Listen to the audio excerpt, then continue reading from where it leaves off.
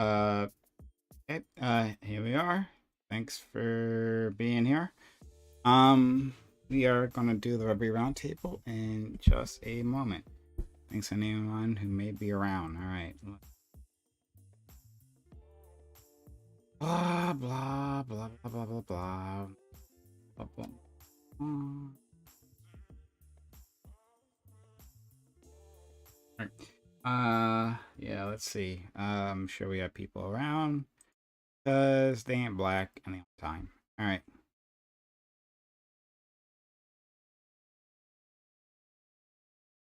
All right. Here we go. All right. And to the private room, doing a thing, doing a thing.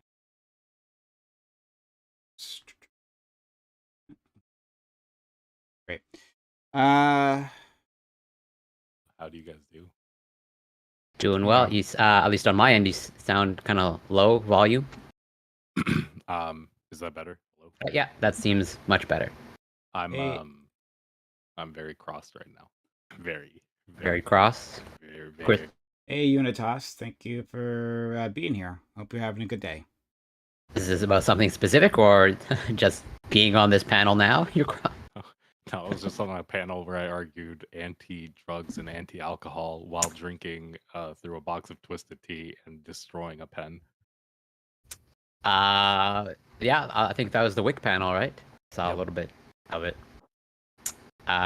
Interesting. I don't know what I don't think I remember your position. I think you were anti. I was anti-drug, anti-alcohol. Seems a little hypocritical, but what do I know? It's a little. WIC really. Apparently, everyone who was gonna do it dropped out last second. So, including the one that he there had. was someone in chat who just dropped. I don't know what that was. Jesus, yeah, he was literally like he was in the panel and then all of a sudden just dropped out. Yeah, like it really sucks. The guy who does panels, that shit blows. Let me. I felt bad once. Hey, I don't think I have. I think I have a pretty good track record. Although I never get invited really to WIC panels, so it's like no. Oh no, there's definitely not there. Just like in general, like it really does blow. And of course, I mean, like life happens when people drop last minute. So like, I mean, I get it. I don't think that my thing is the most important thing in the world. But then it's worse when some people drop out like when you're live and they're just like fuck off. That happened to us last week actually, right? Oh yeah, true. Yeah, I think Doobie recommended someone, and then like 10 minutes into it, they're like, "See you later." Yeah, they're just like fucked off. Yeah. I think like what, like I usually have a pretty good track record. I got fucked once on a WIC panel because he needed me on to argue against some of the Vosh stuff. It was like the Vosh panel, but I got fucked because I was like, bro, like it happened, and then a family I'm too high for this thing came drug up. panel. No, it wasn't that. It was a family thing came up where I had to go help my family with like the restaurant stuff, and I was like, okay, fuck, I gotta deal with like a family emergency, and I disappeared. But like, I let WIC know like at least a few hours beforehand. It's crazy to just disappear on the panel, and that was wild. Yeah, it is what it is, though. Yeah, but I'm glad you're all here. We have a full panel. I'm just waiting. I don't know when Aiko will be here. We'll give him a little bit. And then we'll get started. So yeah. But our friend Connor's gonna take a bit, but thanks all the rest of you being here on time. But yeah, someone talk while we wait a little bit. We'll wait a little bit and see if we can get Aiko here. So who? Well, I'm just curious. Like, so who was like originally scheduled on that? If anybody's able to like say who's scheduled on that panel, like, were you also like a last minute Lactoid of like? Okay. No, I was invited a few days ago.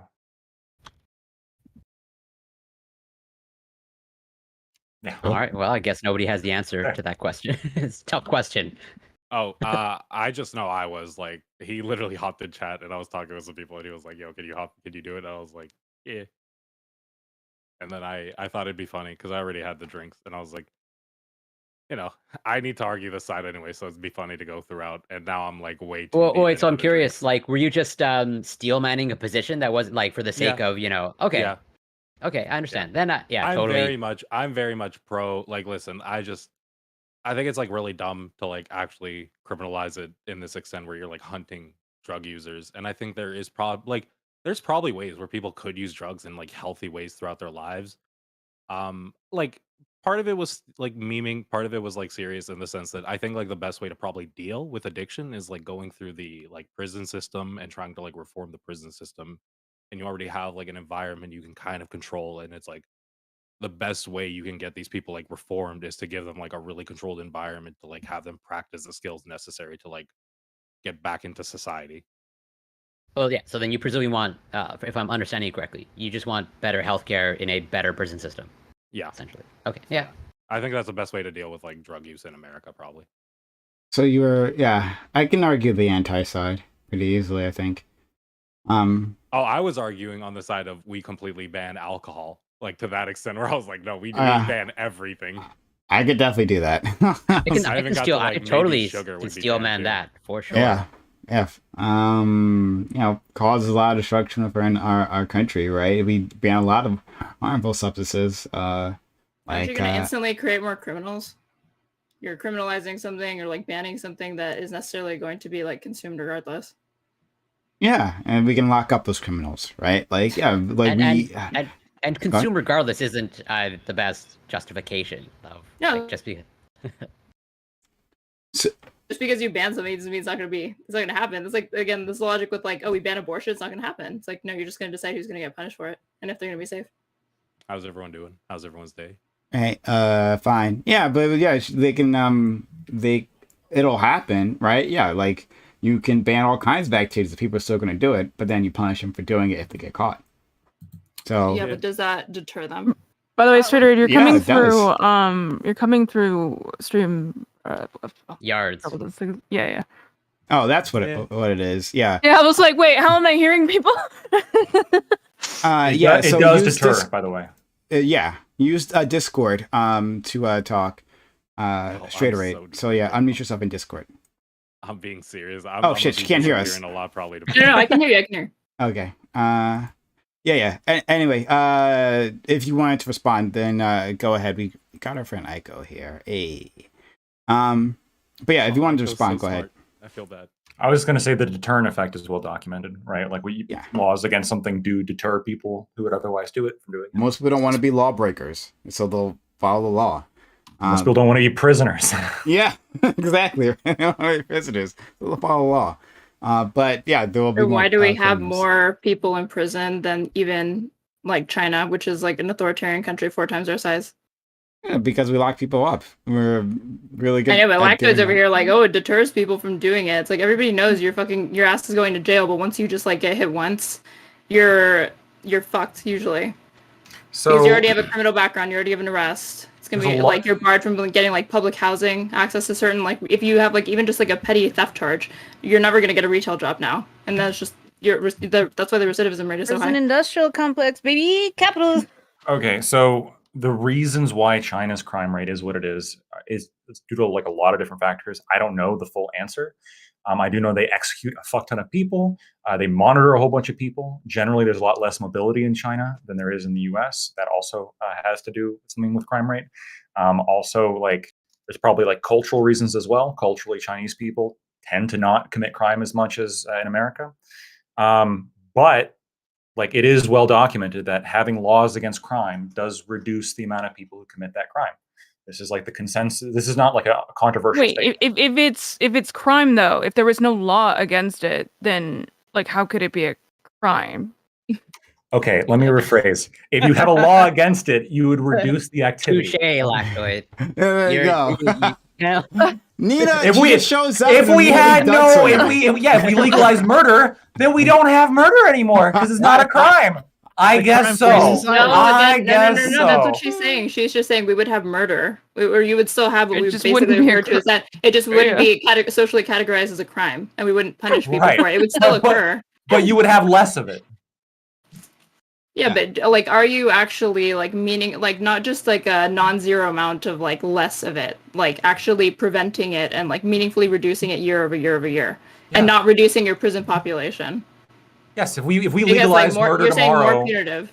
yeah, if we legalize, no, I'm saying if we legalize murder tomorrow, we would have more people, like, I guess, committing murder, although we wouldn't call it that, but doing what was formerly known as murder, right? Accelerated death.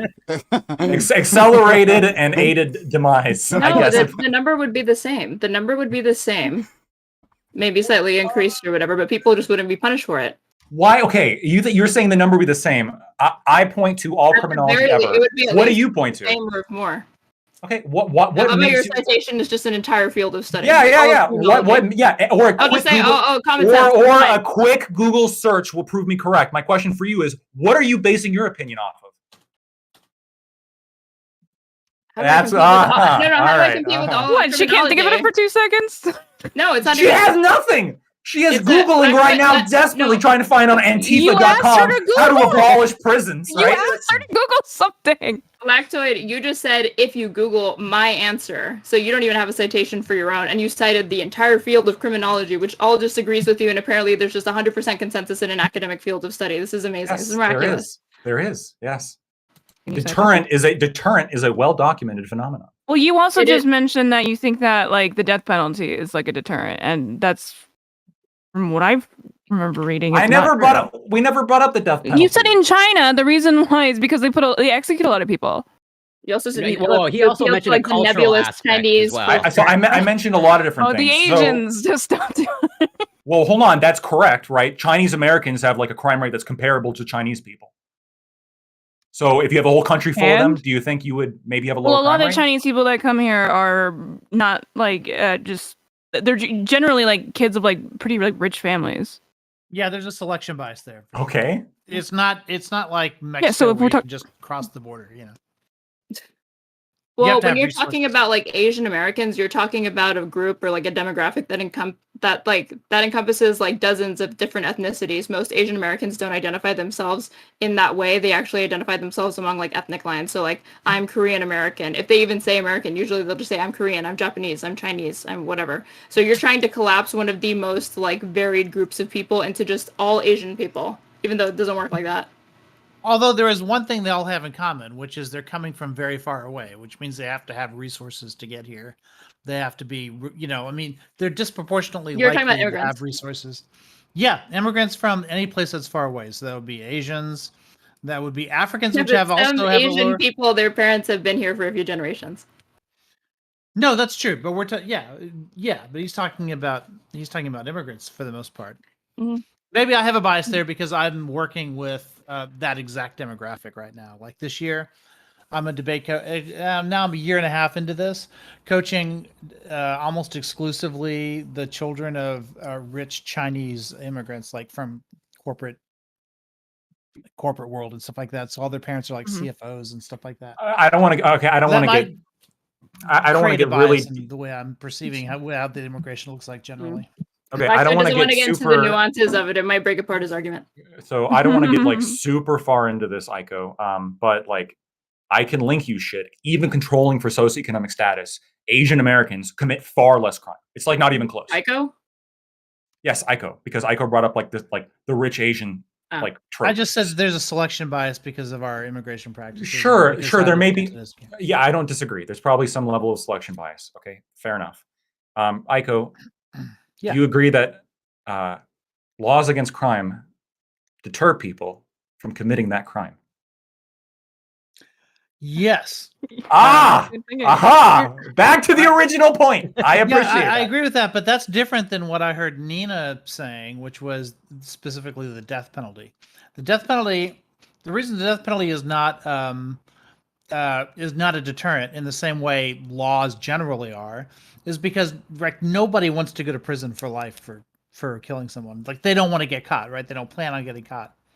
So making it illegal is a deterrent, but there's a point of diminishing returns when it comes to how severity, right? Like when you add severity, you don't really get as much deterrence as you did an earlier unit of severity. You're right. You're right. There is diminishing returns. That's absolutely correct. So what they find is that compared to life in prison, the death penalty has a fairly marginal increase in deterrence. It's not that significant compared to 2 years in prison versus 8 years in prison. There's a massive deterrence difference there. Yeah. Lactoid, what do you think? What That's do you true. think is the reason for even accounting for socioeconomic status that Asian people commit less crime? What do you think that reason I think is? a lot of it has to do with culture. Okay. What So, aspect So of their like, culture? where does that specifically? culture? I think Asian Americans They're tend like to more collectivist. they tend to come from a culture that emphasizes success and Now, that what aspects de-emphasizes of like other criminal engagement. what aspects of other cultures do you I think you're think talking about the wrong create cultural more thing, crime? Lactoid. What are you talking about? I'm saying like Asian Americans, like based on my understanding of the fucking Koreans especially, highly emphasize success and like Those damn Yeah. Koreans. No, that's Yeah. that's okay to say. But like Sure. now, what I- aspects of other cultures do you think don't do that?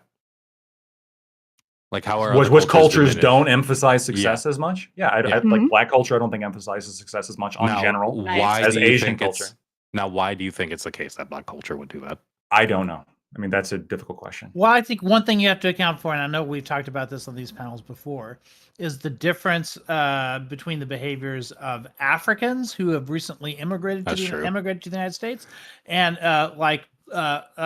Black Americans who go all the way back to the 19th century, and certain activities that were going on over there at that time. Mhm. And the fact that fresh off the boat immigrants or people who are even 2 or 3 generations removed from Africans who have come here. I'm one of those, but I'm specifically talking about black Africans. There's a big difference there, right? So it's not the culture coming from Africa that's causing it. It's something here. At least in the Black community, it's something here that's causing it. And I mean, I think a lot of us agree on what that original sin is that causes that leads to that big difference. But if you don't, what's your alternate explanation for that? Or does everyone agree that a century of Jim Crow preceded by Oh, absolutely. slavery obviously are the reason for the cause, right? Because it's literally an A/B experiment we've been running for centuries now. I agree with that. I don't Wait. agree with Lactoid saying there's any such thing as Black culture. There's really like the idea that there's like any cultural practices that will belong to a racial group doesn't even make sense. Is Black culture not a thing? Not the way that you're talking about it. No. What do you think I'm Like, talking what about? just describe white culture to me, or Asian culture. So different racial groups in America have different experiences. So you have different cultural phenomenon that don't occurs, disagree right? with that. And Cool. so among Black people, there is a Black culture, isn't there? Okay, but not all Black people. I think there's a big difference between circular. like Black Americans, like which is exactly what Aika was saying, and like Black people who came over from like, You're like, right. I think one of the richest immigrants are like Nigerian people, I think, Yeah. right? And Nigerian Trevor Noah immigrants talks about behave how- very differently than like Black Americans, right? On average? Trevor Noah talks Okay. about Yeah, how, but that's like a wild it immigrant was. versus and like native difference, not a matter of like a racial difference. Black culture. How am I arguing in favor of the existence of Black Because culture? you're acting like Prime, there's a what have you universal done? Black culture that spans all the entire world. Do you know how many different African countries that there are? That's not even like what does an African American or like an African American person here have in common with someone from Nigeria? They probably have more in common with a white person here. What are you talking about? That's what I'm saying. The whole the Black culture thing doesn't make any fucking sense. What's happening? I didn't say that they have all that much in common with a Nigerian. You said if there's a Black culture. That's Yes, like, in America, American Black people. You could be a little more specific and just say. Ico, shut the fuck. No, because Ico, you are trying so hard to make sense of this drivel. Okay, that's what's happening right now. With fucking Asian people, you were saying, "Oh, Asian culture," and again, you're collapsing like dozens of ethnicities into one. You're like, yeah. And when you say white culture, what are you referring to? Swedish people, Polish people? That's No, in America, argument. racial groups have a meaning. She's referring to the Aryan pure people. Okay, all right. Yes. Listen, Lactoid, don't get mad at me. I'm doing Crime's job. You're He's playing usually the one playing that gives you private defense place for and, just- like, helps we are you, pure. right? All But right. I'm doing it right now. I'm coming to your rescue. I know I've said this on the panel too before, but Trevor Noah likes to talk about how when he came to America, he finally got to be Black because in Africa he wasn't considered Black, And so, like the two very cultures that are so different, South African Black culture, which is also is made up of multiple tribes that have different cultures of their own, are very different from American Black culture to the point where his identity changed when he, crossed the Atlantic. When I say Black culture in the American context, Oh my what God. the fuck do you think I'm referring to? I'm Doesn't helping exist. you. No, I'm I'm trying to asking help It you. doesn't exist. There is I'm no black asking you. culture. I'm saying it doesn't Okay, exist. hey, I'm What in does an favor. All American right, there we culture? go. There is no Black culture. I agree. Yeah. It's my job as a white person to protect you, Lactoid. And I'm just trying to. I said not in the way that you're using it. You're making it sound like there's this like ideology or whatever that like all racial people are like that is It's like The conforms Shining. and maps onto the experience of like every person within that race in a country. It's the network. They're all connected. Yeah, true. Like the experience of like a wealthy like Isn't that true, black Brian? a child like a black child born to like a wealthy family is going to be vastly different than a black child who's born to somebody in the fucking projects, dude. You just I agree. described It's all the socioeconomic Fresh status. Prince of Just Bel-Air. race is pretty much irrelevant. I agree. That's the entire plot. Philadelphia. Okay. Just keep me out of this. All right, so we're gonna continue on. You're in the center, literally. It revolves around you. Oh boy. Wait, know, I this represents want to ask a age-old question. No, I argument want to ask a that- question. I want to need to ask Go this ahead. question real quick. So, straight rate. If you control for socioeconomic status, you still get differing crime rates by racial group in the United States. Why is that? I wasn't listening. Say that again. Even when you control for socioeconomic status, you still have different crime rates between different racial groups in the United States. How do you Who are explain you that? citing? Is that true? What are It you came citing? out of his butt. Yeah, Yes, I would like obviously. to look at that. That's Definitely. not something I've heard. That's like the biggest ass pull I've ever heard. I'd love to see a study Lactoid on et that. al. 2023. Hold on. Do all of you think that I'm lying about Where this? do you I think his promise I you just they never might ever shut heard up. Oh, I this. love I how was I'm asking you for follow-up citation. You're information. like, No, you're I saying like- I'm a liar? I'm just saying you haven't provided a citation. It might be true, but I'd like to see a citation because chances are it's probably way more like complicated than how you're representing it to be. Right. I would need to see the methodology of the study too, how they controlled for socioeconomic status. Yeah. Let's say I had a study. What do you mean? that Let's showed- say. Okay. Let's say I had a study that showed that even controlling for socioeconomic status. Okay, there let's was say I have a differing study crime- that there was doesn't fucking different- bother doing there that, was and it makes me different- right and you're wrong. Oh, cool. There was We different can't crime. answer fair- that question to be without fair, having the Lactoid- study. To be fair, Lactoid, shouldn't you at least have some loose numbers that you could refer to Yeah, or like, something? is it- Loose numbers No, you should or just be able to speak in broad Just like generalities it that came sort of out of your- Specific numbers. just like it came out of your loose bowels, right? Two Like- numbers. There's an Okay. alternate Because he called your universe, asshole stretch okay, where lactoid. this is You true, get that? and we're just Two assuming numbers. it. Okay. Yeah. Let's just say, like, I had a study showing that there was even when you control for socioeconomic status or high school completion rate or any of these things, you still It's the saw ultimate universe. a difference in Do crime you want rate us and to poverty rate. speculate? and Let's just poverty. say that the world is made of pudding. Can you let me and finish a then from sentence? there, Is it possible? Like, see, if I was doing this to mean- you, you would accuse me of sexism. Well, no, you're Like, this just is kind of literally wasting what's our happening. time. you're fighting a straw man. Lactoid's There's a no- racist, there's nothing- Brian. This is there's toxic nothing from femininity. accusing you of This is what sexism this is. anyway.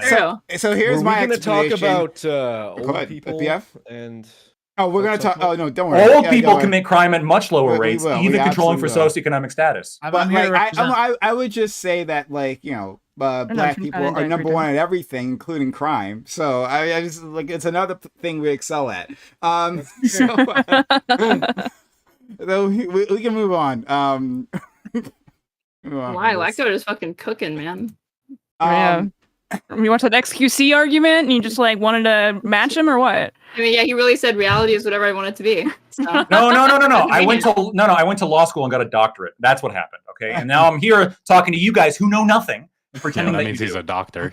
Uh, Call him Yeah. Dr. Lactoid. Wait, Hey, when are I'm we in like a calling you- Twitch debate, I don't flaunt my fucking real world credentials because it has no bearing on. Oh what's no, up but the here. facts have no bearing apparently to you, right? I'm listing literal You truths, haven't- and you you're brought like, up any- Wait, Oh, you yeah. just said the That's facts like have no one bearing on fucking you. thing. What are you talking about? Brian, Yeah. I don't even I know what this demand debate that is. you change. Oh, wait, can you change people's labels or can they change their own? It Oh, needs to say Dr. Lactoid.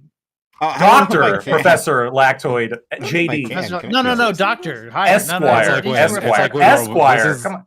That's I true. just I like Esquire demand to be Eggman. referred to by Esquire. This is like when Dr. Eggman became Lactoid TV Robotnik. Esquire. It's over. He's- I He's a demand chiropractor that be your too. name right now. Yeah, I can't. They don't let me change people's names in StreamYards. Unfortunately, I can do that in Discord. Oh, okay. All right, why don't we continue on? This has been great. This has been great entertainment. This is why when people miss like the beginning of my stream, like you're missing a lot. You're missing a lot. All right. Preamble all done. Hello all. This is the Reverie Roundtable at 8 p.m. Eastern. We have a fantastic group of individuals here who are all fired up and ready to go. Love to see it. If you are enjoying the content, if you enjoyed all that before, then hit that follow button in case you haven't done so yet. Oh, Straighteray did. Thank you, Straighteray, for following the channel. And yeah, consider subs to the channel, getting bits or getting subs. That's how we do things, right? If you got Amazon Prime, get use that one free sub per month here in this community. So I can give you more of this. And this was just like, this was gold, honestly. All right, I should clip this. Put it out there. It was actually a lot of fun. All right, but I'll introduce our fine guests, and we'll go from there. We'll start with my man, Lactoid. We start and end with White Man, right? That's the way it always should be. Lactoid, thank you so much for being here. Yeah, no, thank you for having me. It's unfortunate that my opinions on the actual topics are not nearly as controversial as my opinions on the show discussion. So, but I'll try to keep up the energy. You can find me on Lactoid TV on Twitch, Twitter, and YouTube. Thanks. Thanks so much, friend. All right. We'll see if we can trigger you. It shouldn't be hard this time around. We'll see. It is yet to happen. Still up in the air whether it's possible. And to be clear, I just want to up it out there. I was just trolling my friend. He's actually a fantastic lawyer, and I do really respect his opinion on all kinds of things. But it's fun to get him mad. Okay. All right. Let's go to Corey. Yeah, thank you so much for inviting me. Always grateful to be here. Yeah, you can find me on Twitch, twitch.tv, Corey Campbell 84. I'm a PhD candidate in biochemistry, but credentials mean absolutely nothing, for sure. You can find me on Twitter and Instagram, or X and Instagram. It's Corey Campbell. Yeah, thank you so much. Okay, thanks so much. Then we have our friend FK, who was so kind to jump in here last minute, like last 2 minutes. He hit me up. He wanted to join in. It was really kind of him. So thank you for being here, FK. Nah, no problem. I'm just average FK. I'm just a dude. I'm gonna be saying some things, listening to people talk. You can catch me on the politics.gg server. Thank you. Okay. Thank you. Let's go to a brand new person to this channel. Our friend Straighteray, who literally before we even get started, she's already making a splash. I love to see it, right? If you're griefing Lactoid, oh boy, you're very much welcome here. If only Scott had also been here, I think you'd make great friends with him. But thank you, Straighteray, for stopping by. Yeah, of course. Lactoid and I go way back. Oh, really? Do you? Lactoid, you seem to disagree with this.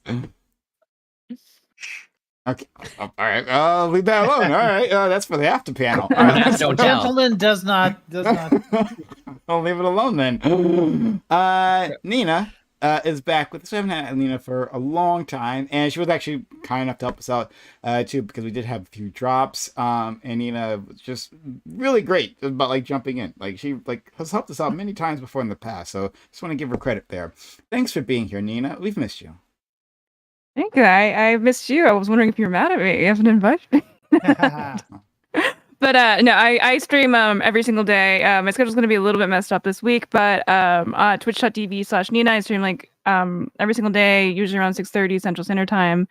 So I'm always around to do debates like this. I always find them fun, and it's always good to see all of our friends and our enemies. Lactoid, the Canadian lawyer. Nina. Why is that a meme? I didn't know he was Canadian. It was bad enough that he's a lawyer. I'm not. I know. He's absolutely Canadian. He's absolutely Canadian. Yeah. They're not allowed to arrest people, so don't ask him anything about criminal law. Yeah, that's exactly. You got the red and white of the Canadian flag with the maple leaf. He doesn't even know what the colors are to start with. It's But if you ask him about Mountie law, it's over. It's rustic crime, dude. He's got the RCMP colors right behind him. That's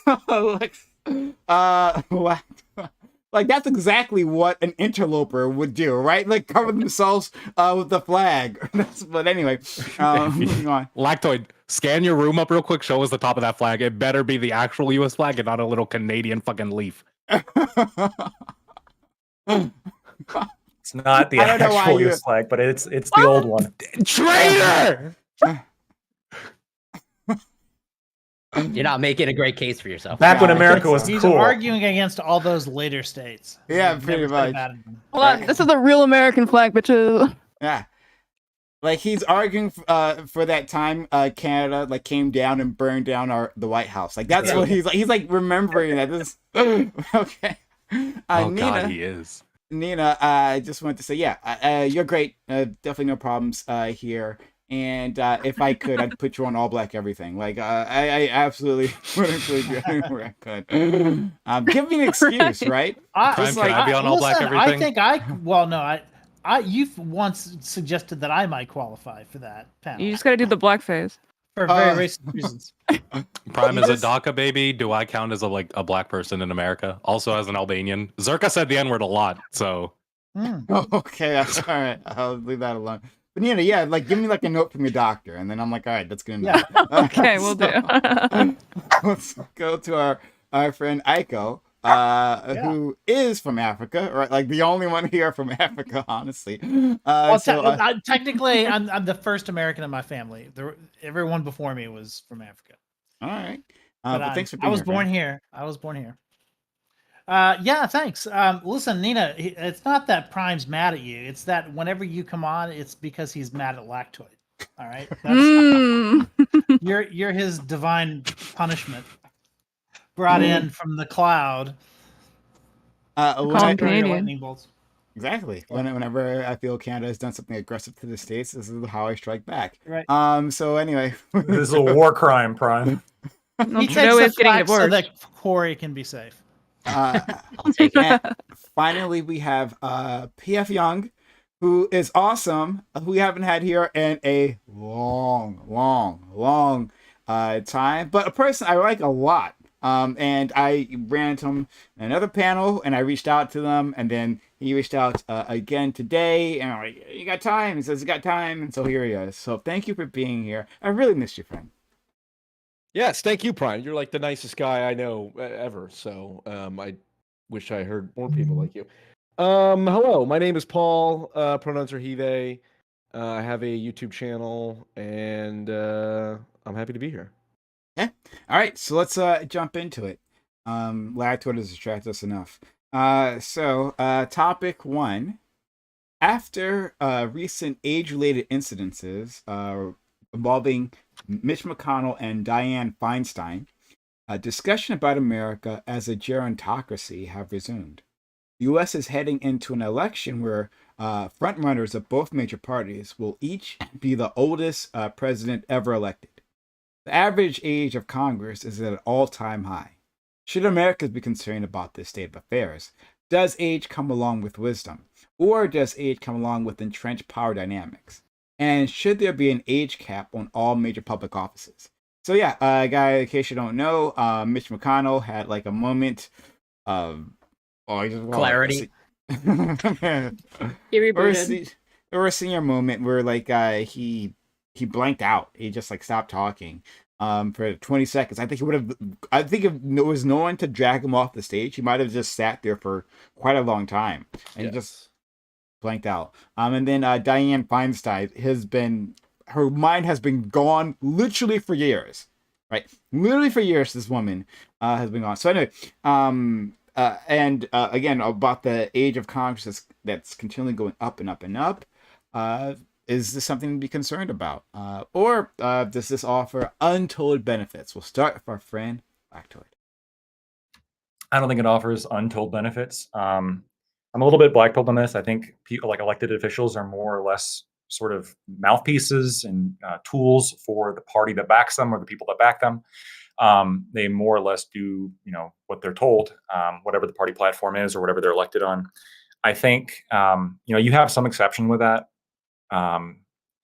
But even if generally I'd prefer younger candidates, I don't think that there is anything that we could or should do to stop that, right? If the people want to elect somebody who's like 85 to be the useful mouthpiece for whatever position, then that's on them.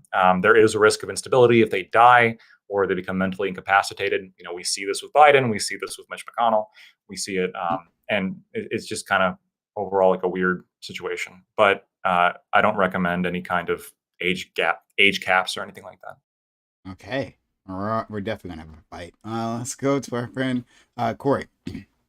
Yeah, well, I think you kind of maybe stole inadvertently my topic, because I think I've advocated before of putting age caps on at least on the Supreme Court positions, but and also apologies to ICAO, but I am kind of pretty ageist about these things, where it's at least I have no data to back this up, but from my personal experience, the majority of the elderly that I observe can barely operate self-checkout, and we want them to hold public office and make complicated decisions. And I think we just already know enough in terms of cognitive decline and just the effects of that, where I don't know for sure, but I'm reasonably sure that for the vast majority of people after the age of 75, they're arguably not really qualified to make major decisions that have implications for the entire country. At least that's what I lean towards. I'm still sort of not hard entrenched in that position, but that's what I pretty much strongly lean towards, and I'll leave it there for now. Thank you. Oh, you're muted. Aiko muted. See, can't operate self-checkout. See, this is exactly proves the point I'm about to make. I accept your offer, Corey, to become my caretaker from here on out. I will exchange my right to vote for having all of my needs taken care of by the Canadian healthcare system. I'll move into your basement next week. Yeah, my non-existent basement. You can totally take that. It works. FK. Sweet. Oh, yeah. I like talking about it. It's fun to think oh, we can get this future of all of us being young and in there, and people like me is people I can look at. But the reality is, anytime I've gone to my local town halls, anytime I've gone to any local or city meeting, it's always old fucks just sitting there talking to other old fucks. It's the same thing every time. I wish I could see people my age there. I've tried to get people my age to go. No one wants to go. No one gives a shit. And I'm going to be honest, until young people care to actually be represented, they're not going to get any representation. That's the way I've seen this kind of by this point. Okay, thank you. Let's go to Straight. To respond to that last point, it's hilarious to think that the reason why young people aren't involved in the political process isn't just because they don't want to, when in reality there's a lot of different arbitrary age minimums for people to enter these political offices to begin with. Not only do I support a cap on you being allowed to hold office, because I think I was looking at a study that said 1 in 7 Americans age 71 and older have some type of dementia. This was a study from 2007. I don't know how much that's changed or whatever, but I think it is the correct thing to do for both the American people and for the people themselves in these offices. It's absolutely fucking terrible to have to watch this decrepit peanut gallery of all these old fucks or whatever who shouldn't even be if any of these people were in your family, you would have taken their fucking keys already. And I love how they just have access to all of this political power, and I understand why people keep voting for them, because it's very difficult to beat the incumbent. So it just becomes this vicious cycle of oh well, we can't challenge them because then I'm not gonna beat them in a primary because the incumbent already has the advantage, and then but you also don't want to vote for Republicans, so it just feeds this vicious cycle or whatever. So yeah, fuck that. I'm for getting rid of age minimums for offices. I think once you turn 18, you should be eligible for any office in the land, and I think we should cap everything at 69 or 71, give or take. That's an interesting idea. I haven't heard that, getting rid of age cap, age minimums. That's interesting. We're gonna have to talk about that. I want toddlers running for office. That might even be the topic right there. Honestly, no, that's seriously interesting. Let's go to Nina. I think I have a lot to say on this topic, but I want to say or address some things that have been said already, where it sounds like the people that are most active, I guess you could say, in politics are old people. And I feel like that is very obvious, because who the fuck has the time?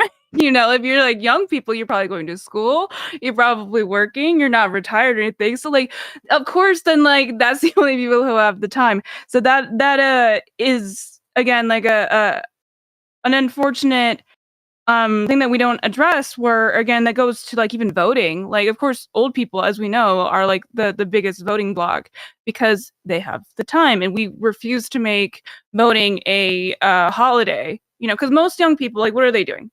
what were you doing when you were like 18? You were probably working at a restaurant. You were probably going to school full time. Like you don't have the time to just like go to like meetings or whatever.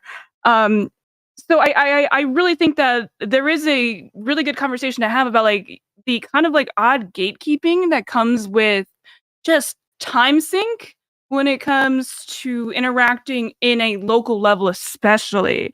On the other side, I absolutely agree with Straight where she's saying that driving a car, yeah, like a lot of these people, we would have taken away their license that are still in office. Like Dianne Feinstein should not, she would murder like 15 people and herself if she was able to get into a car. Like, and we're gonna let this person like do policy. Yeah. Murder implies that she can intend to do anything. Which vehicular manslaughter. All right. I'm sorry. She will vehicular manslaughter. Probably like multiple families if we let that woman get into a car, but we're gonna let them make decisions if we would go to war or not. Like, come on, that's ridiculous. We know these people are way past their prime. What I want to focus on though specifically is I think that adding term limits, or at least age limits. I mean, I could go either way. The argument's still going to same, I guess. It encourages people to groom people, and I don't mean like the weird bad grooming. I mean the like grooming for command grooming, where like it encourages if you have a point where you know you can't serve any longer, then you are more encouraged to have somebody within your party that you are wanting to take your position in the future. I think the idea of being like, oh, you just can stay there for like as long as you want is incredibly shit because it just teaches you to not like.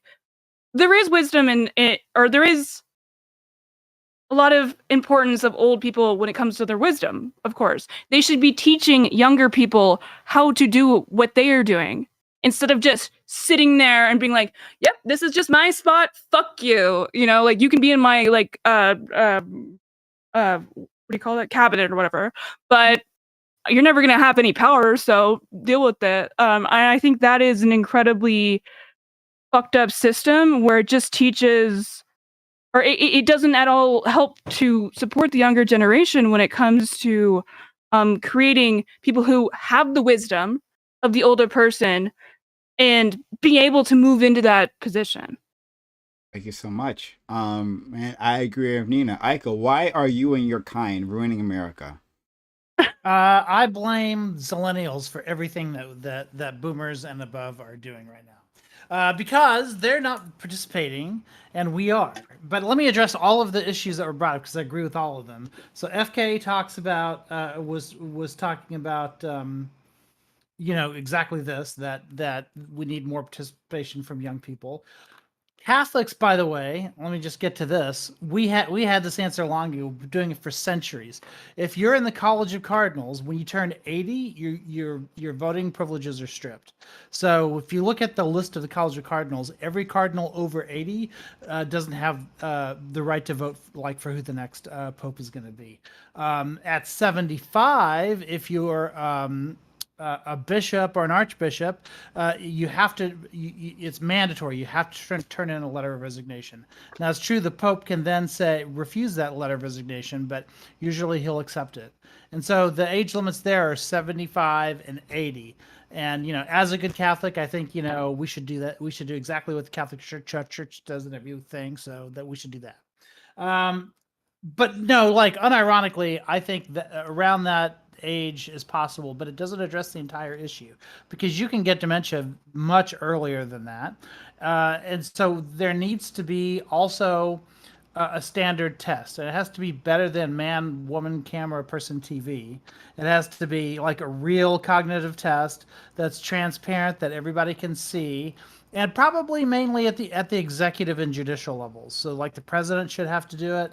I think that absolutely the Supreme Court should have to do it, and maybe even the appellate courts. Well, yeah, courts, federal courts straight down the line. And then last on Nina's thing about time, everyone kind of laughs at that because it might not you might be able to go in and vote 5 minutes, you're out if you do it right, if you do early voting, if you do whatever, mail-in voting.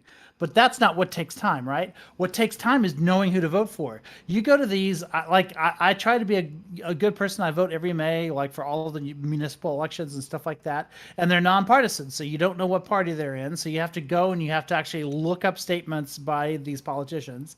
And these politicians are lying to you to try to get your support. So you need people, third parties who can vouch for them, it takes a lot of research to know who to vote for at anything other than like the federal and statewide level. And so what we need are two things. One is to address the time it takes to vote. We should have a federal holiday for voting day, and we need to bring back. I know the League of Women Voters still exists, but they don't dominate the way they used to. Their job used to be to make sure everybody knew what all of the different politicians stood for. They organized debates, they gave summaries of positions and stuff like that, and they were in every community. And they've kind of, been Republicans don't like them too much, so they've lost access to both parties, and so we need something like that, maybe government run, that will inform the voters of what everyone's views are. Thanks so much. And last but not least, our friend PF Young. Yeah, I think that the biggest issue with the electoral situation, you could say, is there's too many dumb people voting. And most of those dumb people are young, because to be young is to be dumb. That's just life. So the question is, how do we get young people to agree to curb their own voting capabilities? Like Vivek Ramaswamy's proposal that every 18 to 25-year-old should have to pass a civics exam, the same civics exam that an immigrant has to pass to get into this country. I think that's a great proposal, and we should absolutely do everything we can to push that forward so all these young, dumb people stop voting. And a great way to do that is to say, hey, we will compromise with you, young people. We will do an intergenerational pact. And we'll say, if you agree to up the voting age to 25 or require a civics test and do all these different things, then we'll cap the age limit that people can hold office at something like, I don't know, 70, 75. I like the Catholic cardinal thing right there. They strip it at 80. Yeah. So at minimum 80, but yeah, we could probably do 70. So yeah, I think we have to have some intergenerational cooperation here. The old people got to realize, hey, at a certain age, you just kind of put yourself at too high of a risk of losing it. And when you're young, you don't know anything, and chances are you'll just end up voting for someone like AOC, which would be so unfortunate. Oh my God! It's so good. I love it. But before we begin, just so you know, super chats and hype chats are read out on stream. So if you want to say something to one of these people, if someone has said something here that pisses you off, well then we love to hear a super chat or hype chat from you. Oh, I don't say anything that pisses anyone off. Definitely not. No, he's an angel. All right, open panel. So I just want to extend an olive branch to Aiko, because so I was maybe harsh on the elderly, although maybe you don't identify as elderly. But I'm still moving in. You can't get out of that. Basement's mine. But like, this is not to say that they don't bring anything to the table. I will fully grant that they have experience that I think younger people should draw from. As in, I would, as I think I've said before, even on this a previous panels, of the way our society treats the elderly is not good at all, and just when they get older is kind of we just brush them aside. And then they're just outcasts. I don't think I'm not in favor of that. Where I would advocate for younger people actually learning from the experience of older people, as in they have value based off of their decades of experience. But I would rather they more act as basically as consultants or working in the background. But that's just what not. Pelosi's doing right now. I think that's debatable, perhaps. Motion to refer to the elderly as elders from here henceforth. Sure. Elderly is somewhat implies some sort of debilitated condition, whereas elders implies cognitive impairment. So, well, hold on, wait, Corey, can I ask you a question about that in specific? Because you're not the first person who said that. I mean, generally, but also you're not the only person on this panel who said that. Mike, dementia, cognitive decline, wouldn't a yearly test just resolve that problem without even having to control for age? We don't really have, as far as I'm not an expert, this is outside my particular area of expertise. I'll come from the biological side, but from the psychological side, from what I understand, we don't have good psychological tests to actually like really tease out, like in a meaningful way, at least something that's not like invasive. No, like, we have cognitive exams, right? They do, but whether they Man actually person, woman, camera, TV. Yeah, Like well, the only time exactly. a cognitive exam is really important is if somebody's really fucked. Like, well, no. Don't they have that when it comes to driving? Wasn't that like kind of like and many That's a people and I driver's have no problem actually saying that there are many like 85-year-olds that can pass that test that I wouldn't want them on the road. Yeah. Like, Or I guess what I'm trying to ask you is like, aren't you, when you're talking about like, oh, we got to worry about like dementia or cognitive decline, aren't what you actually saying here is that we don't want people with too low IQs being in office, right? We got to measure these people's cognitive ability. Like, because I'm more in favor of that. No. than He's not opposed to talking about being aged. IQ. Yeah, Well, we that's not the definitely same don't thing. want low IQ people in office. so That's our way. That's the Well, best then measure we that's have. why we have conservative That's things. the best. That's the best measure of cognitive ability that we have. Currently. Okay, well, Like so natural No, cognitive that's ability. not true. Hey, we but- used to have literacy tests. they're not talking in about the- cognitive ability as in like, can somebody like notice patterns? They're talking about cognitive ability as in like, what's is cognitive somebody ability in a outside of Cognitive They're IQ? talking tests, about as in cognitive some- tests try is to some- determine like a baseline. An IQ test is going to try to determine like Yeah. a ceiling. What? A Explain. cognitive test is just trying to establish like a baseline level of cognition. Like, are all of your senses intact? It's not actually trying to like measure how much intelligence that you have or like Yeah, like, distilling is your there height of your something about antenna. you Right, that- we Hold on, can hold on, set a hold on. baseline though. What- minimum what- competency test.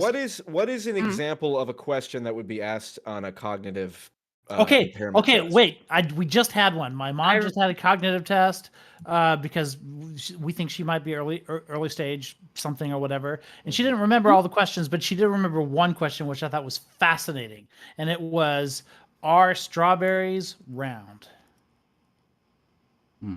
Like a No. I don't know how to philosophical fucking question. No, I would they're say not. I would say no. They're not They have round. round That was in the but they're not cognitive- round. What Determine her- differentiates a cognitive test versus an IQ test? Then? That's what she was trying to. Well, say. those are she was getting into like they're trying to determine Well, two go ahead, different things. Straight Can you explain the difference? What's an example of an IQ test question versus a cognitive test question? Oh, I don't know that I could get into like the I don't googled think it's it. about the If you- I question. think that the cognitive test is basically just going to be almost like a binary. Like, are you mentally fit? Are you Yeah. not mentally fit? And it's just going to Is be like, that what can they, you is pass that how the we threshold? is that how we administer Well, cognitive tests? hey, right I mean, now? like, Are I you guess you could mentally fit wait, Do or y'all are you GF. remember when like mentally fit? Trump GF. took a cognitive Check test one. back in 2020 that he bragged about? Wait, but No, there's Chris yeah. Wallace, because he was literally like, "Oh yeah, the first questions are easy, but like the last 5 questions, like they're really hard." And some of them were like circle the lion, literally just like basic shit. Yeah. It's not trying to like actually measure like what is the like aptitude that you have for like, or like what is the maximum amount of like difficult subject matter that you can engage with. It's just a baseline of like, are you mentally fit? Is like You could everything probably- technically okay? That's it. you could probably say that there's like a core. If you're failing cognitive tests, you're probably going to have really bad IQ outcomes, right? But like, They're correlated, but they're not synonymous. the question is, if you guys want to measure IQ tests, what are you doing? Like, are you setting like the standard of all of our politicians have to have this like high level IQ, or are Yeah, you, why don't we just when you're go with doing a that? Wouldn't that when you're be doing a better? cognitive FK, I when you're can- doing a cog Well, when you're I doing want a to engage cognitive with test, you're Black more Rose on giving this this point. you're more giving the standard of like, listen, we have like an average expectation of our people. If our people can meet this average expectation, right? They're lucid. They're making opinions based on like what even to them might be like rational being or like rational meaning, and they're like taking in information in like a coherent manner. Then I like at that point I feel like we accept that this person is valid enough to be like representative of the people that choose to like have them represent them. FK, For 100 years, respond to we that. did have IQ. They called them literacy tests at the polls for 100 years. Then Jim Crow ended, so the Supreme Court struck that down. So you're going to have some implementation problems getting. Well, that. certainly racist tests like that should be struck down. But what's wrong with having an IQ test minimum for politicians? Well, well, they didn't address Okay, it with well, politicians, but what they did went with voters, because you brought it up with voters as well. The 18 to 25. Agreed. suggestion. We should. Yeah. What the court said there was that there's no way to be able to stop people from devising a test that's going to have a bias in one direction or another. And to attempt to do so would take tremendous amounts of effort and probably wouldn't work. In other words, people are going to be like people in the South during Jim Crow were going to devise tests that had biased outcomes, no matter what the court said they had to do in order to like fix the test. That's so fair. all the court had to ultimately say no tests. No tests. Like, Lactoid was going to gets make a the vote. point. Yeah, so let's go ahead. Lactoid. So one of the things that people kept saying when we went around was cognitive decline. Like that was one of the concerns people had, where like we should put an age cap because if somebody gets over a certain age, they may experience cognitive decline. But at the same time, like but here's the thing, right? When you're saying there's all this difference between like a basic cognitive exam and an IQ exam, the only difference, quote unquote, is that one is only measuring for a baseline. When with the IQ test, you could set a baseline, right? So the current psychological standards have different lines for certain categories, right? If you're sub 70 IQ in the US, like you are legally at some, like, I don't know if it's 70 exactly, but there's some IQ that if you're below, you're legally mentally incompetent, right? Like if you just can't like perform past a certain number on the test, like you are deemed to be incompetent. And so if we simply apply that standard, right, where like maybe raise it more than, whatever the lowest number is and raise it to, let's say, like, you have to be this level competent to be running for office. And let's say we put it at 100, right, or 110 or something along these lines. At that point, why would you even need to have an age cap? Because you're already controlling for a cognitive decline. That's despotic. Why would you even have an IQ requirement for this? Sorry, 1 second. You are interested in measuring for cognitive decline. Sorry, 1 second. Just got to pause. Okay. Got to pause because of money. All right, we got money here. That's what is important. I saw it. The pondering. Thank you for the $5 hype chat. It's not a lot of money, but it's money. Fuck that, right? But Lactoid, and it says Lactoid. This is Jessia/Ruminate. Maybe you know them. Thoughts on Alito's belief checks/balances don't apply to SCOTUS. Sure. I mean, very briefly, I guess to fully flesh out my opinion, I need to do a little bit more reading on that topic specifically. But I understand the concern of Congress basically undermining SCOTUS by putting in politically motivated rules, because they are the political part of the government, right? Putting in politically motivated rules in order to basically bend SCOTUS to their will. I'm concerned about that. Crazy. Really and I think Alito is justified to be SCOTUS concerned. judges are like divorced from ideology and like not subject to biases and politics like every other human being on this fucking planet. They're not actually gods, even though they wear like black robes, right? No, they're gods, actually. I don't know if you knew that. Their I went to word law is school, literally so. a tablet. He's a god in training, honestly. So I'm working on it, yeah. Straight and Nina, you guys both brought up points earlier, which I don't even disagree with, right? I think it is harder for like younger people to get politically active or even motivated, right? Especially considering like all the barriers, like like if you're having to choose between like, on this random Tuesday night, your city hall might be going up, or you're doing homework, or you have like a school night, or you got other shit going on, you're fucked, right? But like, I think the reality is the only way that this is going to change is you have little, like, because I've gone to some of these meetings and I've talked with some of these people who are older, and it sucks because like they'll tell me like actively themselves, they're like, yeah, dude, not dude, they won't say dude, but they're like, yeah, I wish like younger people were coming here because like it's more like it's interesting to them to like talk to me, for example, right? And like talk about like my perspective on what's going on around here. Like the reality is about like not just like participation, like I feel like there is an interest amongst young people. It's just not accessible because all of this shit happens. Like town hall meetings and stuff locally happen at like 3 p.m. at City Hall on a fucking Tuesday. Yeah.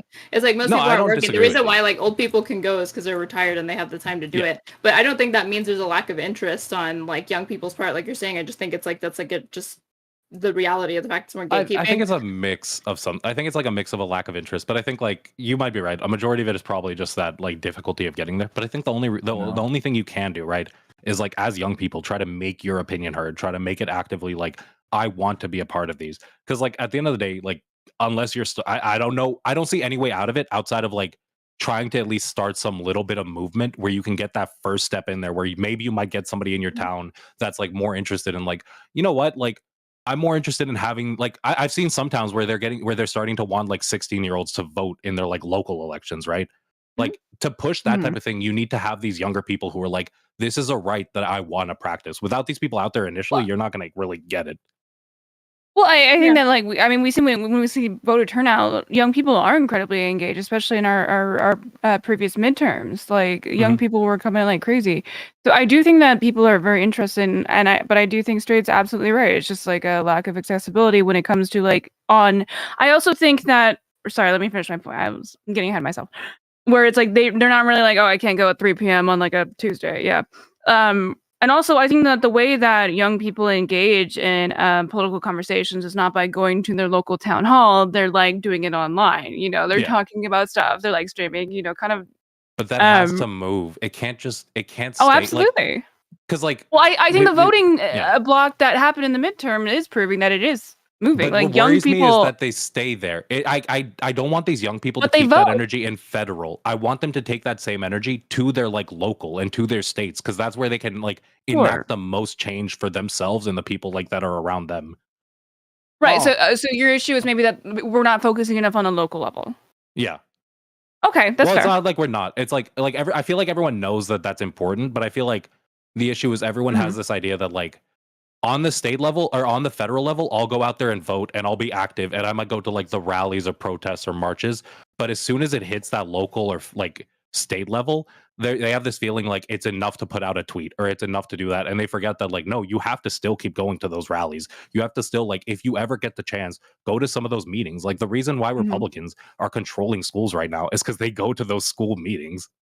Yeah, but like the thing is that like when we're talking about like the local, especially local, state's already hard enough, but even local elections, like the amount of effort you have to put into it to get even accurate information is extremely high, right? Like so, I don't blame people for not doing so. I agree that we should, certainly you should, and we have a better world, a better country if we did have a lot of focus on our local elections, but like it's a high bar to engage there. I want to ask Paul something though.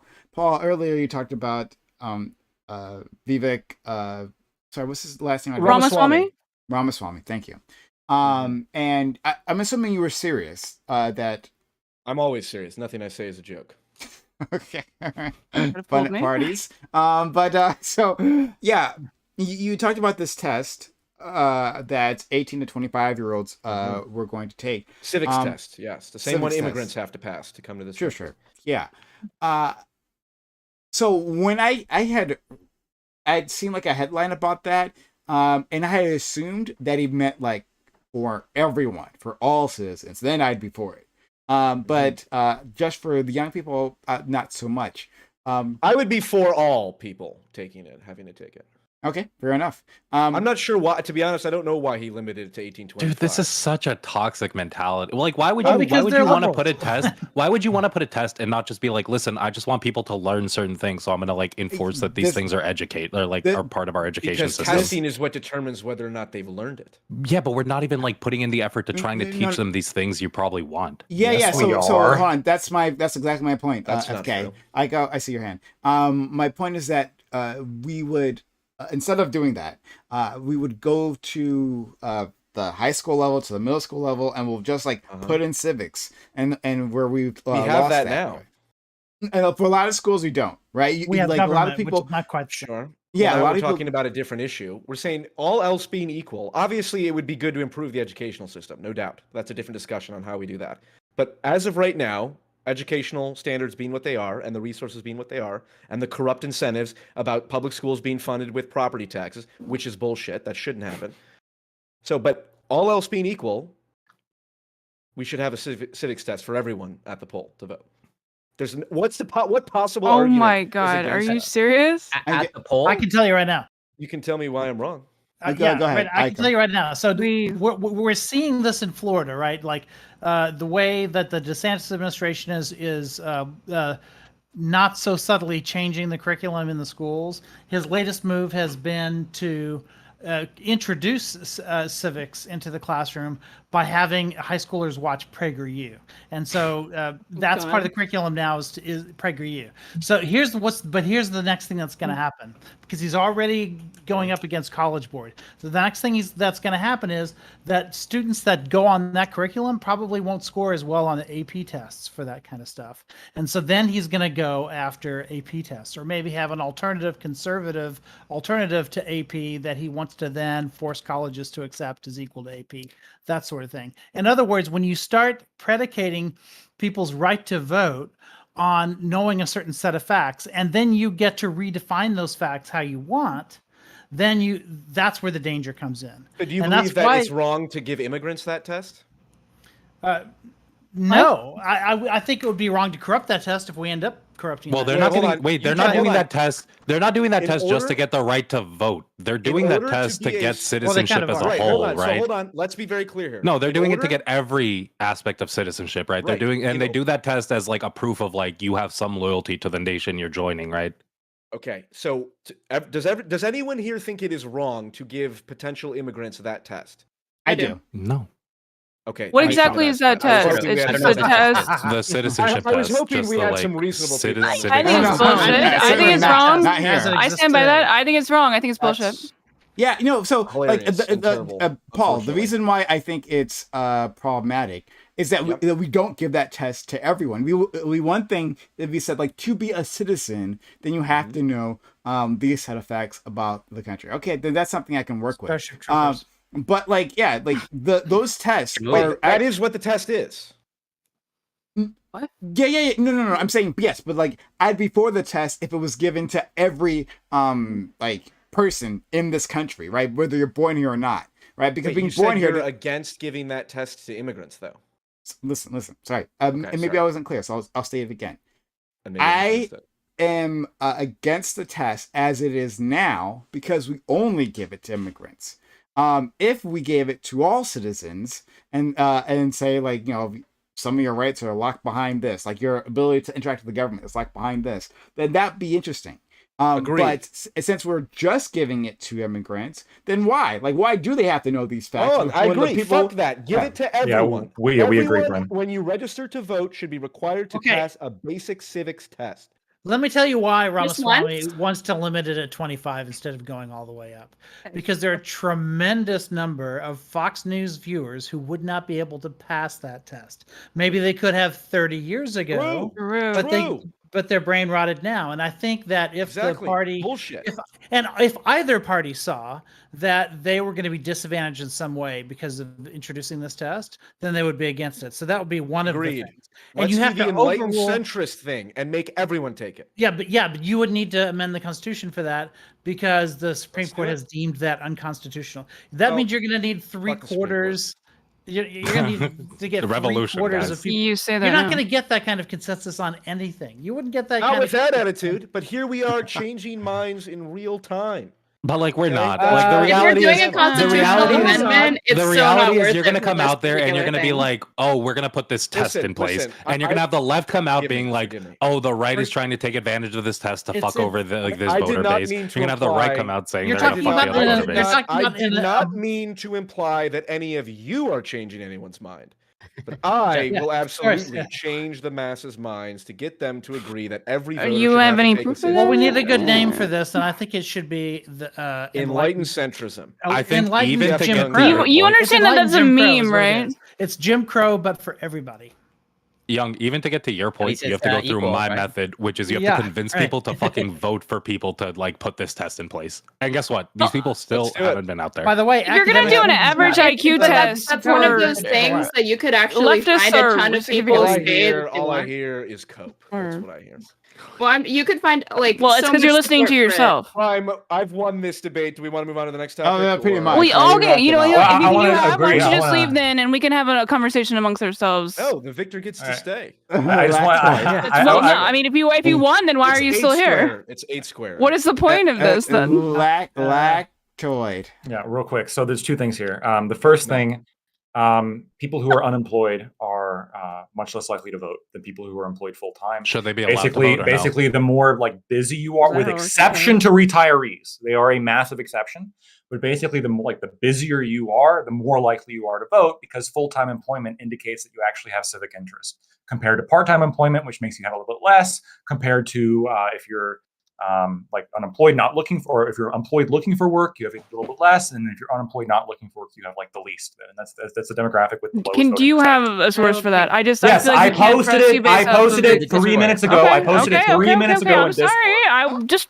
You didn't even check to see if I posed. Okay. All right. What's it's like the knee jerk. Like I'll look at it now. Okay, calm down. Yeah. I'll look at it now. Chill. Yeah. So part of charity. First of all, part of charity is also like, when somebody makes a claim, like doing a little bit of due diligence first, like, hey, I'm not being able to find like this statement here. Where are you basing that off of? As opposed are you going to do a diatribe? I didn't know you posted something. I'm sorry. I'm looking at it. No, this is a general. This is a general.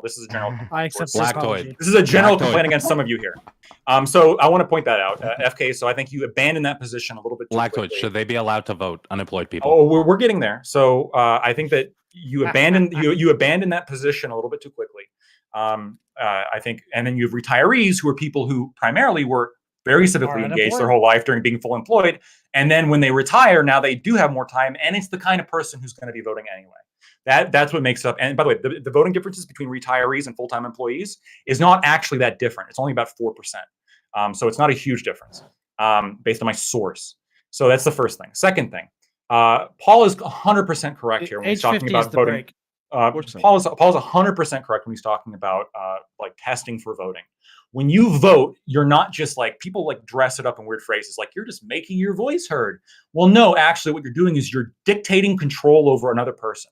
That every time you vote, that's what you're doing, right? When you voting has a lot of gravity. You are going and exercising control over your neighbors. I would prefer that people demonstrate some level of competency before they exercise as much control over the world as I do. Liberty. That's really cool. This is nothing to no liberty. This is a very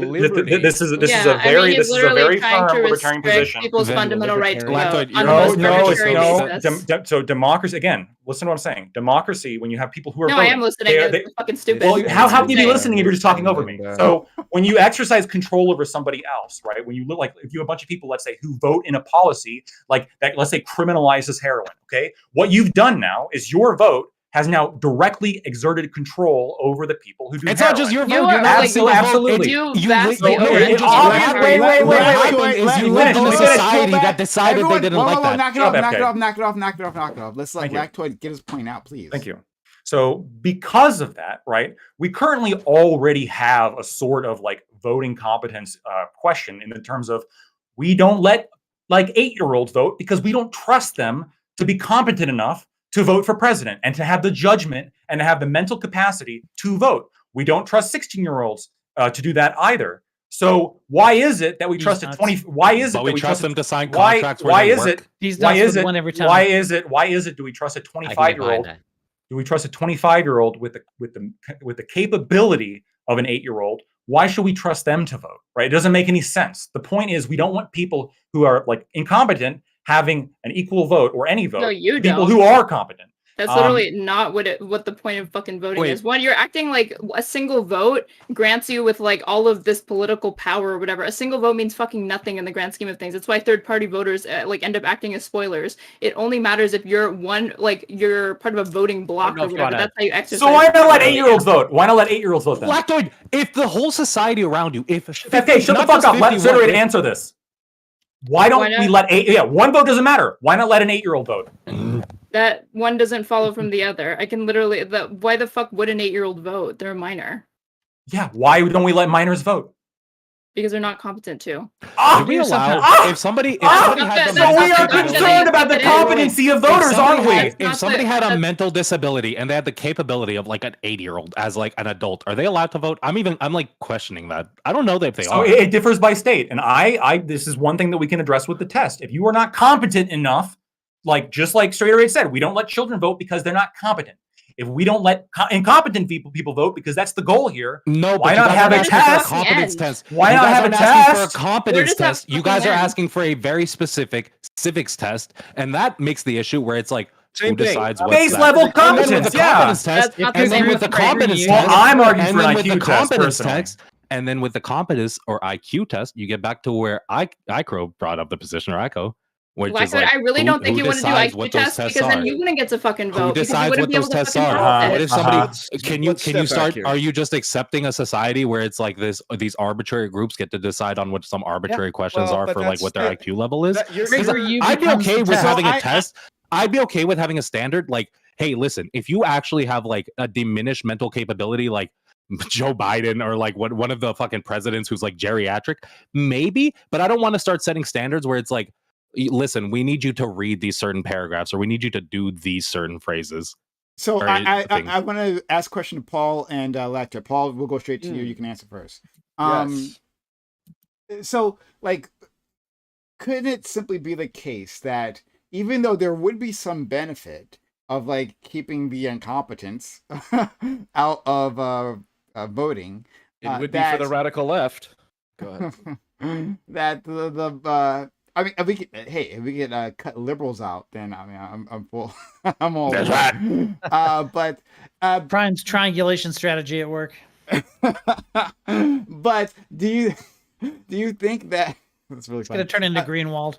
Do you think it could simply be the case that the negatives outweigh the benefits? That the amount of people that you would kick off who would be denied from voting, right? They could be denied from voting for all kinds of things, even though they may be competent enough to take a test, right? Maybe they're not good test takers, right? Or maybe for some reason there are barriers for them to take the test.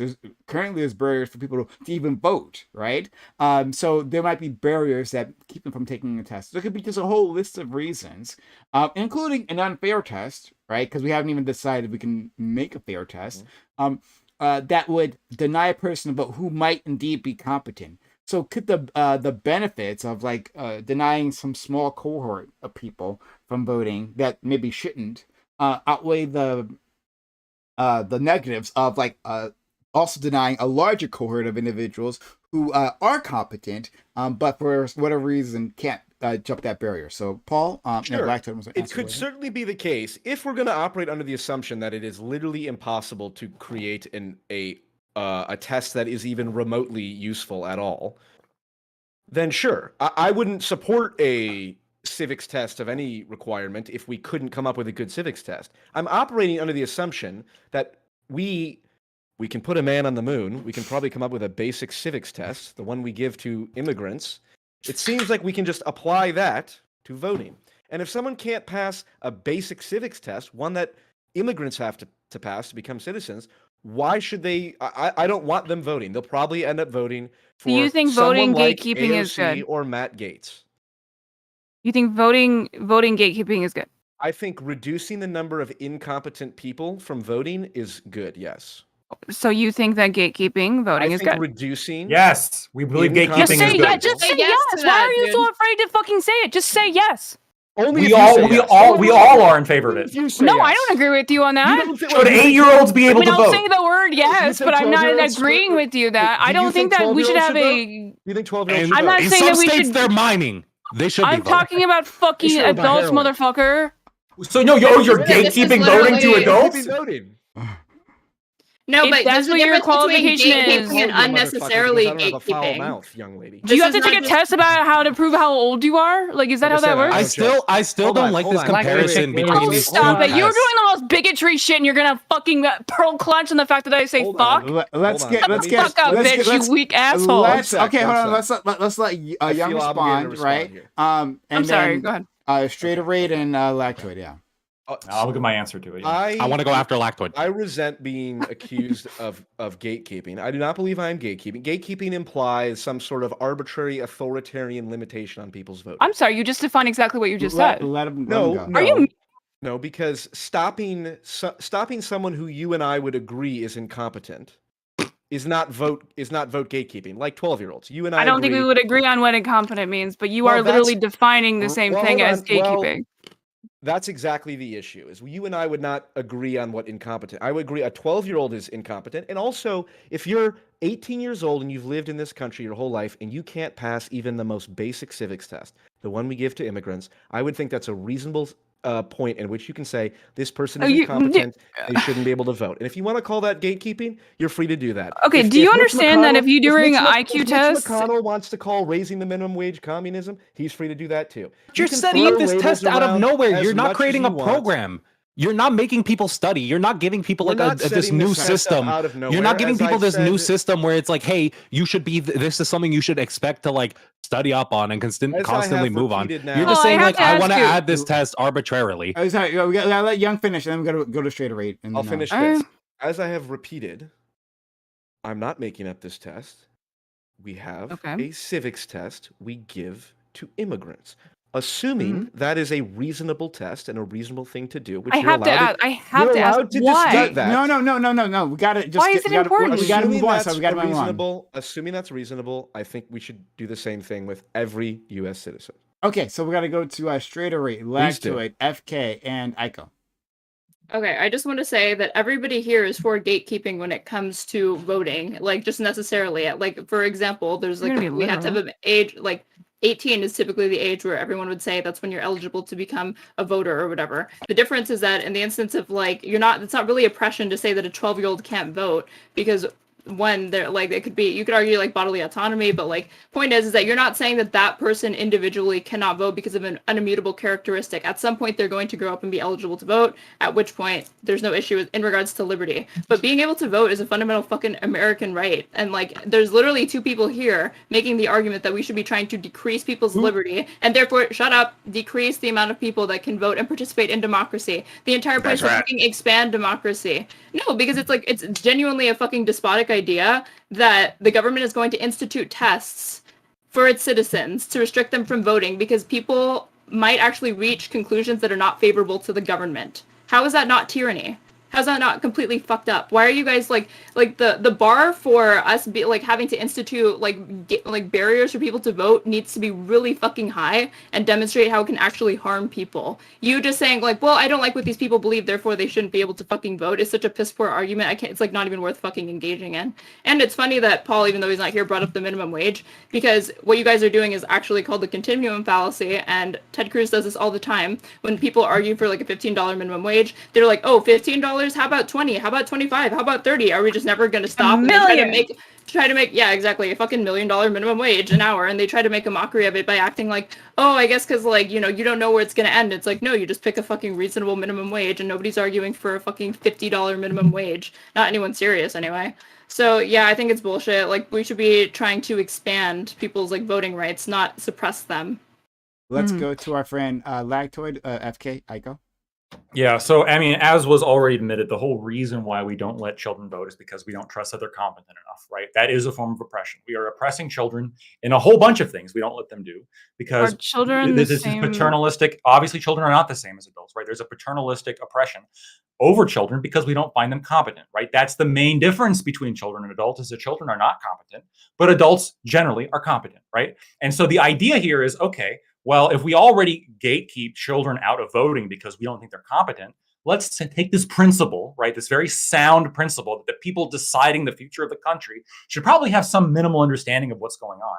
And we apply it to everybody, right? Immigrants, citizens, everybody. Where you, in order to prove that, like, hey, before you exercise this power over your neighbors and over the country as a whole, you demonstrate things like, I know the 3 branches of government. I can point to America on a map. I know, et cetera, right? Like very basic civic shit that they should know before they decide shit that like determines the fate of me and this entire country, first of all. Second of all, not only do I think should we have like this kind of base level exam in order to make sure that there's some level of minimal competence, but it also seems absurd to me that you have people of very high competence that have the same say as people who just barely meet the threshold, right? Like the C- student should not have the same say as the A+ student. So then you have another test on top of that, which is the IQ test. And for whatever your IQ number is how many votes you get, right? So if you get like 150 in your IQ, you get 150 votes. If you get like a 70, you get like 70 votes. And so what you're doing is you're not only are you controlling for like the hyper competent and people who have good judgment on average have you never more met of a like an say, evil smart but person? you're also. I agree. I disagree with. I think that's a terrible. Okay, I have to respond to so many points here. Please, please, please. No. Have you ever heard of the Louisiana literacy test? We got people in line. So like, and we're waiting, right? So you're not going to just respond to that. FK. No, don't worry. Just remember, right? Like, like write down all like. Write down all the terrible things that Lactoid says, and then you can respond to them. Okay, FK, and then and after Aiko, then you can go, Nina. Right? All right. I'm just gonna finish off that point first of all.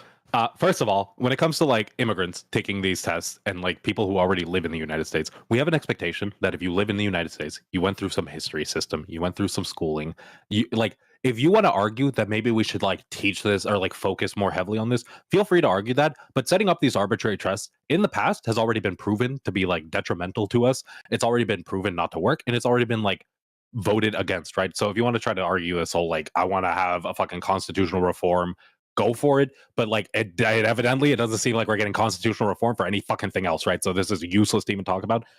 Second of all, what was it that you just said? Fucking Lactoid, do you want to go into like IQ testing or your IQ score gets you what percentage? That's sped to go into. Motherfucker, like if you have an issue with people's IQ scores, we already have an understanding that we can control people's IQ in some way, right? We can give people like better IQ scores by like shifting their environment around them. People will get worse IQ scores if you shift the environment around them. So what are you trying to do? Are you trying to be like, at this point, your environment just dictates what like say you get in the government? Voting isn't just about like, hey, you get bigger say because like you are a little bit smarter or a little bit dumber. Voting is about you are a member of this society. This society is ran by all of us making decisions together. At some point, we have to like compromise with each other, but like no matter what it is, whether you're a woman and maybe you're not in the draft, right? Or whether you're a guy and you still have the equal say because you get taxed equally, you deal with each other equally in society, you deal with the same punishments equally. When something becomes illegal, it doesn't become more illegal or less illegal for somebody else. It's still illegal for you, so you have a say in why it's illegal and how to deal with it. Okay, so hold on. Hold on. Nina's gonna attack you in which way, so he gets to respond to everything. So like write down what he said, and then because I want to get to Aiko, then Nina, and then like they're going. Everyone's gonna attack you, right, for your nonsense. So don't worry about it. Okay, go. Yeah. So listen, I just wanted to say two things I've been wanting to say for a while. I'm gonna do a little bit of Hobbes and Locke, and then a little bit of Aristotle. Okay, but I'm gonna try to make it short. Okay, I'm gonna try to. Boo philosophy. Let me tell you why. I won't even have to really use their names to explain these concepts because it's very simple. Government is about managing risk. Like that's where Hobbes comes in. But it's about managing risk. It's about making it so that government does the least bad and the most good as possible. And one of the things that we do for risk management, if you choose democracy as your system, it means that you're trying to make the power as diffuse as possible. So as Straighteraid pointed out, if an incompetent person goes in and votes, it's one vote. It's not going to like flip the whole seat. All right. And also, there's going to be idiots on one side and idiots on the other side. They kind of cancel out. All right. So this risk, it becomes diffuse. Right. So Locke and Rousseau would argue that on top of Hobbes. But you also have if you're going to do these kinds of tests, you have to understand the difference between essence and accident. Now, this is Aristotle, but it's actually a lot simpler than this. If you have a whole category of people and you're going to include them or you're going to exclude them because by nature that category is incompetent to vote. That would include toddlers, right? Toddlers by nature as a category is incompetent to vote, right? You might find the occasional, and I can show you, some of my students are 14, 15 years old, are more competent in the voting, would be more competent in the voting booth than a lot of adults, but they are not so as a category. So in essence, they're not qualified. And we can only really deal with essence because we're dealing with such a large number of people. So if you have a group of people, a subset of which might by accident, that's the difference between essence and accident, might by accident like have dementia or have something that you would want to disqualify them to vote, as a category, that group doesn't have that. So that's what you can include or exclude these categories of people, but you can't just go cherry pick the people that you want to vote based on the kind of answers they give on a test. Supreme Court, looked at 100 years of Jim Crow and said, no, you can't do that. By the way, this is all 13th, 14th Amendment. I'm sure Electoid knows all about those things. And there was a president, Andrew Johnson, who vetoed voting rights on that basis. He wanted to have tests and stuff, and any efforts to eliminate that got vetoed by him. And so Jim Crow kind of like went forward into the future. So you do have a president who's on your side, Electoid. I just want to say one thing. Not a very good president. I've been writing down the points, but go ahead, Corey. In honor of Prime, like, how dare you, Ico, for informing people about things that's totally unacceptable. We don't like it. Okay, I'll try to avoid that in the future. So, right, a couple things. So it's Nina's turn, and Nina's gonna yell. I thought she already went. Oh, did she already go? I'm sorry. I didn't say anything. Sorry. I would like to know your dumbass points if you want to respond Has she passed her panel test in order to say something? Oh, there you go. Well, no, I am a obviously, biological Lactoid and female. Paul get to decide on the Prime, panel I wanted test, to right? say What are your something in questions, guys? I don't agree with Lactoid on the IQ test. All right, no, I do want to grill Lactoid on this. Okay, so Go ahead. I'm sorry if this is brought up. I was reading your article for a while, but you are aware of the way that literacy tests were used back in Jim Crow South, right? Yeah.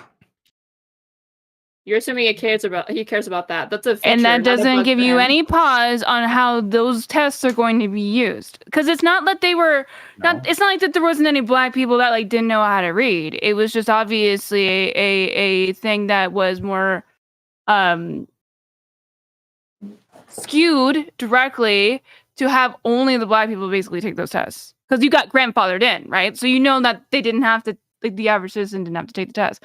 Yeah. So obviously this proves that there has been a history of abuse when it comes to gatekeeping voting, right? Sure. Yeah. And in fact, not only that, but like So my main issue with the you- literacy. Let me answer. My main issue with literacy tests was that oftentimes there were, I guess, I don't know how often it was, but there were definitely examples of where black voters would get different tests than white voters would. And the test for black voters. No. You are completely wrong. They would get grandfathered in. No. That means they didn't take the test at all. So, and Ico was nodding, so you know I'm right. There were absolutely like examples where they were giving. There were absolutely examples where they're giving black voters much more difficult tests or impossible tests. In fact, this was relatively common as far as I'm aware, and they're giving white people very easy the tests. number of marbles in a jar. Well, I feel like it's a little odd that you would say that that's your main reason when the grandfathering, but the grandfathering means they didn't have to take the test at all. Why is that not your biggest issue? Because those were landowning whites. No. To the extent that anybody could vote without a test, I oppose it. I'll be a hater. Okay, so you think that like setting the so you are aware of the 14-year-old passes the competency test? Can they vote, or an 8-year-old or a 12-year-old? Lactoid, if you created a consent test and a 80-year-old could pass the consent test, would you be okay with that? No. I want Lactoid to answer this. If a 12-year-old can actually pass the competency test, would you let them vote?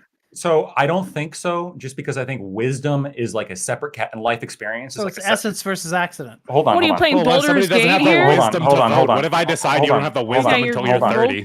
Hold on. So shouldn't we say the 80-year-olds have bigger wisdom buffs than anybody else to vote? Hold on. So and I'm open. They know how to use Snapchat. Wait. I'm actually somewhat open to that idea. Like, if you can show that you've had like the older people should maybe get like more of a say proportionally than younger people, maybe. Oh, so now instead of IQ votes, it's if you're like 1, you get 1 vote, but if you're 20, you get 20, and if you're 80, you we're get at 80. competency. We're at Lactoid's arbitrary definition of wisdom for if you're allowed to vote. So super cool. Keep going. Okay, so this is like, I'm not married to this idea, but I think that's like kind of where I'm at, where I think that like you need to demonstrate some minimal level of life experience as well. Like there's two like base level requirements to vote, which is that you demonstrate some level of life experience and you demonstrate some base level of competency, right? And do you think that you need to have to prove hold on, your Facebook account can get hacked really easily by just like giving your password randomly? People, they just can't stop themselves. Let me respond. So we have these two fucking things that you have to prove in order to vote. I'm thinking generally. And then like once you've hit that base level, then like your like the metric that like is indicative of judgment, of capability, of basically predicting every good thing and negatively predicting every bad thing, determines the weight of your vote. I think that like makes sense to me. Weight? The weight, yes. What does that Now mean you're in being practice? Fat phobic too?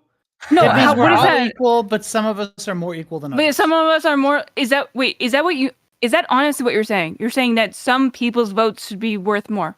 This is Yes. Animal Farm. Yeah, Yes. no, but again, you guys, that's a feature, not a bug. Like he wants. Yeah, that's that a to be feature, the not a case. bug. Exactly. Yeah, absolutely.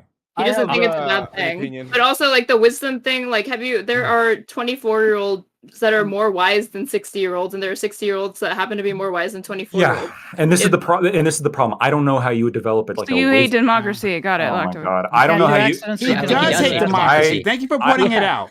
I don't know how you would develop like a wisdom test. Lactoid, can you tell me? Do you hate democracy? PragerU can develop the wisdom test. If there was, can you tell if there me? was Do you some hate kind of, do you hate democracy? I don't have to keep talking. He said it before. He's not in favor. I'll let him speak for himself. skeptical. Yeah. You don't like democracy? Many times. Have you met Lactoid? Oh my god! Yeah, please, we gotta move on. We gotta move on. All right. We gotta move on. Like what? No, does anyone else see? we gotta. No, sorry, we gotta move on. But like, I want you to finish your point. Sorry. Okay, I thank apologize. God. And then I want to move on right. to other people. Yeah. Fair enough. Well, I've written down some stuff. So, I don't know what a wisdom test would look like, and I'm not absolutely married to the idea, right? If you had like a 13-year-old who could like display like a very high IQ and could indicate like competence in all fields that we have for the competence test, then maybe, right? I don't know. That's an interesting question, but I do think maybe like the life experience aspect could be important as sort of a holistic measure.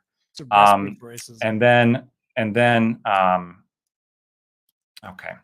And then, so FK, a couple things. When you say all members of a society are treated equally, I think it's interesting that you started with the draft. That's obviously an example of where American citizens are not treated equally, where male citizens have to sign up to go die if shit hits the fan, but female citizens don't. But yet they get the exact same vote that we do. Obviously, we have different requirements on different groups of people, despite the fact that we give them similar votes. So it also seems reasonable that we also give people different votes depending on even if things apply to them equally. And also, by the way, there's a lot of people who can't vote that have laws apply to them equally. Criminal laws that apply to immigrants, for example, is one example, or people traveling to different states where they don't get to vote for the criminal laws in that area, yet by being in that state, they're equally affected by the law, just as other people in that state are affected. And then regardless, though, the whole idea of voting is, again, not just like, oh, some kumbaya, we're all coming together. This is exercising power over your neighbors and other people in the country, first of all. Second of all, regardless of how capable people are, like the minimal level of capableness, I prefer certain capable people, right? People who have a high level of capability to have greater say over decisions than people who have a low capability. Stupid people drive bad policy positions on both sides of the aisle. Low IQ is linked with a whole bunch of like policy positions that I hate, right? Economic leftism and social conservatism are both things that I disagree with, and both of them are strongly correlated with having a low IQ. Oh, so because by eliminating those things, therefore you shouldn't be able to vote for it. Leftism is not at all. By eliminating to vote if you're drunk in the moment, should you not be allowed to vote at all? By lowering, not if you decide, none of you came to a decision like at the time. How do you decide What if I'm competent? What if I'm a competent? I don't know. I don't know how you would measure if someone was drunk coming in. Regardless, like there are obviously policy prescriptions on both sides that are affected by having low IQ people. So having low IQ people of both sides removed from the equation would raise the overall level of political discourse in this country, because now politicians are only appealing to smart people and they're not appealing to dumb people as much. You understand that would fuck you over, right? Sure. And then I want to say one more thing. One more question. One last thing. So Aiko, you brought up how like you're generating a total group of like toddlers. I posit that your group is completely arbitrary. You're simply drawing a circle around toddlers and saying this is a group generally is not competent.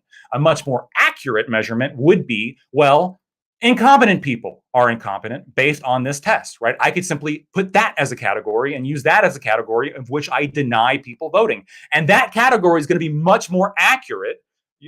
I'm glad he's muted. That category is going to be a much more accurate detector of whether or not somebody's incompetent than like some immutable characteristic, right? That may be somewhat correlated with like lower ability, but isn't necessarily. because that leads to bad problems. You've created a tautology there, right? Because when I talk about like a class of people like toddlers, like, yeah, you're right. Jesus. Like there might be some like super genius toddler or whatever that would be an exception to the rule. But again, because power is diffused in democracy, that wouldn't matter so much. But when you're saying instead we should create a category of incompetence and say that's how we define incompetence, that's a tautology. Like you can't get anywhere there. If you just say, well, incompetent people are incompetent, you're right. That doesn't work. Let me be very specific. As a whole, toddlers are incompetent. Yeah. Let me be very specific. People who can't name all 3 branches of government and score an 80 in an IQ test are incompetent. Yeah, but that's still not a category. That's still not an essence. You have to go and. I just made a category. Sorry, hold on. Let Aiko. Yeah, I'm saying you have to go and find them, and that's when you get into this like really like very murky territory where things are constantly shifting and standards are shifting. Even if you found the perfect test and you administered it, Ron DeSantis is proving in Florida right now that he would be more than happy to stick his hand in there and manipulate that test in any way that he can. And there are large groups of people that want to do the same thing. I'm sure there's people on the left who will say, let's give that, make it a very complicated test and give it to seniors, and now no seniors can vote because they can't think the way they could 30 years ago. And then, so you've got people like DeSantis, you got people on the left who might do the other thing. You're creating something that's instantly corruptible. Well, this is a fair point. This is a fair point. But what you could have is 2 things here. You could have a nonpartisan group decide like basically what's on the voter exam every year, or you could have it be by constitutional amendment. So I don't disagree with you that. I don't know, not a nonpartisan like. It doesn't matter that the questions themselves would be nonpartisan when you've already said they'll disproportionately end up favoring your partisan goals. You're like leftism because the people are smarter, and my goals are shared among smart people. Yes, I'm fine with that. Oh, people like Ben Carson. So I don't know what Ben Carson's IQ is. All I know is that the people who agree with me tend to be smart. I wonder why. Well, yeah, because you're a right winger. That's not true. Come on, you're literally empowering the people. Yeah, the people who can pass my test are gonna be the ones most likely to agree with me. And then because they're smarter, or because you're just just say, but you don't give a fuck about competency. Then why are you saying competency? Why are you saying IQ? All of this stuff is proxies for conservatives. You just want to basically have affirmative action for conservatives when it comes to voting. I'm saying competency because competent people. The reason why people competent people agree with me for a reason. So I just want to say I think Warhammer 40K is very relevant to the conversation we're having right now. I think always is. But so I'm going to toss over to our friend Counter. But like, so I just took a citizenship test. I just did that. And I passed, but not by the margin I was hoping. Are you Canadian now? And the Canadian. You're gonna have to go with Lactoid and live in his basement in Canada. So I wonder if there's a PragerU test. So for the citizenship test, like at least the old citizenship test, they have like a list of 100 questions, my understanding. And then like you randomly get like 10 of them, and then you have to answer right at least 6. So I took the older version. I'm assuming, and I got 7 correct. But like looking at those questions, I'm wondering why are we asking them? Like one of the questions was, and I mean it's the one I got wrong, so fair enough, right? So you could just whatever. It must be a bad question then. Yeah, like it's definitely unfair if I got it wrong. Like it says the Federalist Papers supported the passage of the U.S. Constitution. Which of these men was not one of the authors? I'm gonna read those out to you guys. Maybe one of you guys will get it right or wrong. But like, why does anyone need to know who wrote who was an author of the Federalist Papers? Like, what does that add to anything? There were other ones that were fair, talking about like senators, right? Like how long does a senator last, right? Like everybody, right? Like how long do they serve? Yep, sure. Mm-hmm. It's like 6 to 7 years, right? 3 minutes? 6 to 7, yes. But 45 seconds. But in any case, yeah. But so that's what bothers me. But anyway, I'm going to read out the list, right? And you guys what's tell the me. difference between Class A, Class B, Class C senator? That's probably on there. Class A, Class B center. No, there are 3 classes of centers. Yeah. Serious? Okay, hold on. Yeah, because they're staggered. They're staggered for every. So you get 33 senators 1 year. 2 years later, you get another 33, and then 2 years later, you get 34. I've never heard of that. I mean, I knew they were staggered, but like I never heard there was a term for that. But see, if that was on the test, I'd got it wrong. Anyway, so about the authors of the Federalist Papers, they give you 4 examples here. So which one of these people was not one of the authors? Alexander Hamilton, John Adams, James Madison, John Jay. John Adams. Was the author of what? John Jay? Not the author. Not the author of the Federalist Papers. Which of them did not write any of the Federalist Papers? Did not. Yeah, he was not an author. You said John Adams. C. I'm just gonna say John Adams because everyone else was saying it. I have literally no idea. Someone said John Jay. I'm gonna go with that. Is that how you form most of your opinions, Nina? It's not an opinion. This is a fucking quiz. It's a guess. Lactoid. It's a literal guess. I don't know. You don't know. Okay, I'm trying to remember. I'm Was being John I don't know honest the about answer it. either. Adams makes sense to me All right, because Paul. he's I'm not. trying to remember. I don't think John Adams supported it. But if I pause. Does anyone even know what the Federalist Papers We're just are? going to go down the line. Okay, shut up. We're going to go down the line, right? So Lactoid says doesn't know. Corey, confirmed Canadian, so you don't have to answer. The 2 Canadians. Split between Jay and Adams. Jay and Adams. Okay. Straight. Adams. Mia. Again, as I said, I have no fucking idea, so I'm just gonna say Adams. Okay, Aiko. Yeah, again, I don't know either. I'm only saying Adams because he was like the least hot-headed of the group. So Paul. It is 100% indisputably, absolutely Adams. Counterpoints. Well, now PF Young made me all fucking nervous and shit, but I was going to say John Jay. Okay, so the only person I'll give credit to is our friend PF Young? Paul, because Paul was the first one that said Adams, and everyone else just glommed onto him. But yeah, it was Adams. No, I actually looked in the chat. Thank you very much. That's a good point. Okay, very good. But yeah, that was Adams. But I had no idea. Neither did I don't know. I just totally that doesn't say anything about anyone, right? That doesn't say anything. I mean, like we've already Not very American of us, I guess. Yeah, if you just sound confident and guess the right answer, you'll seem smart. Okay. Ooh, Christmas tree C on the test. Spoken like a white boy. So my only point is that like there are a bunch of questions here that like what does that tell us about an individual, and that should they be a citizen? And if we had asked this, because specifically what's been said is that we give the citizen test, right? We give that test to other people. And Trump has changed the test. That's something else I wanted to add. He is like under his administration. Apparently, he put some changes, expanded the number of questions, and like changed the wording of the questions to make it more difficult. And it'd be harder for English learners. But whatever. But still, in any case, like I don't. If we're talking about this test, I don't know what it says about an individual if necessarily you don't know some of these. Like, if you give me a random they can study for a test and they can remember factoids about American history. Okay, so then it doesn't mean anything. Yeah. You're just asking them to remember facts things. So why is that important? Like American citizens should be able to remember facts.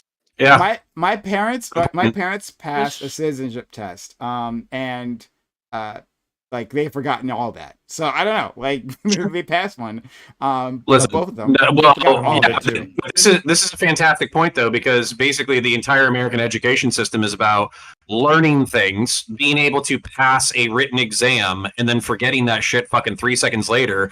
Do you know what they're really training you to do? Because I've been in the workforce for 20 years. They're teaching you how to show up to a place that you don't want to be, shut the fuck up, do 8 hours worth of work, clock out, and show up the next day. So if you can't do that, then you shouldn't be in America. Oh, there you go. Counter, if you want to say anything else, you're sounding a little gainy. Counter, you're sounding a little gainy, but yeah, I can turn it down actually. Yeah, you're a little bit high, but like I want to ask, like, do you think that? I mean, I agree with I think what you're saying, but like I guess maybe this is more of a general question. But do you think that somebody who's planning to be like a home mom, so to say, should have to answer those questions on the parameters that you're talking about? Are they a citizen or a non-citizen? And also, am I higher or lower? You just sound really Yeah, but it's still a little. I think it might not be using your mic. I think it might be using your I- webcam. No, you're No, you'll be fine. I'm using this mic. You're I'm good. just fucking with my Oh no, manual yeah, game. that's now. yeah. You're good now. Yeah. Okay, it was pissing me off. Discord on somebody else's show, I fucking forget, but it's literally the opposite problem. I need to bump it in order to sound good. I think it's Wick, actually. Yeah, on but Wick. God damn it, Wick. Yeah, Nina, what's your question? You're saying, does a stay-at-home mom need to know this test? And then I asked if they're a citizen or a non-citizen? Right, like if they're going to be a citizen, you just said if they can't answer those questions, like then they can't work. So, would you still apply to somebody who is not trying to actually work, or does every immigrant have to work? So if somebody's trying to get here and they want to be a stay-at-home mom and they don't have any productive capacities or whatever, then I would just say skill issue and then catapult them back over the border. And then if they're already here, then very clearly their grandparents had sufficient skills to pass the written test, and then therefore they're grandfathered in. So yeah. So, well, not a moral system. Thank you, Chandler, for being here. And we'll go to Aiko, and I want to ask a question to Lactwood and Paul. Yeah, I didn't actually get to ask Lactoid the question I was going to ask him, and he's gone. But hopefully, can he hear me when he's he should be able to hear you. Right, you can hear him when he curses. That's why we curse him out all the time when he's not around. So this was going to be my response to him when he talked about like people in the military having more, or men having more value because they can be recruited into the military and like die for their country or whatever. But I would argue that, like I just looked it up, women die in childbirth in rates of about 4 digits. I think the most recent year was 1,200 women died in childbirth, which I think is more than American soldiers have died on an annual basis, at least in the past decade. Or at least I would say these are sort of comparable contributions to society that are, of course, if that many die in childbirth, how many have like health complications further on as well too, just like a lot of people in the military like have to live with the consequences of their service or whatever. Yeah, so I would say memeing or being serious. No, it sounds like a meme, doesn't it? Well, no, I want to wait. Can I add onto that? Hold on. First, let's let Aiko get his point. He was a question. He was asking questions. I'm just saying, if you're gonna say Starship Trooper style, that risking your life in order to contribute to society is what gives you like the right to participate in society, I would argue that women also there's a lot more women giving childbirth than there are men who are in active like military situations, put it that way. So I think that they do there is a like again categorical there's case to be made of that of the gender for just that reason. If you're going to use that, as your justification. I assume this is relating to what he said earlier about like, oh yeah, women shouldn't have like the right or whatever because they don't have to go to like. Let's go to Lactoid. Well, I just want to make sure we're on the same page here, right? Well, you just meant they should have greater weight. Okay. Okay. So a couple things here. I never said that men were more valuable. I never said that women shouldn't be able to vote. I didn't think that men should have more weight. You did say that women, because they don't have to do military service. You were going similar. I don't really know what your main thesis was. I'll tell you where I'm going with okay, can you explain what you meant by that then? I'm about to. So I swear to God. This is truly hell. A question. So Nina's earning her keep right now. You are mistaking like you're mistaking risk of dying with like a legal obligation. Okay, if we had like a legal obligation for women to breed, then I would agree with you that it'd be more comparable. But we don't. Okay, in the same way, in the same way, we don't like give skydivers or divers or like commercial fishermen. Hold on. We don't give these or commercial fishermen or lumberjacks. We don't give them like more of a vote just because they're more likely to die. It has to do with the point that FK made that my response was directly in response to is he said, well, this is not like Lactoid, your whole idea of like voting being like power over other people is wrong. It actually has to do with like all of us as a society all coming together and laws applying equally to all of us.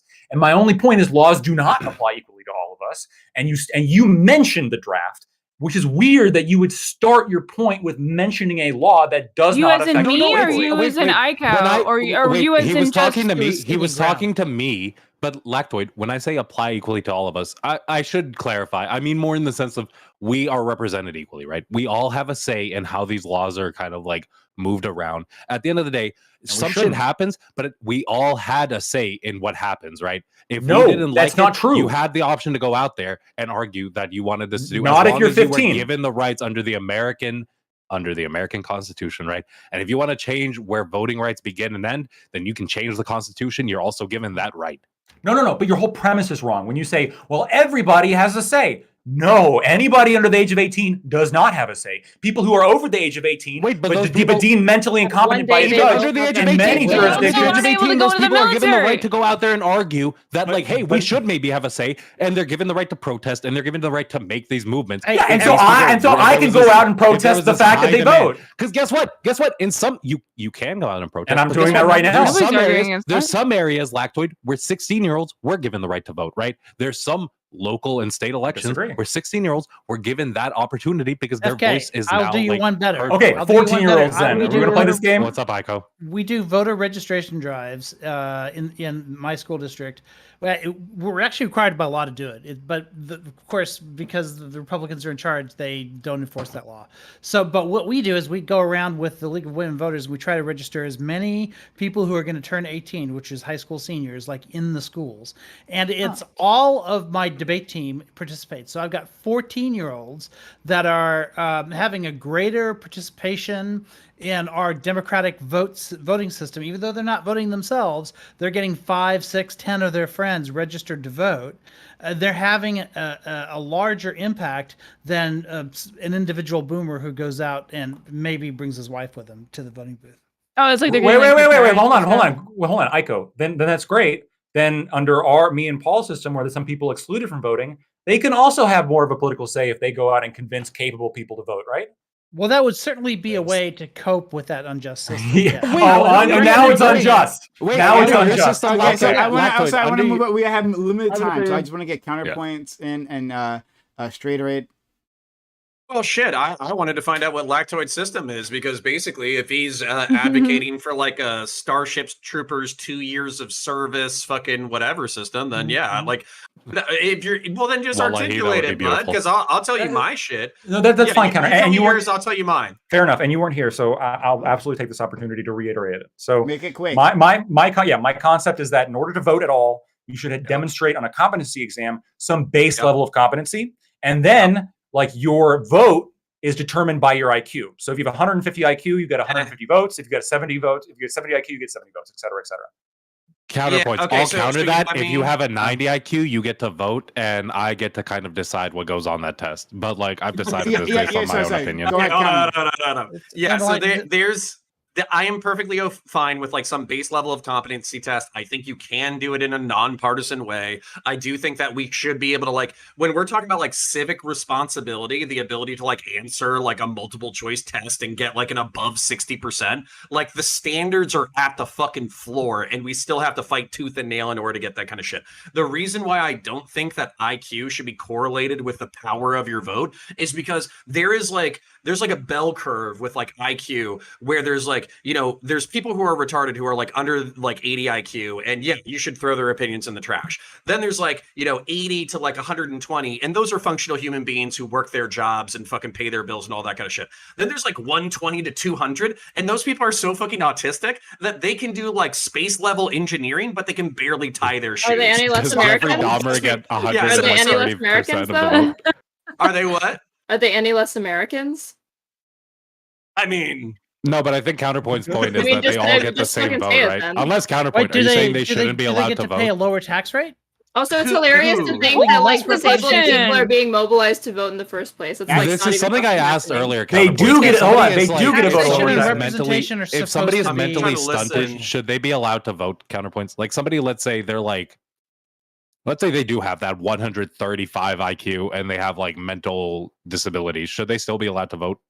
If they can pass a basic competency test, but at the same time, like I'm just like trying to latch on to Lactoid's idea. But I'll tell you, like if this country collapses and there's like an anarchic fucking fallout and we have to reconstitute the government from scratch, I actually think that I really do think that like restaurant, retail, fucking military service or government service. 2 years minimum, and if you don't do that, you don't get the fucking right to vote. I don't want all these fucking. I'd be more on board with that than a voting test. I am more prejudiced against like upper middle class snobby fucking fail sons who like walked into trust funds. I'm more prejudiced against them than I am against people who work the fucking ovens at my local pizza kitchen, because those people work their asses off, pay their bills, struggle to get by, and try to take care of their shit as best as That possible. is true, Lactoid. We're going to. Sorry. We're running out of time, so I'm going to go to straight. But very quickly, I as a child I took one of those IQ tests, right? To go into the mentally gifted thing. I officially have an IQ over 130, and I agree about everything Counterpoints just said about me, like everything. Let's go to straight rate. I wanted to ask Connor something earlier, because you said with regards to like the immigration or something like that, Nina asked you like, what about like stay-at-home moms or people who just want to do like domestic work, and you were like, no, sorry. Why? Like, do you not think that domestic work is valued at all?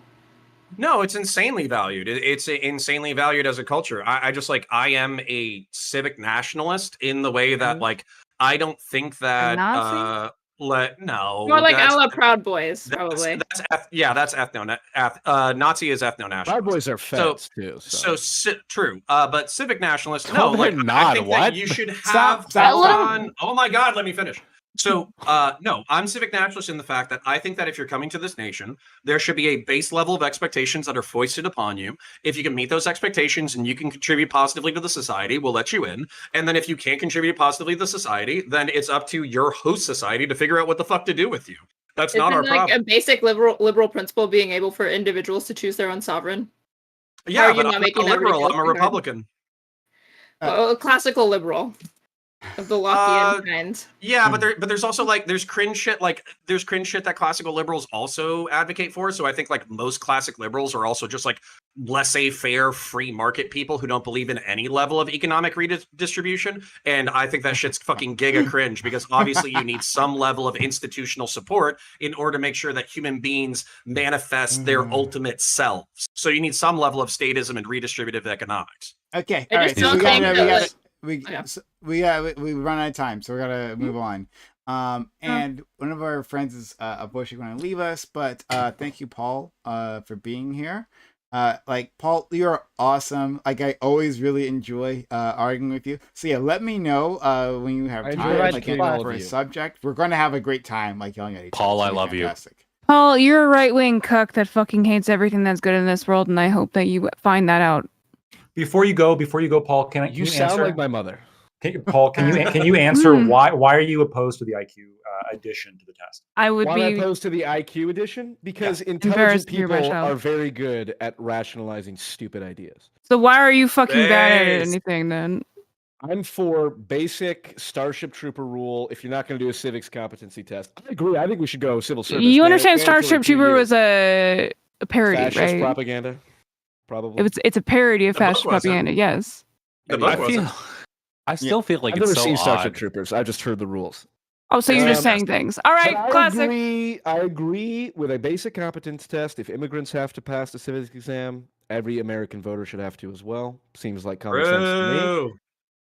Oh my God! And definition of socialism. IQ test is a little bit too much. That's weird because you know little eugenics, eh? Yeah, you know who had really high IQs? You know do you know who really had high IQs? What's your opinion on miscegenation? Sorry, what'd you say? I didn't even hear what he said. Like, who had really high IQs? The people who had really IQs that demonstrate that just because you have a high IQ doesn't mean you understand anything of value. The postmodernists had high IQs. Okay, well, there you go. It's a little philosophy for you, Aiko. I'm a leftist, right? They could also probably pass the competency exam. I'm a leftist with a high IQ, and I prove everything he says. All right, let's go. Thank you, Paul, for being here. I appreciate your sense of humor. Thank you, guys. Yes, Godspeed. Good speaking with you, of course. Good to see you, Connor. I love you, Paul. Peace. Always fun. Paul was cool before he went all communist at the end there. That was fun. Oh, you know what?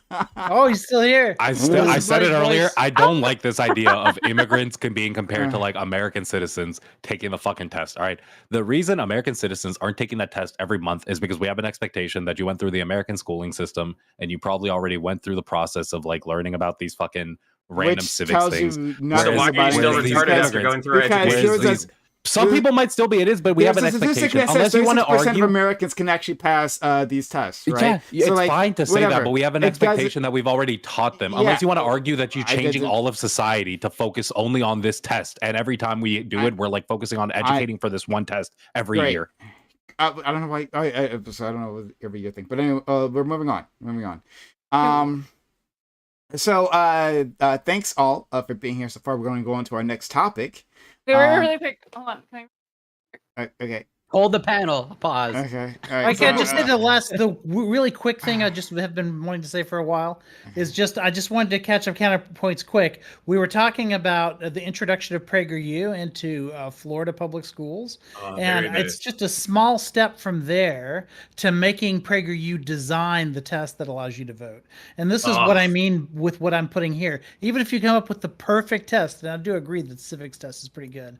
I've taught a lot of kids parents who have become citizens and have taken that test. But every test is corruptible. When there are stakes, like everybody who gets to vote, we saw with Jim Crow what happens. And so it's not that there's anything fundamentally wrong with having a competency test. It's just that there's no way to ensure that it won't create racism. And the very last thing I'll say on that is that it is just memorizing factoids, like you guys said previously. Like it doesn't actually demonstrate even true understanding. Like it would be one thing if it was an open-ended essay, and how do you feel? Like what does the Constitution make you feel like? Right? I don't know. Whatever. If that would be good. That would actually be really good, probably. Yeah, if you had an open-ended thing, but it's just memorizing factoids, and then you immediately forget the factoids and whatever. All right. Actually, but we're moving. Shut up. Moving on. All right. So, to the audience, if you've been enjoying this content, consider helping us out so that we continue providing this content in the future. We do need your help. It's a new month, new day.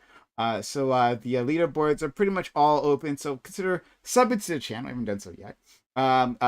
Gifting bits or gifting subs, or what's the other thing? Resubbing, that's a good thing. Or you could use a hype chat. Hype chats on Twitch and super chats on YouTube are read out loud on panel. So I'm gonna ask anything to these great people.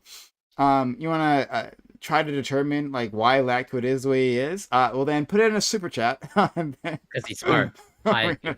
Because of high IQ. There you go. He's Canadian. And that too. There's something about it corrupts you. But anyway, yeah, so then consider helping out with a hype chat or a super chat. That's how we power this community. How I can do all this for you. So if you want more of this, then consider helping us out. Hey, TV. Hey, I haven't seen you in a while. I hope you're doing well. Anyway, let's continue on. Next topic. Okay. Topic 2. Eastern European nations are taking actions against ethnic Russians. Lithuania has declared 1,000 Russians and Belarusians to be national security threats and is expelling them. Latvia is demanding that 20,000 Russians pass a Latvian language test or be expelled as well. Latvia specifically says that this is in response to Russia, which invaded Ukraine on the pretense of protecting the large Russian ethnic minority there. Do you think that such measures are reasonable? Latvia specifically borders Russia, so is it logical that they be worried about a similar invasion on similar grounds? Or is expelling residents along ethnic lines never a reasonable solution to any problem? So yeah, I thought this was an interesting question from our friend Aiko. He sent me this, so shout out to him. And I definitely agree, this is an interesting thing to talk about. So we're once again talking about tests. But the heart of the matter is, is it reasonable to do an ethnic cleansing campaign? Is it reasonable on national security when you have a belligerent military power on your doorstep to try to take actions to protect yourself, even if that means removing some of their citizens or people who've come from there? So anyway, I'd love to hear what you all have to say. We'll start with Lactoid.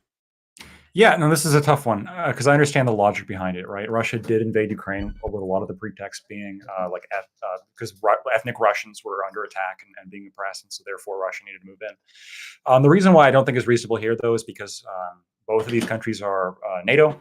They're protected by Article 5, nuclear war, and the entire force of the U.S. military. The likelihood that Russia's going to invade any of these countries is so insignificant that I don't think it justifies what essentially here is like a pretty scary thing to do, which is like target like ethnic groups for removal from the country. Generally speaking, I would oppose such things. I think, to be honest with you, I'm actually pretty in favor of people being able to exist peacefully in a country wherever they would like. And so the Russian people who have been living there for the past 50 years, I think they're totally fine staying there. I think this is too far. Okay, let's go to our friend Corey. I actually echo some of the same sentiments that Lactoid just went through, where it seems like it's pretty tough, but also at the same time, there's some parallels to, let's say, my particular circumstances in my province, where Quebec, in Canada, or unique nation within Canada, sort of has an interesting relationship with like language. And that as part to pretty much gain your permanent residency here, you're pretty much, it's mandatory to prove that you acquired some sort of proficiency with the French language. And Quebec has like actual language laws to uphold their language in the name of culture. And so there is some sort of expectation of, let's say, some sort of assimilation or cultural assimilation. So I can see sort of the argument there from that context. But yeah, to pretty much wrap up, more or less, I err on the side of what Lacto said. Like, this seems to be a little bit too far, given the circumstances. And I'll leave it there for now. Next, we'll go to our friend FK, please. Yeah. I'm not surprised Eastern Europe has like severely anti-Russian sentiment, but this seems to go too far. I don't know though if I would be against, like, during a time like this, if parts of Eastern Europe were like, hey, we might put a little bit more scrutiny on like people who might have like ties to the Russian government or have like extremely pro-Russian ties, and they're like living in parts of Eastern Europe. I don't know. I find it hard to be like completely against putting more scrutiny towards it. Now trying to like separate them from society and treating them as second-class citizens when you're like just going off of only looking at them and being like, that's a Russian, that I don't know about. That's it for me. Let's go to Straight. I'm going to come out with a really hot take that ethnic cleansing bad. I can understand, given the geopolitical relationships and like tensions between these two countries, why they feel that taking such severe actions against the population would be justified. But I do agree that, or like, I do think that it is a crime against humanity. I think it's extremely harsh. And if it's a matter of wanting to like discourage a particular ethnic population from being within your country, there are ways to do that that don't involve just like active expulsion through like these bullshit tests or whatever, or like the removal of entire ethnic groups. I think that the state needs to be observing like individual rights and take it on an individual case-by-case basis for expulsion. What is it when somebody sent back to their like country or whatever, like you don't I can't think of it. Deportation. But, yeah, deportation, some sort of like deportation or whatever. There are like better democratic channels to achieve the same end that don't result in like a lot of bloodshed and like inhuman treatment. And that's it. Let's go to Nina. As somebody whose family was interned in World War II, like Japanese, I'm half Japanese, and my family was interned in World War II. I feel like I was actually looking this up earlier today. I mean, I didn't have a lot of time to look it up, but it didn't really seem like there's a lot of proof that it was actually beneficial to do so. And it really just seems to be a type of xenophobia, of like a fearful, as like the citizens are just like, okay, well, I'm just scared of like people, or it's like a political move to like, to do this type of mechanism. And I or no, that's a weird word, but you know what I mean. Where I don't feel like this is at all just, and I don't understand how anyone could even clarify it as being just. Again, as having my family interned, there was no proof that I could find that the Japanese internment camps actually stopped any sort of espionage. So I think it's just kind of just, xenophobic racism or whatever you want to say. And I think it's really fucked up, to say it very mildly. And I think this is going to be something that's going to be looked back in history as being horrible. Echo.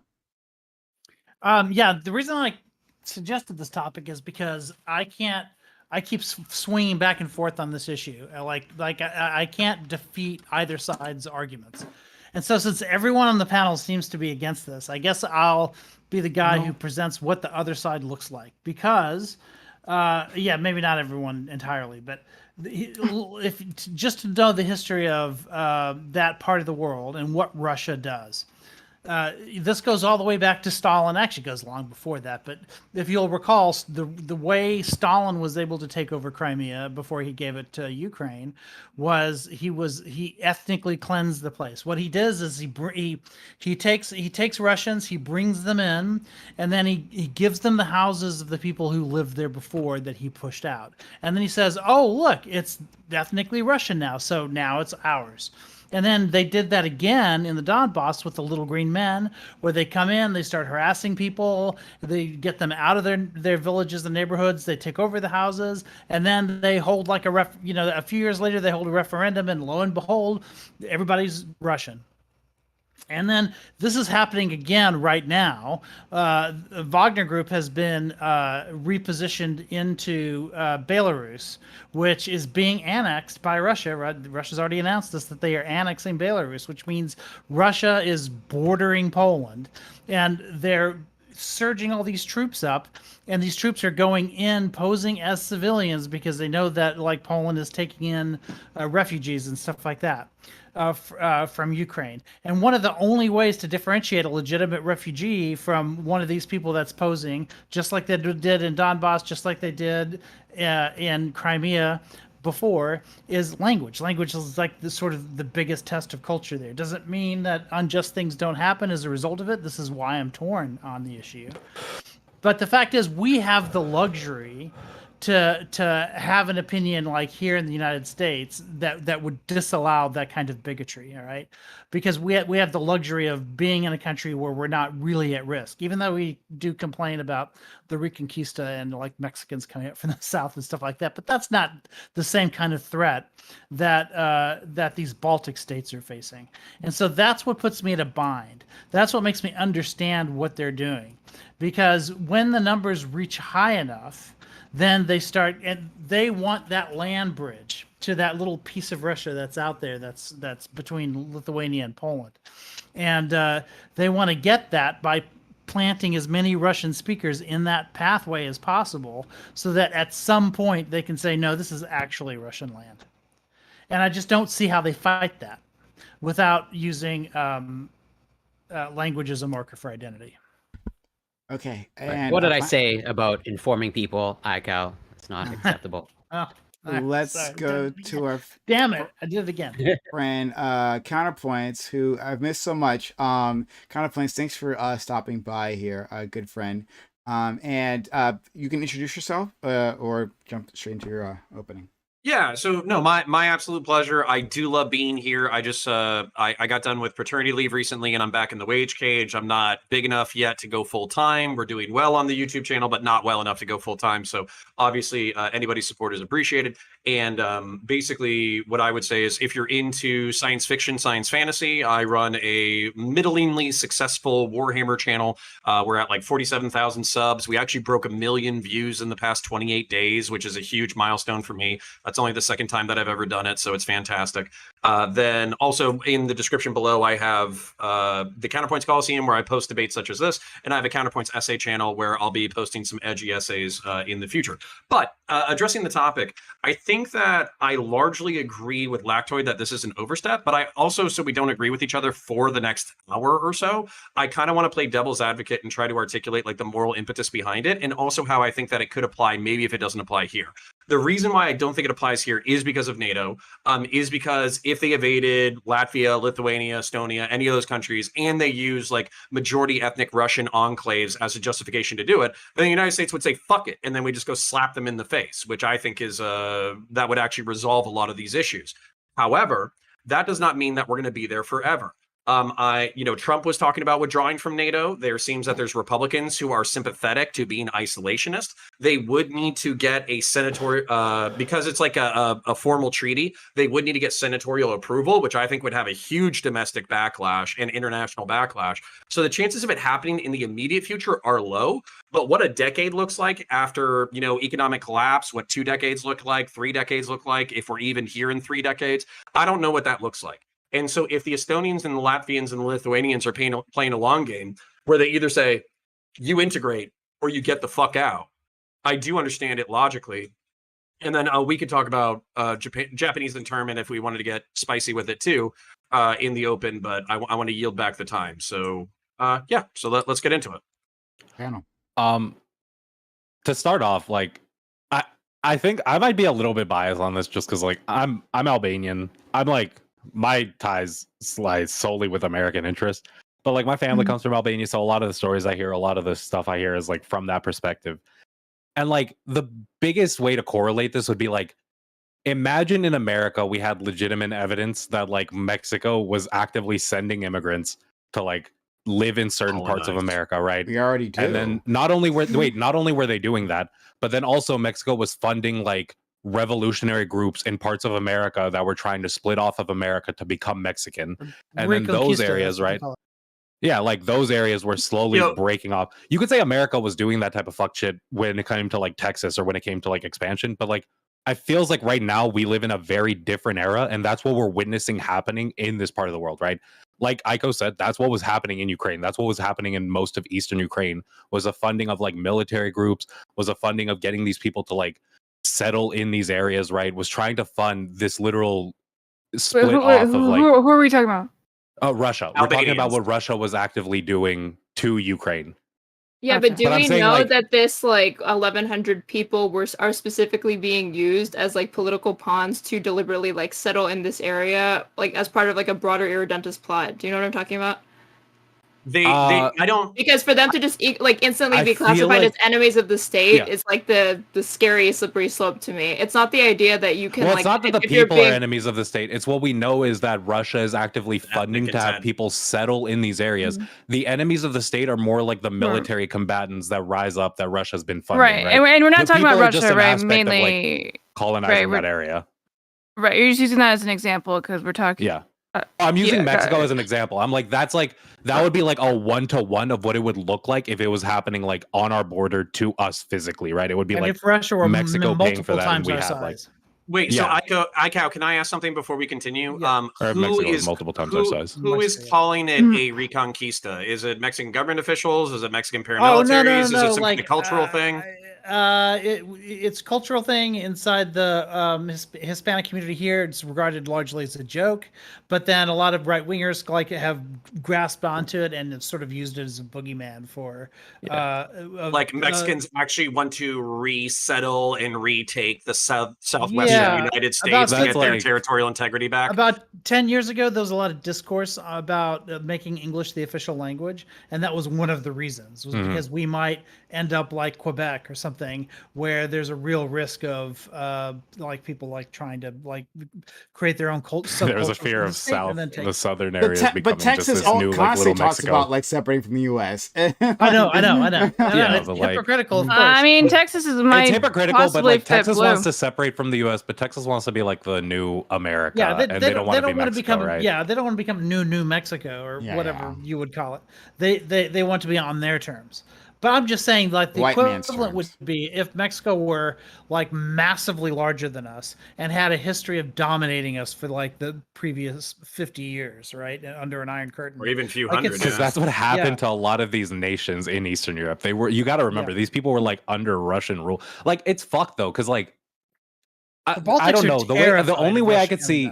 The only way I could ever see to like be able to stand this opinion is like going from the perspective of like you kind of gotta violate some people's private liberties just to like track like, do you have any ties to Russia? Do you have anything that's like measurable? What if they do though? What if they do though? If they have measurable ties that are like, if they're from Russia, of course they have ties to Russia. Well, no, but like ties to Russia as in like, are you supportive of the government? Are you supportive of the like government invasion? Okay, so yeah, maybe you're proud of like your country. I mean, like this is what I'm talking about when I talk about the relation. When I talk about the relation with 500 Wagnerites that went to settle an area. And well, that's not that's not what we're talking about. We're not talking about like Wagnerites. We're talking about average citizens. But do you think it should be okay no, we to absolutely violate would these people's know. What do you rights in the first mean? place? Wait, no, but Nina, the question what is, happened to Donbass. the question is, should you be allowed to violate these people's rights in the first place to find out this information? Well, that's the pretense for this, right? Let's go to sorry, I want to hear what Aiko was trying to say about the Donbass. Yeah. So look, this is what happened with the Donbass, and it happened earlier, like under. Nobody remembers it with Crimea because it happened under Stalin, like a long time ago. But when they did it with the Donbass, with the little green men, you had all these people displacing people and then replacing them not just with Russian speakers, but with like Russian speakers who like understood that eventually this area was going to become Russia. There was like the active goal. They were working alongside the military organizations to like make sure that they weren't just like random assholes. Doing it again like with Poland right now. Okay, but you think that would be fair with the Japanese though? I just want him to finish this point because I think so here's the point. I asked a question in my opener that nobody's answered. I understand the objection to this as a solution. Like I said, I'm split on it myself morally. Like first thing I thought about was Japanese internment too. Like believe me, I understand that. But nobody answered the question. With these people, like with these cells coming in and doing what I just described, what's the alternative solution? Like, how do you beat these people with some other method? Well, that implies that they exist. Is that? I don't really feel like that's been a confirmed thing. They're just random citizens that have had a history of living there for like years. No, this is why should they have to answer for the sins of their fathers? Can I? If I could address that, that directly. Please. So we have historical examples specifically when it comes to Russia, when it comes to this trend. So when it comes to Crimea, when it comes to Donetsk, when it comes to Luhansk, when it comes to Georgia, like I think 10 or 20 years ago, when it comes to Chechnya, when it comes to all this kind of place, and I'm pretty sure there's even they were trying to do the same thing in Moldova, where they were trying to like support like Transnistria as a breakaway state. So it's a fairly common historical trend. Not even that they do it. I'm not saying it's happening though. Well, right. Well, but at the same time, so the question. So somebody asked another question, which is like, how do you handle this without fucking over normal citizens? Well, to go to ICAO's question. No, that's not what he was asking, right? No, that's basically what he was asking. He's asking like. Well, wait, I want to make him clarify. Yeah, that was his question. That's exactly my question. How do we not fuck the normal average citizens or whatever? Unfortunately, unfortunately, what I think it boils down to, if you want to have like a civic nationalist, not ethno-nationalist, we're paperwork nationalists. We want people to agree on values and principles and all that kind of stuff. I do think you need to come up with a codified, coherent, central value system. So if that is speaking Estonian as a primary language, if that is like getting educated in Estonian schools, if that is learning Estonian, do you think that we should say that in the United States? Everyone has to speak English. Yeah, we don't have the same danger here. I don't think. You think, like if the United States was actively, I feel like you guys are a little separate on this. Like here's where the issue. Everybody should speak English. I don't think anyone here would support internment camps, right? But if we were back in an era where like we're going to war, do you support like violating people's rights to some degree for national security, right? Do these countries get to like go through the process of like? Do these countries get to go through the process of like, listen, like. Because like here's the thing, I agree with you. I don't think it should be like you're Russian, you go straight to jail. We just decide that. But like, it's deportation. Or deportation or any of that. I don't even know if like I don't agree with that like to that extent. Okay, well I think we're hold on. I think we need to reformat this a little bit because what we're talking about is refugees, right?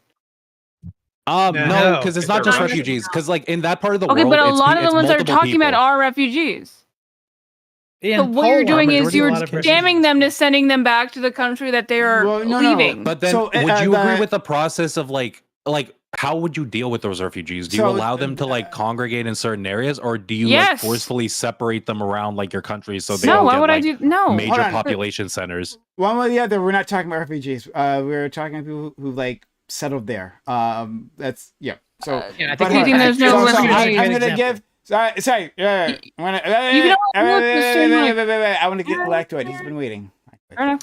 I guess the only question I have to both Ico and counterpoints is, and maybe counterpoints you agree with this, if because they're part of NATO now, and even look, even without America involved, NATO still has several nuclear powers like in it. So that's immediately going to be a pretty massive deterrent.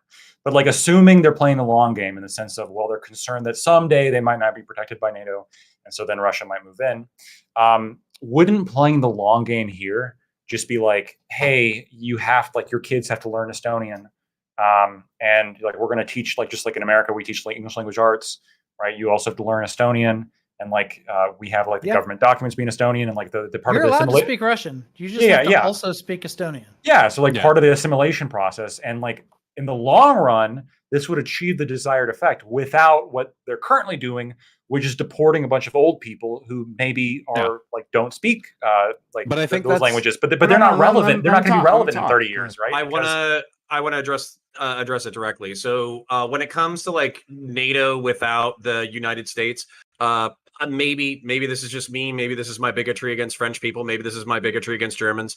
I think that European armed forces are relatively pusillanimous and toothless. I think they're pussies. What a word! And so I wouldn't. What is pusillanimous? Calling them pussies. Calling them pussies. Yeah.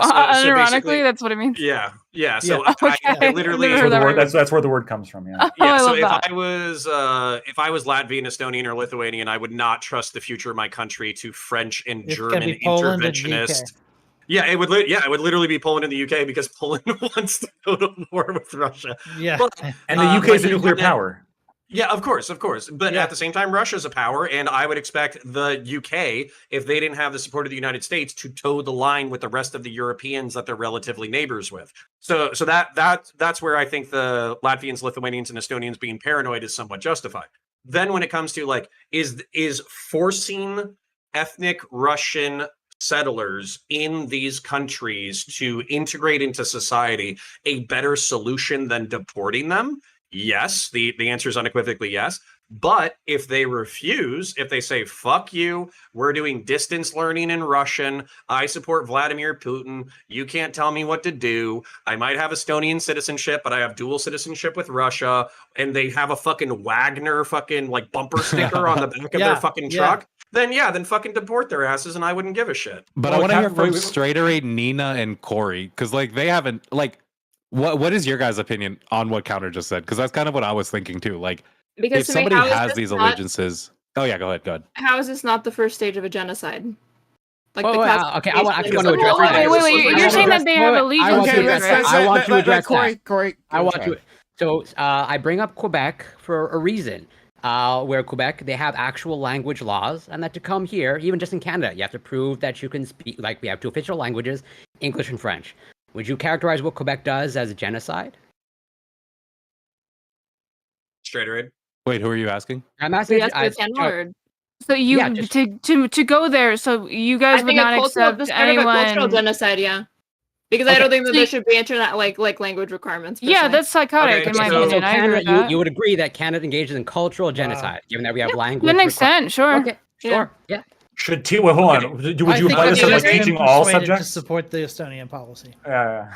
I think that I think we have enough technology. You can just use your phone to translate. I don't think you really have to speak the language to live in a place. Okay, but you're missing a moral component to this, which is you're missing a whole bunch of moral history as well.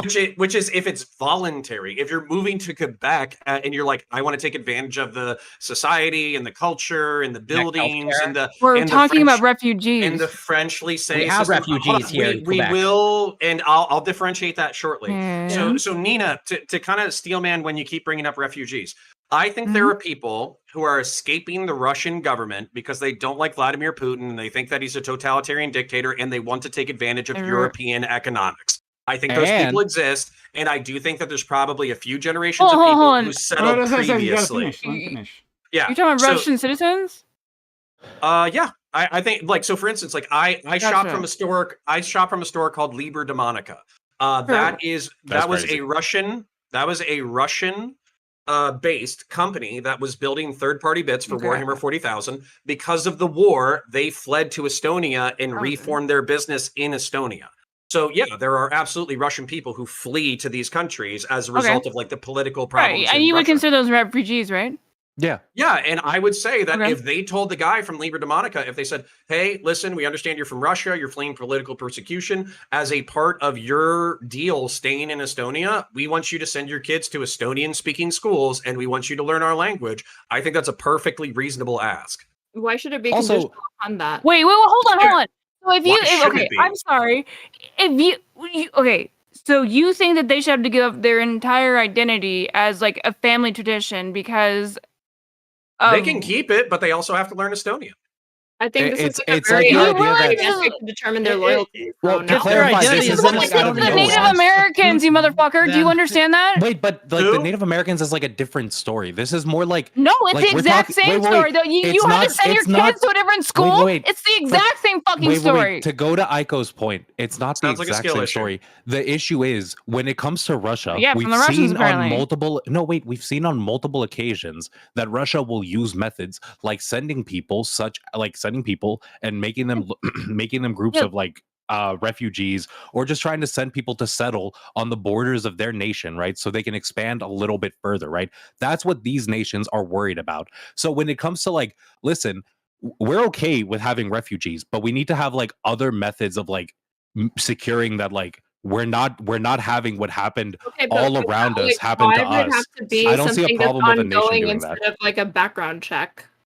Because if these are people who are trying to claim like political asylum, I don't understand why ongoing you're saying that you have to like relinquish. Do you have the same opinion on that? On like people who are doing political asylum in America? I do want to ask or have someone answer this question because Straight Radio, I think she's touching on something.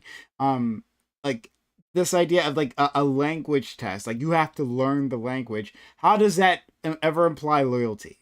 Like it's simply that you did the thing. It integrates here. It's just jumping through hoops. It integrates. Yeah. So I think the language test is more avoiding enclave areas. I want Lacwood and then counterpoints to explain that because you know I had remembered the term "little green men" from 2014 when that whole incident was happening, where like it was amazing. Where Russia was like, "Oh yeah, those aren't ours. Those definitely aren't ours. But there was definitely their soldiers, right?" But I didn't hear about this whole thing about them forcing people out and moving people in. I wish I had that context previously. I didn't know that previously.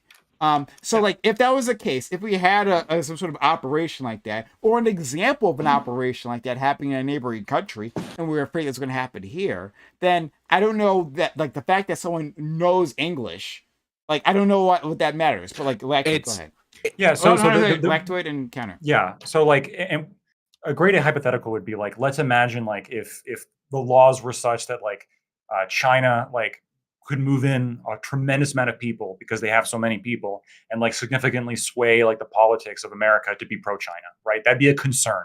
I understand the concern, right? And so the question is, now we have multiple things we have to be concerned about, right? We don't want to ethnically cleanse people. That's fucked up. But at the same time, we don't want Russia, a country which has historically dominated us, to do the same thing again, right? And so the idea with that is, well, we have Russian citizens here, and it very well could be the case that they're just trying to flee, the fucking commies over there, and they want to come and live in the Great West. I totally understand that, right? And so what these countries are doing, right, is they're saying, well, we have to make some kind of effort here to integrate them if they're going to be here. And one of the ways you integrate somebody into your country is if they can communicate and they can speak the language and like they become established in that country, right? If you have enclaves along the border that don't speak the language of the host country and they only speak Russian, then you have a lot more motivation to be like, yeah, we want the Russians to come in because now we're part of a country in which we're actually integrated in, as opposed to the country we're currently not integrated in. The option. The issue to me is the compulsion to do it. There's obviously. What do you mean? Education is compulsory in most countries. In America, in order to pass high school, you have to learn English language arts. That is a compulsory education. You have to learn math. And if somebody says, "Well, math isn't part of my culture," we say, "Too bad. You have to meet you have to meet state standards. Otherwise, you have to earn a diploma, not to earn your citizenship." But I think one of the issues is like in America, when you go to the hospital, you get a paper, right? And on this paper, you got English and Spanish if you're in Texas, right? At the end of the day, we have like friendly relations with Mexico. So we have this understanding that like when we're putting the Spanish language on there, it's because like we're okay with like people who only speak Spanish. Like it's a courtesy thing. It's not like we're not forcing it. But what's happened in places like Ukraine is you'll have places like the Donbass starting to fuck, I need to look this up to see if it was like correct. Like removing Ukrainian from like some of their paperwork or some of their government paperwork and creating their own, taking over government buildings and like they're only using Russian on government paperwork. So it's like there's an obvious like attempt to shift parts of, and this isn't like Russia, this is in Ukraine. There's an obvious attempt to shift part of their government facilities to like only focusing on like Ukraine. And we've seen the end game right now. We're talking about the Donbass. Now it's officially been several of those territories have been officially annexed. So it just like they did with Ukraine. So we've watched it do it from beginning to middle to end twice over, and now we're seeing it again with the buildup in Poland. But why is sorry? No, I didn't mean to interrupt. I'm just saying it's not. I want to get back to Nina's point because I think until we get past Nina's point, we can't argue the point that I want to argue.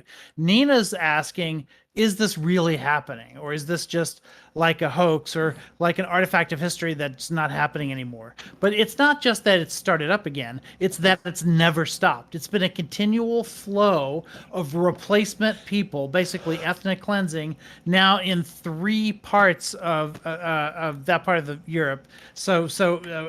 Yeah, and if you push it back Crimea, 50 years, there's even more examples. Way more. But in Europe, I'm just talking about in Europe, like places that we're familiar with because of the news. It's Crimea. It happened in Crimea, then it happened in Donbass, and now it's starting to happen in that little corridor between Poland and Lithuania. And so so if that seems intentional, sorry for interrupting, but if that was intentional, like if you see a whole bunch of like ethnic Russians who are recent Russian citizens who are pro-Russia all settling in Lithuania and Estonia, and then you ask them like, "Hey bro, are you planning on annexing Russia?" And they're like, "No, but like Vladimir Putin's pretty based." How do you know they're pro-Russia then? Well, that's where the issue is. It's not like they're telling you they're not. How do you know that they are? Wait, because they're doing things like switching over government documentation to just Russian. But you're starting with the assumption of a dual loyalty. You're starting with the assumption of a dual loyalty when the onus should be on you to prove that in every individual instance of all these people in an immigration court. Yeah, that's exactly it. Shouldn't you prove it and then deport them? But wait. That was the question at the start. Can you violate people's rights to like prove that dual loyalty? Are you allowed to like go into their information? Do you mean I can't pass a fucking language test? Aiko, so like you wanted to address that point, get that point now. I do want to get counterpoints, and then Corey. Okay, so me first, or is it me first? Yeah, you cut. Aiko, you first. Yeah. Okay, sorry. So that's exactly the point I wanted to get at. Because this is what Russia does, is they take advantage of the liberal nature of some of these countries that they're fucking with. And they know that it's sort of taboo for us to react to what they're doing. And then by the time they do it, by the time the flags start coming out and the new governments start getting formed or whatever, it's too late. And we watched it twice already happen. Like we watched it.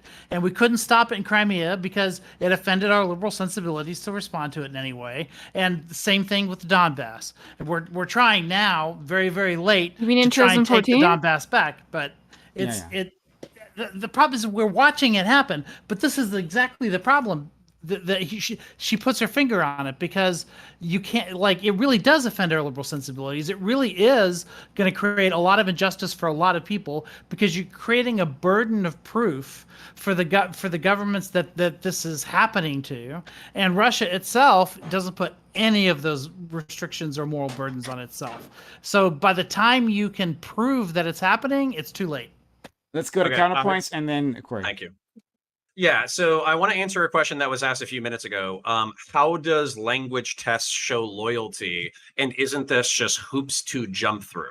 I don't know how you guys prove loyalty to other people that are around you, but the way that I prove it is by doing things that are a pain in my fucking ass. The reason why I prove, or how I prove loyalty to my wife is by working a job I fucking hate. The way that I prove loyalty to my kids is by paying for their fucking stupid ass video games and toys that they want to buy instead of the things that I want to buy. I do things that are a fucking pain in my ass in order to show that I love people and that I'm loyal to them. So when you say, well, isn't taking a test, like a language test, just a pain in the ass? How does that prove anything? It proves that you at least have the balls to do something that's a pain in your ass in order to prove that you deserve to be there. And by the way, that's already a higher bar. What's actually funny about you guys removing that very low threshold and lower bar is that, like, if there were traders, one of the interesting things that you asked is like, well, couldn't you just learn the language and still be like somebody who's loyal to Russia and be a backstabbing trader? Maybe you're even a more effective trader because now you know Estonian, so you can operate better in the country. Well, guess what? If I'm going to be betrayed, I would rather be betrayed by fucking competent people instead of fucking idiots that I just let into my country. Then finally, you said, how do you figure out if these people are being intentional or if they're just good-faced settlers / refugees when we're talking about ethnic Russians within the past few decades settling in this corridor that leads out to this other Russian province that is not geographically continuous with Russia? I borderline want to show you a map with it. And the way that you do it is through open source investigation. You check their social media. You check what they're saying in public. You have local Estonians. And if you're like, hey, that guy was a fucking asshole in the Uber the other week, and he said that Vladimir Putin was based and he wished that all the Ukrainians got fucking genocided. Put that dude on a fucking list, check his social media, and if he's blowing fucking Putin, then say, hey, bro, you got fucking 6 months to learn Estonian and fucking like swear loyalty to our constitution, or we're shipping you back to Russia since you fucking love Putin so much. That's a perfectly sensible thing for a host country to say. And actually, one more question before I leave. I already know my own answer, but I'm kind of curious about you guys. When Sweden and Norway, who have nothing to do with the conflicts in the Middle East and North Africa, accepts millions of people into their fucking country, do they have the right to say to the refugees and asylum seekers who are coming to their country, hey, we appreciate you, we love you, we recognize your dignity as human beings, but when you come here, you're not going to commit crime and you're going to learn our language? Do they have the right to do that? My answer is unequivocally yes. Okay, let's go to Corey, and then everyone else can answer the question. Well, I appreciate that. Whatever, no one's directly talking about it, but everyone here is just like recreating the Quebec politics and the Quebec situation and the tension between French Quebec and English Canada.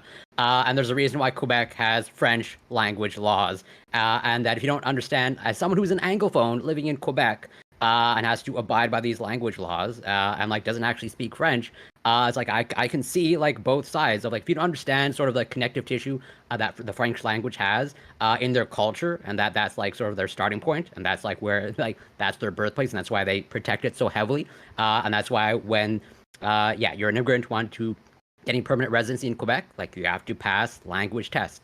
And I'm curious, just to understand straighter your position, where you don't want language tests, what I understand. So, for example, the territory of Nunavut, which has a majority population, Inuit population, if they, let's say, wanted to implement language laws there to preserve their language and their culture, would you be against that? Real quick meme. Imagine if Corey was a fucking Anglophone in fucking Quebec and he's like a fucking traitor to the Quebecois and he's just talking shit about them on fucking social media and he's like, the French should all die. They're a bunch of snail-eating fucking pieces of shit. I can't wait for their stupid culture to be erased from the map. Should he be allowed to continue to stay in French Canada? And I'll shut up. Okay, go ahead straight. All right. Wait, Corey, can you ask the question again? Yeah, so the Nunavut is a territory in Canada. Mm-hmm. They're approximately 80-90% Inuit. And you appear to be against any sort of like language laws or like language testing. So if they had any desire to saying, hey, if you want to like live here or like be in a part of our community, like you need to like speak the language or pass some sort of test, or like we make it enshrine it in law, you would be against that. As in they want to preserve the community and their culture. The language thing I would, the test not necessarily against, because I do think that there are democratic channels or ethical ways that you can do some sort of like screening process or something like this. I just don't think that like language is the right. Like so if the Inuit wanted to preserve the language and enshrine that in law, like legislation like Quebec does, you would be against that, right? And they're in like within their own territory? Yeah. Within like okay. I think you're gonna upset a lot of First Nations people. Oh, probably, but like because my position on this isn't just a matter of like cultural preservation for the sake of that, or like blood and soil shit or whatever. Like I don't like a lot of those. Like to me, it's about minorities. Like, I get it. Yeah, to me, it's a lot of it is just about like respecting individual sovereignty or whatever. Like the ethics of it maybe get slightly different because you're talking about the dynamics between like what has traditionally been like the marginalized and the oppressed trying to resist like an oppressor or like settlers or whatever. But like the dynamic there makes that slightly more complicated. Yeah, but like generally speaking, I don't think it's like it's okay for this type of minority to do some like ethno-nationalism, but then this other type can't do it. Like just generally, I think it's unethical. But I feel like where this marginalized the people, issue like in this Estonians situation, are marginalized in that way. Like the issue with this situation runs into like you have like it feels odd because I understand in these countries currently like they're going extreme. They're like, but like they have a different history. They're going wild. I disagree with like the idea of like just straight out deporting refugees. But then you run into this issue where it's like there is a level of national security. There is evidence that in the past Russia has used like tactics that are pretty like hard to tackle without violating like individual rights. Like that's I think it goes back to that same question to Straighter Aid and Nina at this point. Like, how do you deal with this? Are you okay with this idea of like sometimes you might have to violate people's like personal or private rights to get to like a better conclusion so that later on you don't have to violate their rights in a more like harsh because I don't think that's at all the violation of ethics or even in the service of something good is or like what is subjectively being determined to be good in this case is still a violation of ethics, like regardless. Mm-hmm. But then does that nation then would you just say that nation has to take that risk just like well, no, I don't think every nation has to take risks that have like taking in refugees, of course. Yes, you have to take that risk. If you want to be a fucking xenophobic piece of shit, then sure, you can be that. But that's, I think, unethical. Why? Personally. So why? I think it's unethical. You don't have to do it. Why does every nation on the planet have a moral requirement to take in refugees? Because that's literally our laws. Borders. Asylum laws. We have borders and that necessitates a ton of violence. Literally, that's like, that is... no, you're repeating it. Generally good. Okay, no, generally it good. is literally, what is the term for it? The reason why we have asylum laws, it's like I just don't know the wording of it. It's basically just like every country is supposed to adhere to you're talking about a moral obligation. UN Convention. I think we've the United Nations Convention on the Status of Refugees, 1950. Okay, the reason why we set that up. Okay, the reason why we set that up is because everybody in the international community decided that if everybody takes a bite of a shit sandwich, then it tastes less bad if you only have to have one bite. Yeah. So what I'm saying, what I'm saying not is, an argument against that. Okay, so what I'm saying is, let's say that you're the and kingdom the of fucking.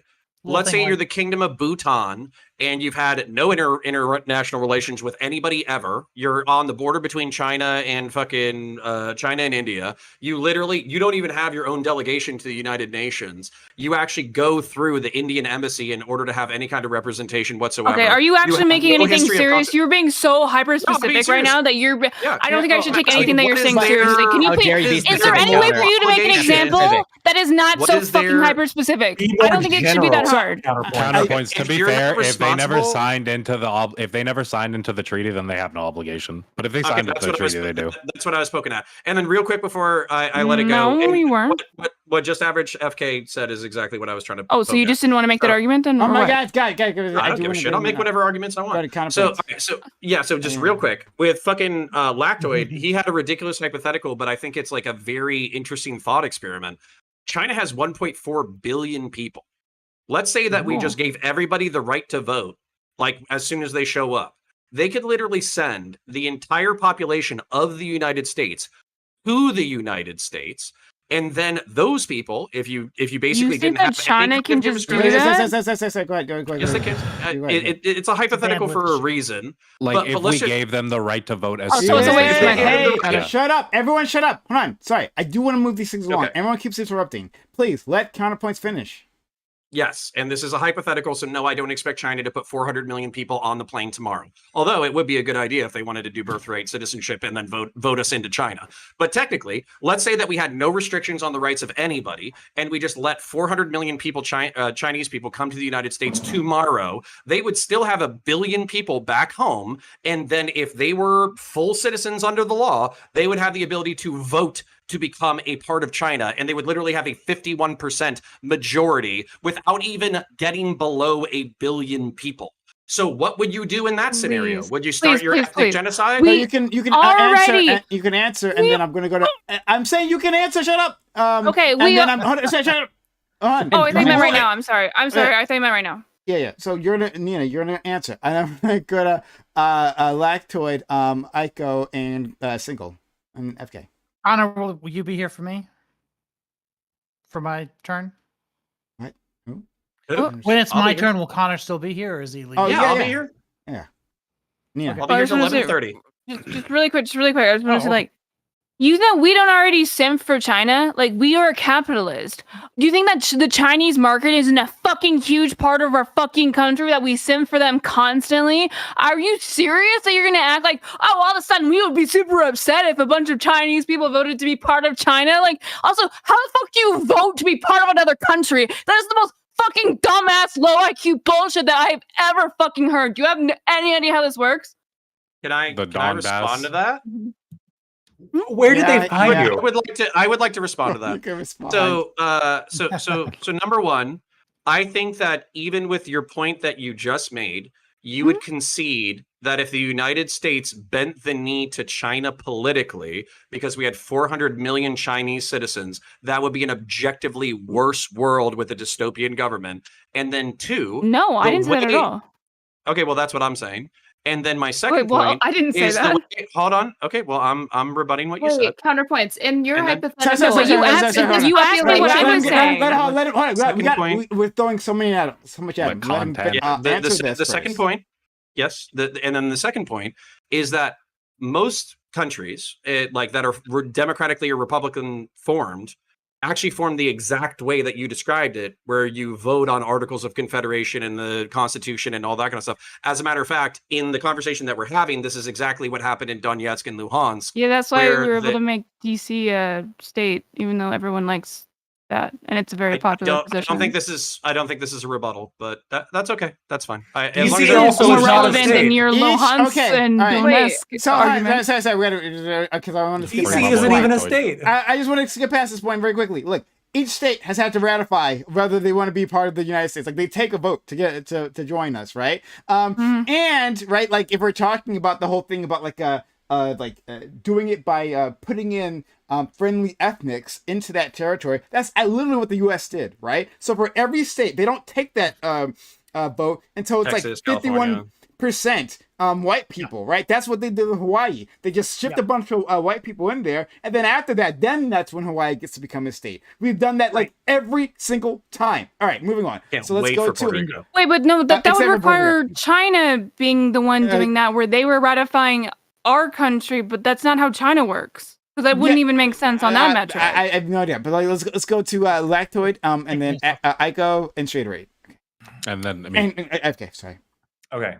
Believe it or not, the country that's doing something and the values that country espouses are actually important, right? So just because it's the same thing, if China does it to us, China is a totalitarian communist dictatorship, and America is not. That's flat out, right? So it is good when we do it, and it's bad when they do it, right? It's also bad if Hitler decided to do it, right? It'd be bad if Hitler flooded America with Germans. Let's say there was a whole bunch of Germans, enough to flip the electorate, and then all of a sudden, like all the Hitler, I know it wasn't. Let's say, okay. I do Let's not say, endorse this. Well, I'm sure. Let's say, okay. Well, I personally don't want Hitler flooding America with Germans and then voting us to be part of Nazi Germany. Maybe I'm alone on that one, but I strongly believe that. Okay, so I think it's perfectly rational for a good country with good Western values and Enlightenment beliefs, and such as, individual liberty and not taking over the world in a 1984 Orwellian hellhole. Loading with that good phrase. Yes, I'm loading the fuck out of this because these are terrible people, right? The Chinese Communist country, Chinese Communist Party is made up of terrible people. It just is, right? It's made up of Orwellian 1984. The individuals? If they're part of the CCP, yeah, absolutely. You don't really have a choice. Is the average I'll be right back. Chinese citizen part of the CCP? I don't know what the membership is. I know that the political. You elite are part of required, it. if you have a The job, you political- are required to be part of it, yes. I feel like I probably don't- means leadership or people yeah, who are in yes, the positions of leadership. some power. Okay, so are you... Let me amend. Are Let you me talking amend. about the leadership? Let him amend. Yeah, the leadership and anybody who supports the leadership is a bad person. And anyone that supports the leadership.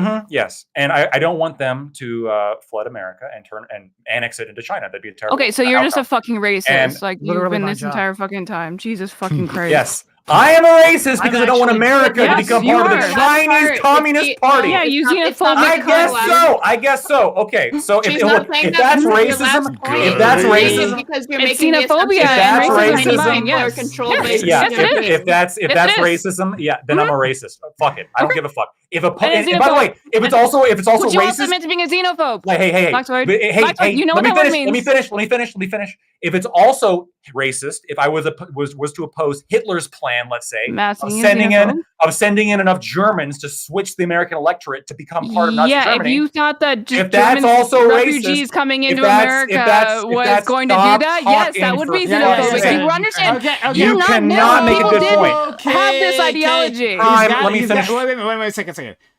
Our friend Lactoid has to finish his point. Let him get it out, and then you can attack him. All right, Lactoid, please. Yeah. So if opposing 1984 Orwellian communism and Hitler is racist, Those are the same thing? Stop it, Nina. Then I suppose if that is what you define as racist, then I guess I would identify as a racist under your definition. But my question really, this was like a preemptive part. My question really was to Aiko and counterpoints here, which is I think we've established that yes, we don't, Estonia has a perfectly valid interest in not wanting to be taken over by Russia. We have a perfectly valid interest in not being want to be taken over by China, et cetera, et cetera. Why is deportation do we all agree that deportation is like a bad idea? And shouldn't we just do what we do in America, which is mandate the curriculum? And if you don't learn it, then you're truant. That's and what then they're doing. Well, there's a difference between deportation and expulsion. That's what they're doing. Like they're what's the difference? They're expelling the people who won't get with the program and learn Estonian, but they're giving them the option to be educated in the language. So they're doing exactly what you're describing. Then that's fine. Yeah. Well, except look, here's so I wanted to. Is it my turn? Can I say something, or are you guys still? Fine? Yeah, you're fine. But now I agree with the completely. I don't get a rebuttal. Like a hell of a devil's. So here's what I wanted to say. Anybody watch the show? Okay, I was just listening to Counterpoints when he was talking about when the topic was, does learning a new language really change your mindset that much? Does it do that much? And my example for that is, does anyone see the show The Americans? Yes. With the I was two literally Russian just watching spies. it today. Yeah. Yeah. Is it good? So yeah, it's good. Oh, it's amazing. They're Russian spies. They come in. They do exactly what the little green men do, except they're not trying to. Well, they'll overthrow the government if they could, but they understand what their limitations are. But they kill people. They're spying for the Russians. They're trading secrets. They're doing all this stuff. But by doing so, in order to be good spies, they have to be perfect Americans, have no accents. They send their kids to local schools, all that stuff. The kids don't know what they do. They go out at night and murder people and then come back and tuck their kids in bed and stuff like that. But here's the thing. Their kids end up with a fully Western value system by the for the beginning, actually. But then they themselves become changed over time. I'm not saying they become good people, but they're not the same people by the end of the show, over the course of it takes place in the 1980s. So they're doing all the spy shit that really was happening in the 1980s, trying to sabotage the space shuttle, stuff like that. And the point is, by virtue of learning the language and having to fit in with the neighbors when they're not secretly murdering the neighbors because they almost got found out and stuff like that. But eventually they start to actually Become it becomes a American. threat to the marriage because one of them starts to become more American than the other. Yeah, one. you More don't have to loyal tell the whole and plot. things. Go ahead. Yeah, what was the Yeah, point but of my your- point is, it's the language, it's the culture, it's that sort of melting pot that does happen in these countries, and language is a big driver of that. Oh And I my think God, that's why that's so Corey true. keeps like talking Quebec? about Yeah. Quebec. Yeah, that's why you keep talking about Quebec, because it's an incubator of culture. Well, and if I could even give an example today, I do phone sales. I was talking to people. I get on the phone with this Indian gentleman and heavy, thick accent or whatever, and I'm looking at his names, and it's Rai Gupar or some shit. His son's name's some Holly Gupar, and then his fucking son gets on the phone, and it's like, "Hi, Sam Halley." And it's like, Yeah. it sounds like fucking Chet, the fucking Oh, local Dude, skateboard. I'm that This is kid. literally Dude, Yeah. I'm him. No, This is like, literally my I've job. My seen it. students, ahead. their parents are bilingual, and their parents only speak Chinese, and they always bring their whole family over, and Right. so I'm watching it happen in real time from one generation to the next to the next. The generation that's with me doesn't really even speak Chinese. Yeah. A lot of them. So if they were born here, because their parents like very expressly didn't want them to, and they've become very westernized. So I mean, I've watched this happen in real time. So I think that might address your issue, Lactoid, because yeah, it might be true that like the Chinese government like that has a reason for sending people out to the West, but then they can't fully control what happens to them once they're here. Right, because we control the education system, right? So that's Right. Yeah. Yeah. Yes, agreed. Yeah. And that's what I think Estonia is trying to do as well. And that's go why, Good idea. even though I think it's problematic, I'm starting to get more and more convinced. Especially when I heard that Quebec, like to not take that position, is to think that Quebec is committing genocide. Canada is doing cultural genocide. So that I can't take it. Okay, I go if they weren't offering the courses though, then I would have a much bigger problem with it. But if they're basically saying like we're going to teach you this, Yes. Yo, let Straight Array speak. All right. Okay, so hold on. Sorry, hold on. I regulate who speaks. Thanks. Great. Anyway, I do want to. But I actually did have a question because of frustrated rate. Like you previously said, that you didn't like citizen tests until later on. You said that you're fine with citizen tests. Not that I'm fine with it, but that I think like sovereign nations probably do retain the right to be able to institute that as part of like their immigration policy or even like asylum policy. But like, there's a difference between like a country, like a sovereign nation, like having the right to do that. And like in this hypothetical, like I don't know if I'm like a part of it or whatever. So like if I were a citizen, it's like yes, the state retains the right to do that. Would I vote for it? No, but they retain the right for their country. Like people, there's like their citizens to democratically decide that that's something that they find acceptable. Okay, well, go ahead. Because I think it's less than ideal, but I don't think it's like unethical or a human rights violation. Okay, well then, what else do you want to say? The other thing I want to ask Connor about is like in your hypothetical, I feel like the one with like China and the 400,000 people or whatever, like there is a difference between 100 million. Like, I think 400,000 was to it do it. 400 million. Yeah. Was it 400 million? Okay, I don't remember. sway and elect the entire country of the United States. No, it was 400. Right. Just four, actually, just four.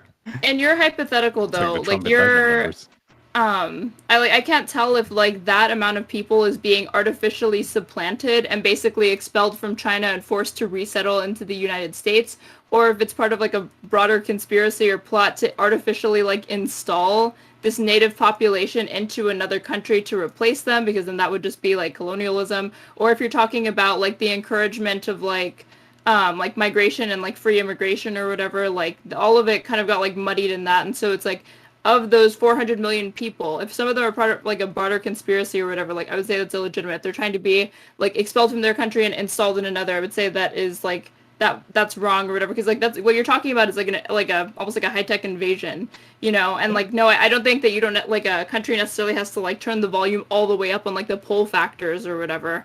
But like well go right. Yeah, if I could address it. So it's not necessarily something that I think is like practical or real. I don't think that this is going to happen or anything. I'm just saying that based off of like the moral frameworks that we're establishing, where People have the right to live on whatever part of the planet that they want to. Technically, we don't have the right to expel them or deport them. We don't have the right to compel them to learn a new language. We don't have the right to compel them into our moral system. And if they object to being compelled to our moral system, then we can't deport them. It's rawly hypothetical. But if you actually take those on as principles and then you extend them out to their like logical conclusions, like China has 1.4 billion people. I agree with Lactoid that they are a dystopian, Orwellian, authoritarian fucking nightmare. And if you could find 400 million Chinese people who believe in the CCP more than they believe in the United States, and if we had a very lax attitude about integration, there's technically nothing really stopping them from basically, like you said, colonialism. There's nothing really stopping them from doing the colonialism. So the reason why I'm kind of, my moral prescriptions might be ugly. I think they are ugly in a certain way. Corey was talking about how he lives in a French majority area. I'm sure because the French are rude, I'm sure he's experienced some actual anti-Anglo bigotry. And it was like, ew, you fucking English speaker, get the fuck away from me, which doesn't make you feel good as a person. I experienced that in Belgium when I was French. Actually, I love it though, by the way. No, it's very interesting because then it's like a skill issue in order to integrate into the society. But that happened to me in Belgium. Like people were bigoted against me because I spoke English and not French, and I had to learn French in order to assimilate to the culture. But I do think that it's the right. It was very difficult. I had to fight in a language I didn't even understand. But the hypothetical situation within my moral framework, I'm saying that the United States has the right to turn those planes around sight unseen of the people in the planes. They have the ability to say, sorry, despite our liberal constitutional pretenses, you have to get the fuck out of here and it's not my problem. Well, okay, but turn them around, or do we have the right to literally gun them down as an impending invasion? Is that how far you go to see these people? I wouldn't go that far, just because I do believe in the laws of war. I'm not Lactoid over here who thinks that you can just fucking white phosphorus bomb fucking planes filled with civilians. That's not my vibe. But at the same time, no, I don't believe in. Yeah, exactly. Pusillanimous. Pusillanimous. I don't believe in machine gunning civilians, but I do think you have the right to detain them. I do think you have the right to investigate them. I do think you have the right to turn them around. And then if they threaten you with deadly force, then you have the right to kill them. But then comes the reverse on you, Straight and Nina. Do you how far does the right go for you guys to make sure that they're not a threat? Why are they a threat? It's not like this is just any immigrant is a threat. This is specifically with Russia and the history that Russia has within these nations. You think Russian citizens coming to the United States are a threat? No. We're talking about Latvia, Lithuania, and Estonia. Yeah, we're talking about okay, but are you asking about if I'm Latvia or Lithuania or Estonia? You're saying that, yes? Yeah, I'm asking if you're in their position, how far do you think your rights to security and what you're allowed to do goes? And their rights I think to, monitoring our borders, that's totally fine. Maybe monitoring the same way that we would do in the United States, the way that we're all monitored, assuming we're all in the US, and I know Lactoid's in Canada. But I'm sure we all have the same sense of our phones are probably monitored to some extent. I'm sunless because we talk about politics, so it's probably just natural. Whatever. When can they expel you? Where am I gonna go? No. Okay, so let's use the Russian example specifically. So let's say you're a Russian citizen, you're going to Latvia, Lithuania, or Estonia. You're claiming some level of refugee status. What action do you have to take or not take when you're in those countries that would entitle those countries to deport you? This is from just your opinion. I don't see anything that you could do that would make you deport. If you do an illegal action, you'd go to jail inside of that country. What if we found out you had I'll go to something that I think is probably an extreme. What if we found out you had a tie to the Russian government that you were there in a settlement program? That's probably the most extreme we could go. Do you think at that point deportation would be okay? You asking me or counter? No, you and Straight, I guess either one of you. Oh, I'm sorry, I don't understand your. I'm sorry. Oh, yeah. Can you clarify exactly what you mean? If one of these countries found out that one of the people was there and they were part of like a settlement program funded by Russia to try to like do what they did. Kind of like a Zionist program, like type of thing. Actually, that would be probably the perfect example. Like what's happening in Israel to like Palestinian like settlements. I still don't. If they're doing something illegal, I think that it would be I think it would come down to a legal system of being like, are you doing a violent crime, right? Like, and are you committing a crime? If it's a well, you asked me the question. Hold on, you asked us the question. Violent crime is like going to come into the fold to me. But that's not violent. That's the issue. This is more like I'm just saying, like, okay, so under other pretenses. And okay, what do you think the pretense is for Zionist people? Like, a lot of people are not like being like, I fucking hate Palestinians. I want to kill them. No, that's not. That's not. But the pretense for Russians isn't I hate these people. No. He asked it very specific about settlements. We need to stay on that topic. Yes, right? And I want to ask you a follow-up one for that specifically. Well, I want him to. So if I'm understanding your moral perception correctly, well, he was asking me that the Palestinian. You're saying that the Palestinian Authority, if there were nope.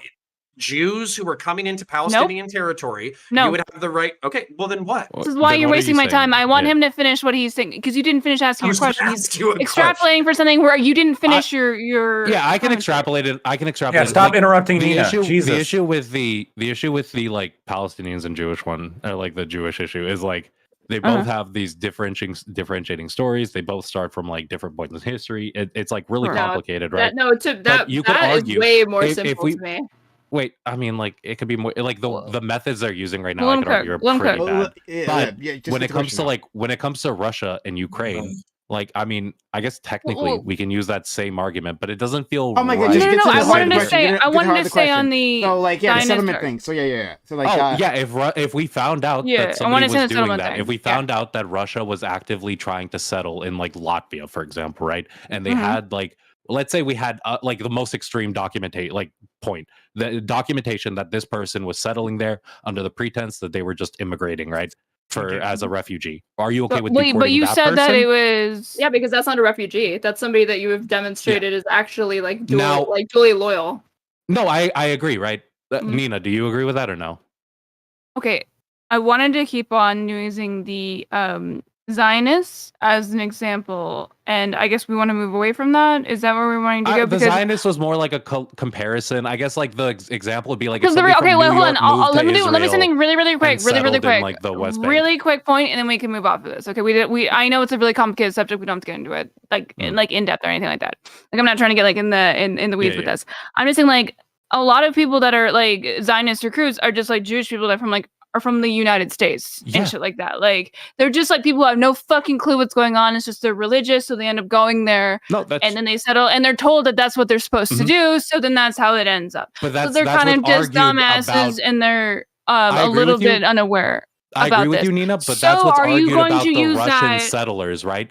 It's argued that people in Russia are told that, like, listen, this land is like ethnically ours. We expand towards these areas were already ours. We lived in these areas. These were our lands. You move there, you're going to have a better life. You're the beginning process of like creating the greater Russia, right? So do you think that we should deport those people or maybe let them live there, but not in the same conditions that they were promised? Personally, if somebody had just that mentality, I'd be okay with them even having that mentality as long as they don't have any like ties to Russia.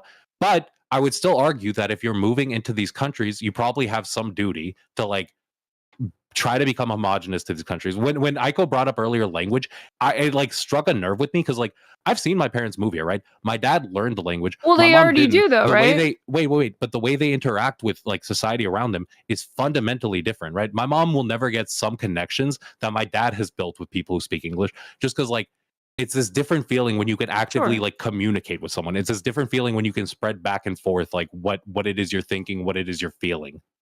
Sure, but if we've agreed about like the Zionist aspect of it, like you think that you have like familiar ties because maybe you have like origins to like that land, where the same thing could be said to some extent when it comes to Russian people in those lands. And again, I'm not saying that Russia it should take over those lands. Obviously, I am very anti-Russia. I am very pro-Ukraine. However, what we're talking about is the people. We're talking about the people in other countries that are not. Should those people who moved there for the process of trying to like settle as Russians Do they have a Yeah, right so to Nina, do answer that, that or does question the so we state can have move a on. We Okay, only right? have but 2 okay, minutes left. that's fair. Like, okay, so if they're there to settle as Russians, I think that people are people. I don't think that necessarily, even if you are like completely misconstrued about it, and you're constantly exposed to a lot of different cultures. I imagine if you have kids there and they grow up there, they're not going to be like That's what, as which is Russian as Russians are. what You know what I mean? Aiko Like was they're saying gonna. previously. So I gotta move on because yeah. So I want to ask Straight Away a quick question. I'm gonna counter. Yeah. So Straight Away, you said this before, and so hopefully this is a quick answer. Well, what is the difference in your mind between deportation and expulsion? To me, expulsion sounds like the forcible removing of somebody like by like an active like agent of the state or something like that, like a violent displacement, versus like deportation. To my understanding, when you have been marked as like somebody who is like you put in a claim for citizenship or asylum and it's denied or whatever, you're given like a time frame or period to leave. Yeah, it's like a legal process. And it's a legal process and it's illegal removal or whatever. And it's like, is this ideal? No, but it's certainly more humane and like actually through a democratic channel at the very least that is like trying to respect some semblance of human dignity and human rights, as opposed to the expulsion or due process, as opposed to like just outright expulsion, which has little to no regard for those things. So, and I think that's the important distinction. So I'm not. So I'm Okay, not. I've been waiting for a bit, bud, because I wanted to finish up on you. Yeah. So I don't. I mean, I maybe there is I guess a bit of a difference there. I see what you're saying, but like there is violence like one way or the other. When it comes to deportation. I know, but I don't want to be so state... reductionist to be like, oh, it's all the same. Like I do think that it is like, you know, there's degrees of separation that I think are meaningful, but I know what you mean, how it's like, how is that really any better if you're just doing it in this other systematic way? And it's like, well, it is better because one is like much more violent. Okay, fair enough. If there might actually be a legal difference, and maybe I'm unaware, but that might actually be it. All right, I don't know. Let's go to if I can, FK. So I wanted to follow up with you on this, although I wanted to target Nina, but I also don't. I don't want to go down like a querying thing. So instead of doing quest statements, I'm just going to say my statement. Okay. So Israel and Palestine have a dispute over territory. There are Jews all over the world who move to Israel and Palestine they do settlements or whatever in Palestinian territory that have been defined as Palestinian territory. And they are not necessarily violent when they do so.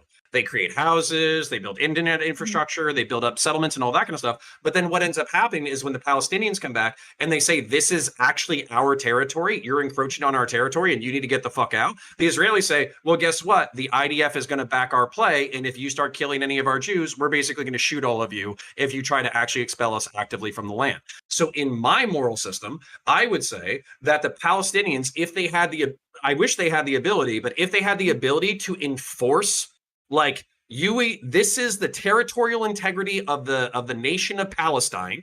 We have soldiers and police officers who are going to protect this territorial integrity. If you want to move here as a Jew, we will give you rights, but you have to learn Arabic. You have to go to our schools. You have to respect our constitution. You have to respect our rule of law. You have to obey our police officers.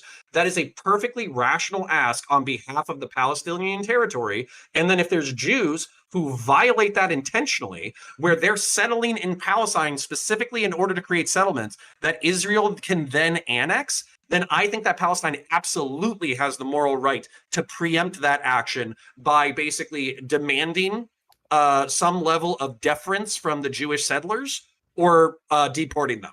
Yeah, I think that's perfectly rational. I don't disagree with you. There's a lot of South Texas that is very, very dilapidated and fucked. And if a bunch of Hispanic people moved in and started just fixing up that area, and then like the Mexican military got involved and we're like, hey, we're defending this area, I don't know if I'd feel comfortable if America didn't have the ability to defend itself, being like, okay, well, I guess that's theirs, right?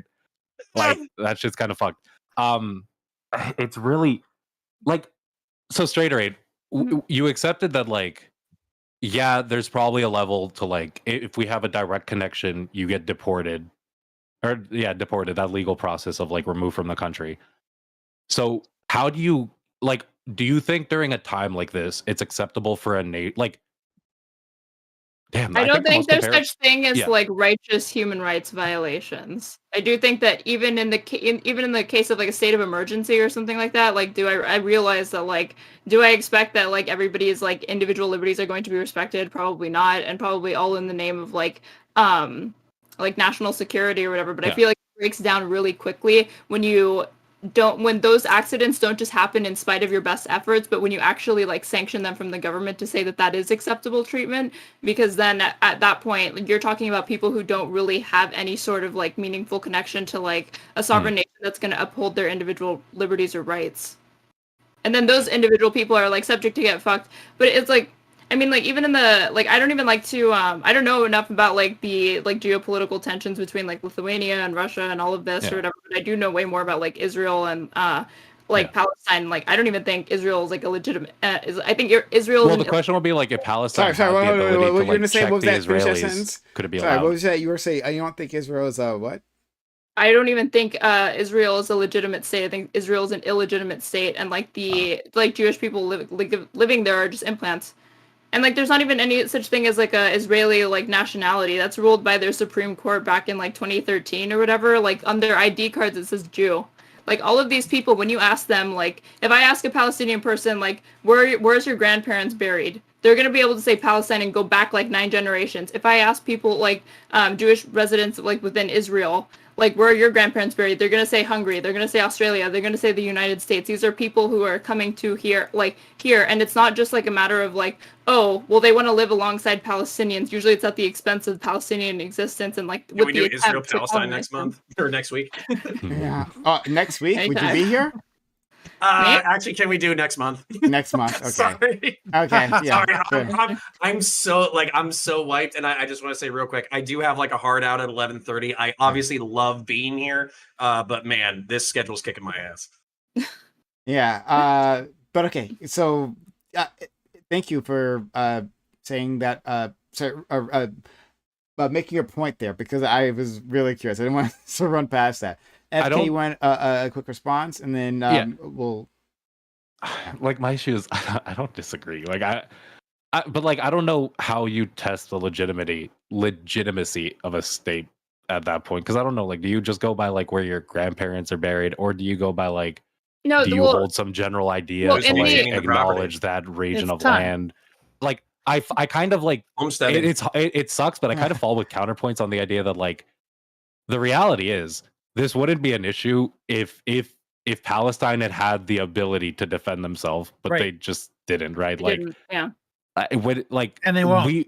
We as the United States might not always choose the right side from like whatever your opinion is all the time, but when it comes to like a situation like Ukraine, or when it comes to like a situation like how some of Eastern Europe is reacting, I think like what our duty is probably to like let these people know, listen, don't overreact. You don't have to hate every Russian that comes to your border.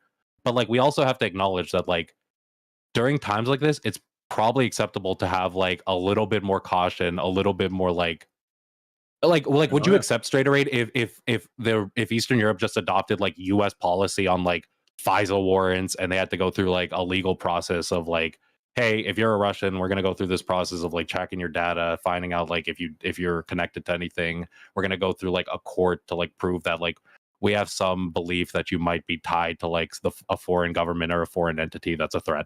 Would you accept that? I'm not super familiar with the exact policy that you're citing, but if it's a matter of like we are not like because Counterpoint said earlier, like if they do, like if the government takes an interest in like your social media, to me it's like that's fair game because that's information that you like willingly put out onto a public platform, as opposed to if the government felt that they had like I think like that like see that's a reasonable standard to me because that's just an inquisition into a background check and like all of that is like, well, if you don't want to be suspected to be like have a dual loyalty, then you probably shouldn't be a dual loyalist, right? As opposed to like saying that like the government would be justified in doing like kind of inquisition into your private life, or you have to like surrender or like give private information. I feel like there's like a sliding scale to it where like there's some private information that's reasonable to be asked, and there's others where it's like, can we have your bank account number? I don't know. I'm trying to think of something private where I just don't think should be, that's like a fair ask for a state to say like, oh, if you want to be a citizen, you should be comfortable sharing all of your data with us. Sure. Sorry, we gotta move on. Aiko, yeah.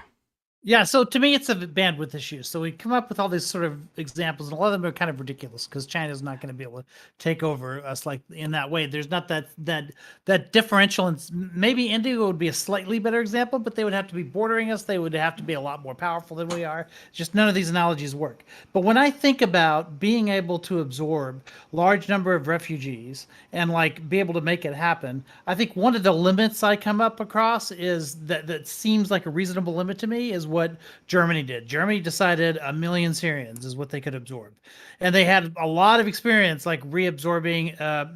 They used to deal a lot with Turkey back when it was just West Germany, East Germany. Then they reabsorbed East Germany into the larger Germany, and now they're absorbing all of these, which they needed the larger population for, right? Sounds like a lot, 1 million people, but it's really like 2% of their population, less than 2% of their population. It's huge. Come on.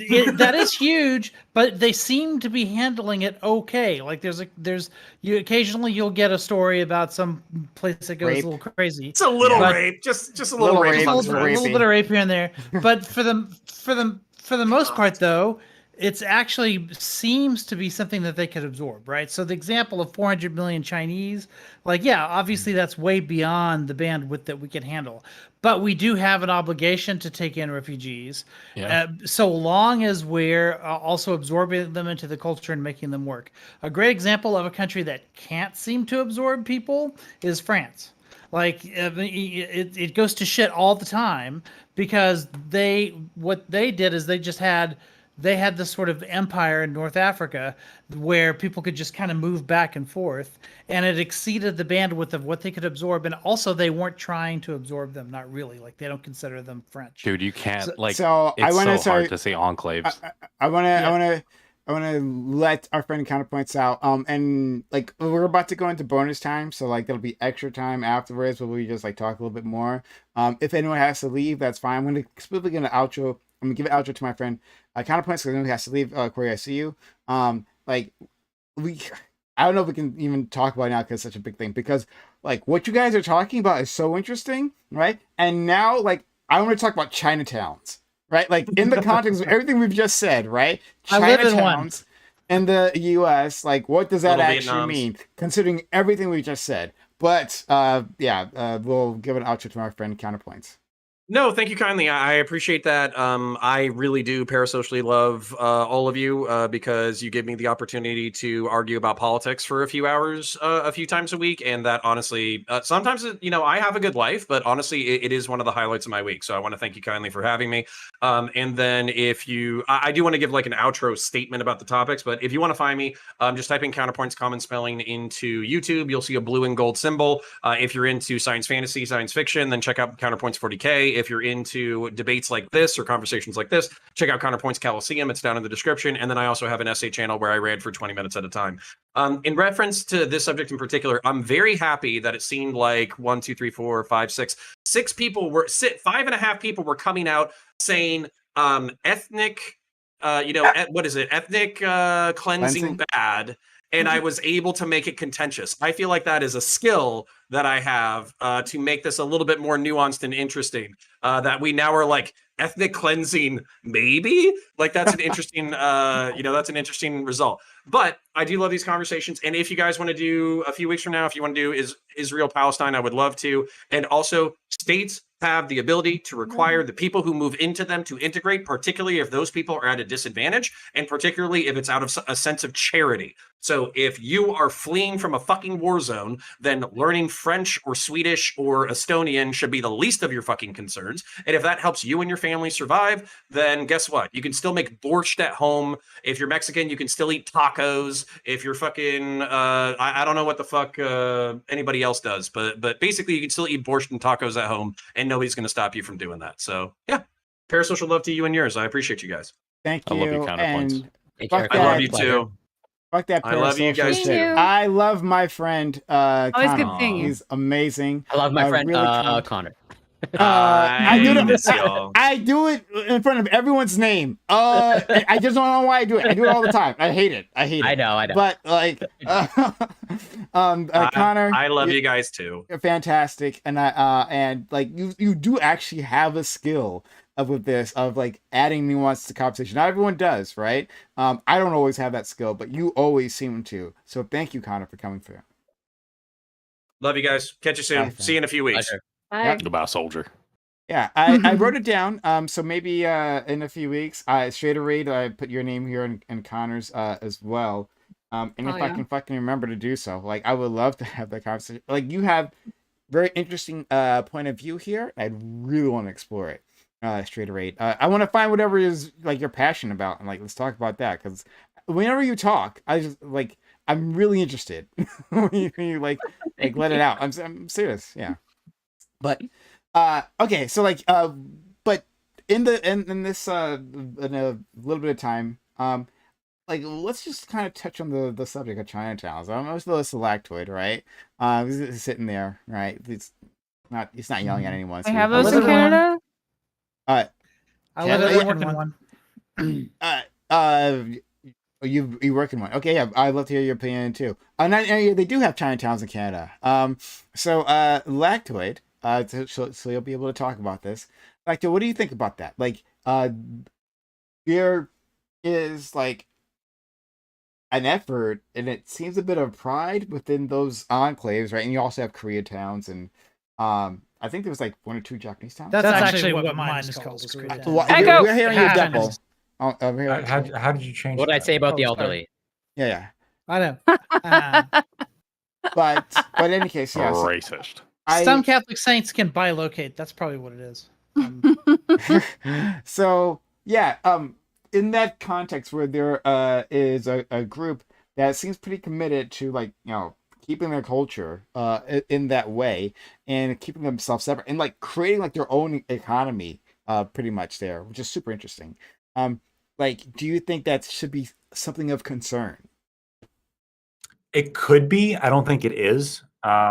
My understanding is that people living in Chinatown have the same legal requirements to send their kids to school and the same legal requirements to have them fulfill the curriculum, which includes English language arts. And what we do see is that people like in Chinatown, like maybe the elderly, don't speak English as well, right?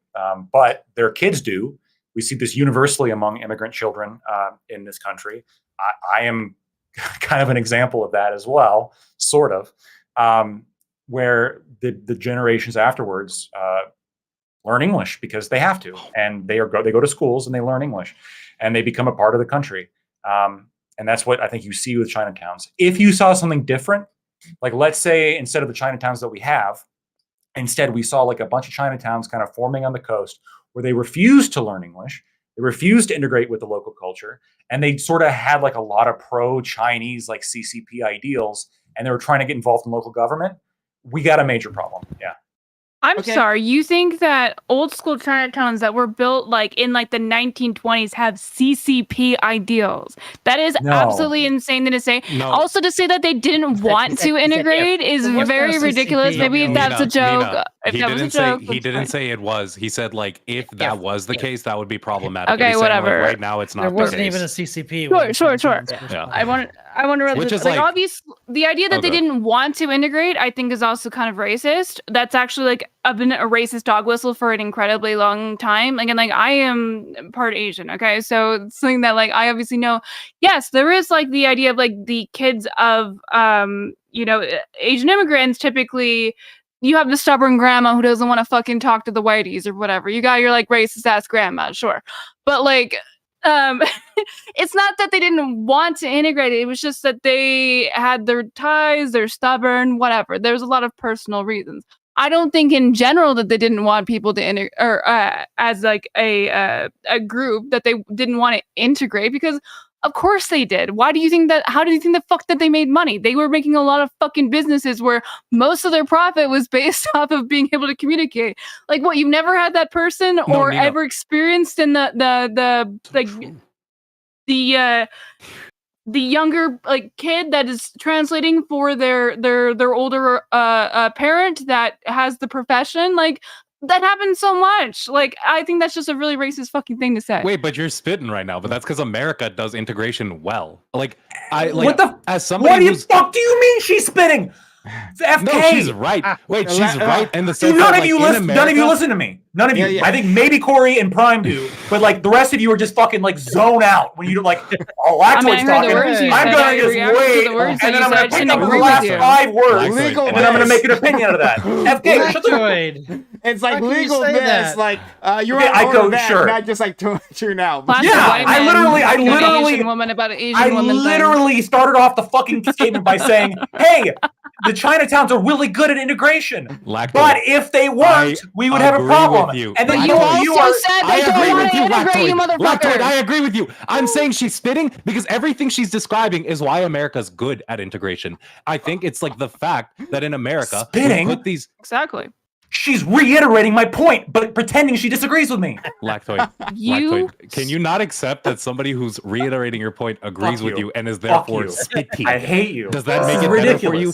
They are spitting game right there. Okay, like for the love of God. Okay, but the point is, Nina, I understand what you're trying Nina, to say, but like that's like the most utterly frustrating way of doing that. I'm like, I can feel it's like rage. No, he can be annoyed, but the point is, Lactoid, you're both right. And I want to say, Nina, the reason like Lactoid and you agree is on that point. In America, we put these like these Chinatowns aren't these like little enclaves that are separated completely from like Americans, right? The idea is like you're doing business with Americans, you're doing business with these random Orthodox Jews, especially in like New York. You're doing business with like black people who are also American, or black people who might be Jamaican, or like fucking white people who might be German. All of these random mixes of people all have to interact with each other, and you're not allowed to like create this little community where you only speak like your original language, right? The Chinatown isn't just speaking like Chinese as their main language. They're like, listen, we have this general like base language, which it's English in America, where they're all coming in, they're all like communicating with each other, and they're all trying to like integrate.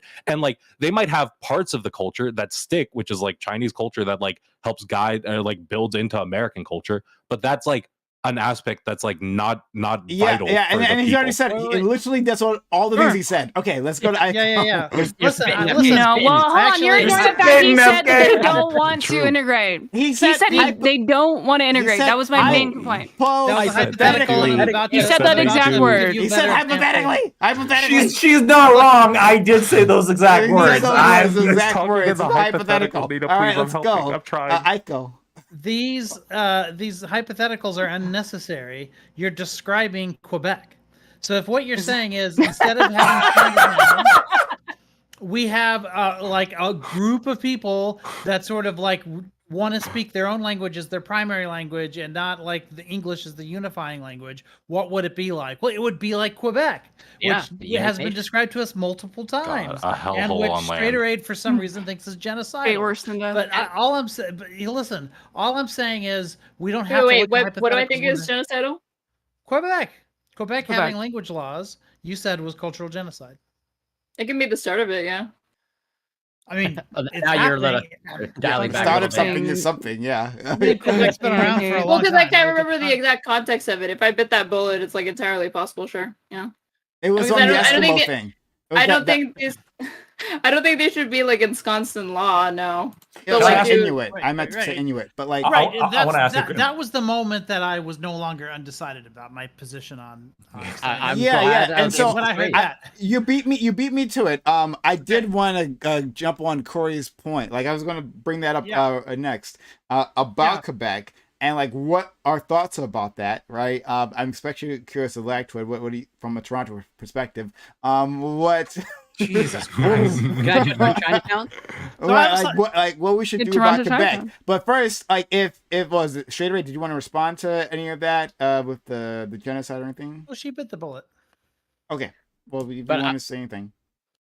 All right. I want to touch on just a quick thing of like again, this is my just opportunity to bring in just more Quebec stuff. I'm putting in the Discord chat of like, so we have Chinatowns here in Quebec, and like literally just recently we had like a Chinatown was designated as a heritage site because over time, you know, it's losing some of its, you know, cultural aspects and just being eroded away. And I'm glad to hear that, you know, Chinatown sort of imposing its will, saying, hey, we want to preserve this. That's cultural genocide. That shouldn't happen. It should just be like phased out over time. But yeah, again, Quebec ahead of the curve here. Yeah. So, what do you think about that? Seriously, back to it. Just because, well, with the language requirements, I think it ends up having a huge chilling effect on like multiculturalism and people being able to like freely express themselves with the language, like their own native language. I want to address that. So, I'm curious then, because there's a cultural aspect as well, but there's also a practical aspect of like Canada and also including Quebec. We have a public healthcare system, and enshrined, as you're right here as a citizen, is like, hey, you have the right to healthcare, and you have the right to healthcare in English and French. And you don't think there's any sort of safety issues of like, hey, if we just have people coming here and we don't ensure they learn some sort of language to interface with the healthcare system, there's any negative ramifications of that? Of like, hey, if you don't speak the language, I'm going to go see a doctor and get medical care. Well, you're just out of luck. Or do we have to, on our part, ensure the resources that at any time, at any moment, we have to call in a translator and that's be available 24/7? How do you solve that problem? Yeah, I think funds should be dedicated to accommodations like a translator. And for every language. There's a lot of like online resources you can do. Like, you ever do like Google Translate? Like, I honestly, in an emergency, it depends. If you're doing like a very rudimentary one, I don't think that would probably. And you really think there's outside of the box here? There's also translators you can literally call on the phone. Like, they don't have to like physically be there. Do you have a problem with English being the official language of like aviation? So to me, like I would think if there's two predominant languages being spoken in that region, then I would assume that like, yeah, like they should have a translator there that is able to like bridge the language barrier between the people who speak French versus like any other language or whatever. But if I'm saying that like, but if you're saying like, oh, they have to have one for like on site at all times for someone who speaks Chinese, like Nina just said, there's ways that these are like accessible services that don't literally require like someone physically being present to like help be a liaison for this exchange. But like in a situation like medical care, right, where it's like it might be vital in like time wise, right? Or like we already have a case of this in aviation where it's like if you're flying and you're like on some public frequency or on some public radio system. So you're saying like, in the situation of a life or death situation with a life and death. Well, it's not always just life or death. It's like important to like I mean, the reality is if you're a patient in the hospital, like they probably want to get you in and out as quick as possible, especially if it's like publicly funded. The goal is like efficiency in that system. We've addressed these challenges. Like, if you think you're coming up with actual solutions, Nina, I guarantee you that you well, are. I mean, what is the problem that you're really complaining about? I guess maybe that's not clear. All the time of like, given the fact that people don't actually assimilate in the language, like we face these challenges all the time. And like, yes, you are correct, Akau. We provide translators, especially for like indigenous communities, because like. Well, I mean, how often are you having to medically be like, okay, I'm going to watch quite like, what do you like describe to somebody what you're supposed to be doing in surgery? Like, I understand like emergencies, but like every time they have to tell you what's wrong with them. Instructions of like ensuring. Sure, and I don't think that we have. I don't. But what to me, part this are you seems living like in? We have a lot of tools for these things. Earlier, it's like a practical issue, and then you're saying that because we have an inability to like contend with a practical issue, we have to go so far as to have a language requirement. I don't see how one. Yeah, that seems. No, his argument is in a country like Canada that has a publicly funded healthcare system where it's vital to make this as efficient as possible, because like the reality is it might not matter for like that one person who can't speak English and like. Or French, and you're kind of like doing the little back and forth, or you're going through that secondary system. But when you have your whole country and it's becoming like a burden on that country because it's like all these little interactions are measuring up to like. Is it a burden? What do you do then? How is that a burden? Corey's argument is that it's becoming a burden, right? But it's only a burden if you don't actually have the like infrastructure to support an employee who could like help be a translator in that system. But that would just mean that like, okay, hire more translators. Like, I'm gonna be honest with you guys. I work at a video game company. Okay, we can get translates. Like, we don't do our own translations for when we do it in different language. Does your video game company serve the public? Does it serve an entire population? I'm trying to explain to you that it's not I'm going to use your time now. Answer the question. Does it serve the public? Does it serve the public? Yes or no? Yes or no? Does it serve the public? What do you mean by serve the public? Isn't it accessible as in like someone... She works in the private sector, clearly. Come on. Yeah, in a video game company, so what do you mean? In a video game company, it's not measured by somebody walking in. Yes, I understand that. It's not being ridiculous. You motherfuckers are being so myopic, and you know you're fucking doing it. Shut the fuck up. Stop with that. I'm saying that there is obviously services that exist that can be used and or fucking publicized that do have that capability. Motherfuckers. God damn, it's not like it's a fucking crazy idea. So what all right, so I'm gonna just try to rephrase. And Shader I think was doing this in a very clear manner, right? She was talking about building infrastructure. So you're saying that over a sustained amount of time, that we are having all these interactions and they're causing friction, right? So there's interactions within the public setting, and in this case we're using hospital, but also in the private sector where people are having trouble either accessing services like private sector services or within the workplaces, right? Like that seems like that would be like a matter of infrastructure, of building up an army of translators, right? And maybe making it easier for people to well, in Quebec they don't want to learn the language, so this is a matter one way or the other. But still, there's an infrastructure that you can build to help accommodate this. So that's their claim. So you can just build an infrastructure. What is the response to that claim? Yeah. So I agree with you. There's the potential there of it's not totally irreconcilable of the you can have a certain amount of translators, but we already grapple with this even just when it comes to the interface of gender. Some people only want their doctors, especially depending on your cultural background, you only want your doctor to be male, or you want to have certain examinations, and we can't always accommodate that. Well, of course, why would I trust a female doctor? That doesn't make sense. Yeah, or you only want your doctor to be female. I know, but I think we can make distinctions between reasonable requests for a patient and that versus ones that are completely unreasonable. In the same way, we don't because I don't have the right to request a white doctor. So which languages are unreasonable then? I think we've gone off a little bit off the rails here. I don't think it's unreasonable to ask for a translator for your native language. There's a lot of Why is it unreasonable? Wait, that's part of their Islamic culture. Yeah, they don't want. What is a cultural accommodation? I'm not being flippant, deliberately obtuse. I genuinely don't understand why what I'm saying seems to be offending you. Yeah, I don't get it either. The issue we're having, the issue we're having is I think we're connecting that that language, just this idea that even though we might agree with it, this idea that I only want a male doctor. We view that as both as a part of a person's culture. So why would you separate one part where it's my language is a mandatory part of my culture and I need you to accommodate for my language, and not separate the part wait, you need to explain that. Why is that part of somebody's culture? Well, because it could be they might be a hardcore Orthodox Jewish person, or a hardcore religious Muslim that's I cannot have a woman in this position treating me in this way.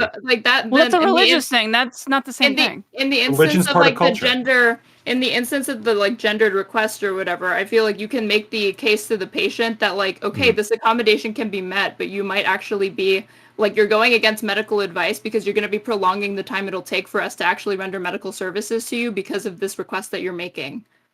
You see what I mean? Could you make that same argument if you don't have if a hospital doesn't have the equipment to do a language translation? Could they just make that request that listen, motherfucker, you can do it on your phone. If there's no phones, then that's probably a problem. But Nina, when it comes to a hospital, you can't take that risk of something lost in translation or some issues happening there. You need some clarification. No, you absolutely can. You absolutely can. I actually want to address that because I worked in a hospital. But straight away, is it ever unreasonable for a woman to request a female OBGYN? No, I don't think it's unreasonable, but I think that as a patient, then from there you should be informed okay, we can make that accommodation if it's possible, right? But here's what it's going to entail. It might mean delayed medical services. It might mean additional expenses. It might mean that you could incur bodily injury in the time that it takes for us to actually make this accommodation for you. And if a patient is consenting to all of those risk factors because they find that it's more important for them to have a female doctor as opposed to immediate medical attention with a male doctor, then that's that. Okay, I wanted to. I think there's negotiation that could be met there.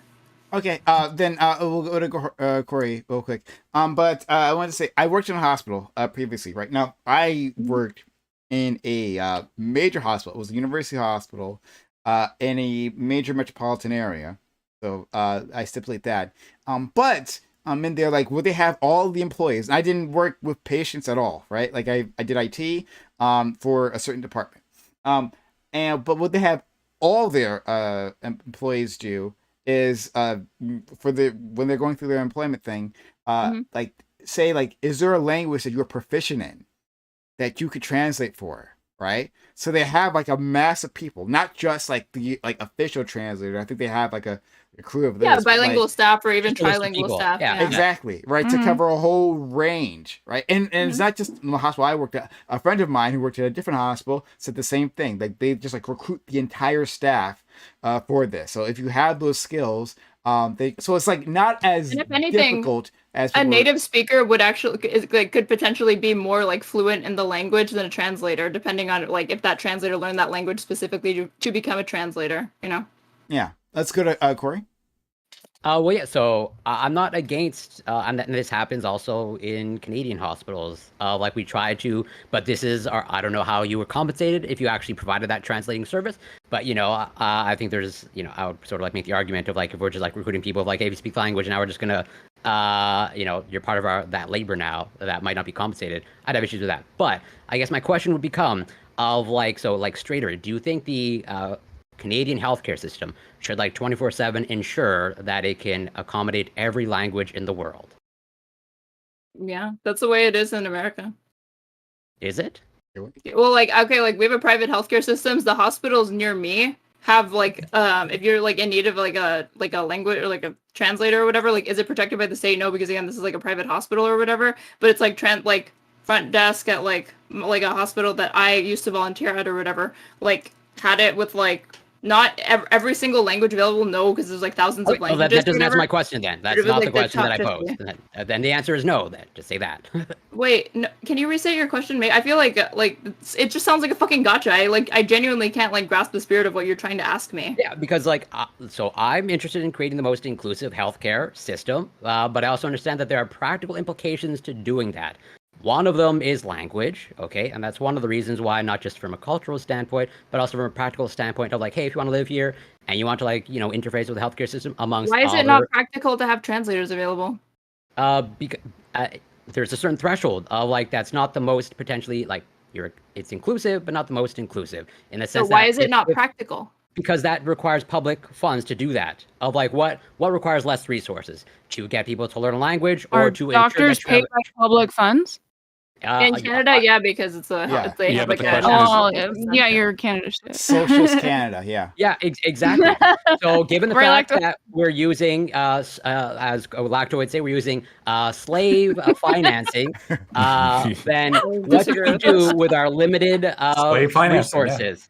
What do we do with our limited resources of what we allocate? Do we ensure that 24/7 we have every translator available that can speak that is comprehensive to all the world or Afrikaans? Yeah, do you think that Zulu? Do you think that we should have that? Or do we implement cultural genocide? Hold on. Let me finish the question. You asked him what the question was. Let me finish it. Yeah.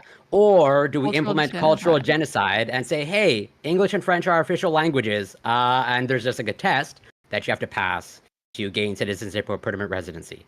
What is the answer there? For the record, I don't speak any Afrikaans, but I would still demand it. What if people were visiting though? That doesn't really make sense necessarily on the premise to some extent. That's why I said permanent residency or citizenship. So that doesn't apply. What about that person though in the situation? Yeah, but what about that person? They're not granted. I'm not 100% sure how it works in terms of whether you actually have access to the healthcare system. If you have no. If you're a student, then you have like student healthcare. But if you're just like you help another human being, if they're not literally a citizen of your country, it's like they can try. They can try. They can try to treat them, but if they can't communicate, then they're fucked. Like they're gonna have issues communicating. Well, it kind of seems to be more inclusive across the board. That's part of the risk of traveling just for any country. Like as far as I know, of like if I go to Saudi Arabia and I need healthcare. We're talking comparing Canada, which is a developed country, to Saudi Arabia. Everyone speaks English. Saudi Arabia is a developed country. Wait, you guys are looking at this from like very different perspectives, it seems like. Where Corey's coming from is this position that like, listen, we need a way to like efficiently run this system. Whereas like in the case that somebody's visiting the country, like there's the exception there, right? That's a fine exception to be like, I guess they're gonna have to take that like extra effort to try to find out how to translate. But like, should that country be responsible to always be like on hand for somebody who speaks like a random language from somewhere? Probably not. For like a majority of their country, there's probably should be an expectation that if you're going to use public services, there should be some common way to use that public service. I guess you guys were talking about the. So it's exactly what I said. The exception to me. Where like we should have a system where there's a system of translators because it doesn't have to be in that particular sector.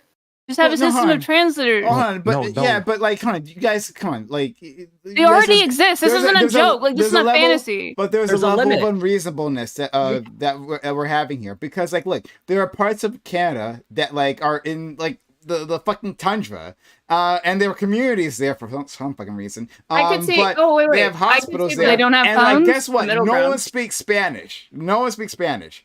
But like a Spanish person, like a Spanish-speaking person, might make it there, and then they might need help.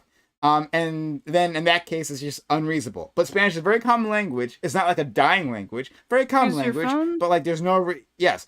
But there are. I don't know. What if it's? I mean, okay, they could. They could. The issue isn't about using your phone. The issue is that like slows down the system. That opens up like some capability for like Slows down the system. You guys, misinterpretation. okay, how Wait, fragile it is the does Canadian because- healthcare system that one person who's in need of a translator for a Wait. language that is like very uncommon is gonna fucking break the whole fucking system? Straighter aid. Yeah, like, what is it that week? The issue is when you have a system like that, your hope would be the people who are most commonly going to use this system, which would be like Canadian citizens, have some way of using the system in a fast, efficient manner to make sure the system is running as efficiently as possible, right? Part of that. So we just to have them. Corey- Wait, part of that to Corey is the like Canadian citizenship should probably be able to like speak a common language so that they can all use the system again as quickly as possible, right? It's not that like it's not that we should shun people who speak a different language. It's just that like, listen, if you're going to be a part of the system, you should probably be able to like work within the system clearly. Wasn't your argument that you wanted to culturally genocide not having that language, correct? What? No, No, I it's was not saying about that I not- think if I you was want saying that I to use think that word having to your national own. languages is the start of People- is like the start of a cultural genocide because it has a chilling effect on how many languages end up being spoken in that country. I don't think there's you have anything to have a wrong with the national encouraging language. it. I don't think there's anything Maybe wrong with that's real, encouraging it, but the like ensconcing it in legal in Yeah, law. I don't think any of permanently us is the disagree issue with that, to right? me. Wait, Wait, would well, America we have a do. national language because we have like most of our documentation, if not all of our documentation, in English, and then We have sometimes like in a de Spanish? facto national language, but it's Mhm. not formalized, and that's a key distinction. To formalize it would be a huge mistake. It's essentially formalized when in every state you have to like go through English language arts education in order to graduate, right? And if you don't, you're marked a truant. Yeah, but I right? think You have- accommodations are issue. fine, though. I think that's like, I feel like that's kind of what we were arguing. Maybe we need to just take a little bit of a step back to like reallocate Accommodations what are we're fine, talking about. but it shouldn't be. I do want to. Go ahead, left way. Well, I wanted to ask as well on this general topic, right? So, with language, the position has been put forward that if not necessarily that you remove someone's language, but if you teach them a language, that is cultural genocide because it creates a chilling effect on how languages are spoken in that area. I said there was nothing wrong with encouraging it. I said it's just ensconcing it legally in law is the issue. Here, I'll make it very clear. So, do you think that states mandating that students have to learn English language arts, otherwise they're truant? They have to go to class and they have to learn it, otherwise they flunk out or they're truant. That do you think that's a problem? That it's legally mandated? Are they able to do the rest of their classes? Besides, like, I assume you specifically mean ASL, right? I'm saying generally speaking, like among all students in America, is it cultural genocide to mandate that students learn English? Oh, that they learn it? Probably not, I guess. If you're talking about just in school, right? Yeah. So like when kids go to school, we control the education system. We mandate that in every state that students As long learn as it English doesn't language arts. discourage them having their own language, absolutely. Yeah, I would say that's totally But fine. no one's Wait, discouraging. wait, them. great. Wait, hold on. This is Yeah. perfect. Right, so I think we're on Wait, the wait. same page here. and we've Yeah, been yeah, arguing around in a We're circle. making progress. We're making progress. Okay, so we agree then that like even if the parent, my mom only spoke Swedish when she came here, right? So, and you can agree that even though that's the case, like me learning English, like is not cultural genocide because No, of course you're not not. discouraging You're Swedish. just learning but another language. Great. Sure. Straighter Aid, would you agree with that? Agree with what? That you learning English is not cultural genocide? Yeah. Okay. I Let's say never there was. said Let's say that. there was. I never said that. If you thought that was my argument, you never understood. Right, what- Okay, wait. I'm trying to make progress here. We're getting on the same page. I'm We're following. getting on I'm the same page. following. I'm following. Okay, You're so spitting, Lactoid. yeah, I'm spitting. So let's say you have two Mexican immigrants that only speak Spanish, and then they have a kid. Okay. Do you I think? went to school in South Texas. You think I'm not intimately familiar with let me this just ask a particular question. issue? You can Do you let think- him cook, Let him you can cook. respond. do you think mandating that kid legally mandating that kid attends English language arts classes all through elementary school, middle school, and high school? Do you think that So you're not cultural saying because genocide? he speaks Spanish that he is legally mandated, just that he is legally mandated the same way that any other citizen. Yeah. Okay, Yes. that's fine. I think that's fine. Okay, Straight Right. Do you think that's fine? In the case of Spanish, probably not, because then it does break down among like specific languages. It's not just like a principled opposition or whatever, because Spanish is literally like the second most like spoken language in the entire world. But if we're talking about people who speak like very specific dialects that are like dying or whatever, then like yeah, the institution of that would be like a cultural genocide for like a very niche indigenous language. In the case of Spanish, probably not. No. Well, sorry. Okay, so I'm literally this situation, right? Like my parents came from Haiti. They speak Creole. My first language is not English. It's actually Creole, Haitian Creole. I spoke it as a child, like a 4, going to preschool, and I couldn't communicate with anyone. And then like they started teaching me, and it was really bad. They thought I was like mentally deficient. But anyway, and they were right. But in any case, but eventually I learned. And here I am. So like. There's a difference between you like still speak Creole? No, and that's the thing. I actually don't. I can understand it. The genocide was completed. The genocide, because I can understand it. No, yes, I can understand Haitian Creole, but I cannot speak it. I'm a fuck. Like it's a. My dad grew up like that with Japanese. I'm the same way with Spanish. There's a term for this. It's like a.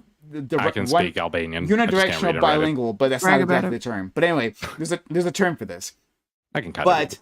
But in any case, so yeah, I can only listen and not speak. Any case, so is there a difference between the language of my parents, who speak Haitian Creole, and far less people of that speak that in the world, and Spanish, right? In terms of like, is one in one of these situations is it cultural genocide, and the other one it isn't? Can you speak to that? I still think in neither of those instances it is that, because we don't have like.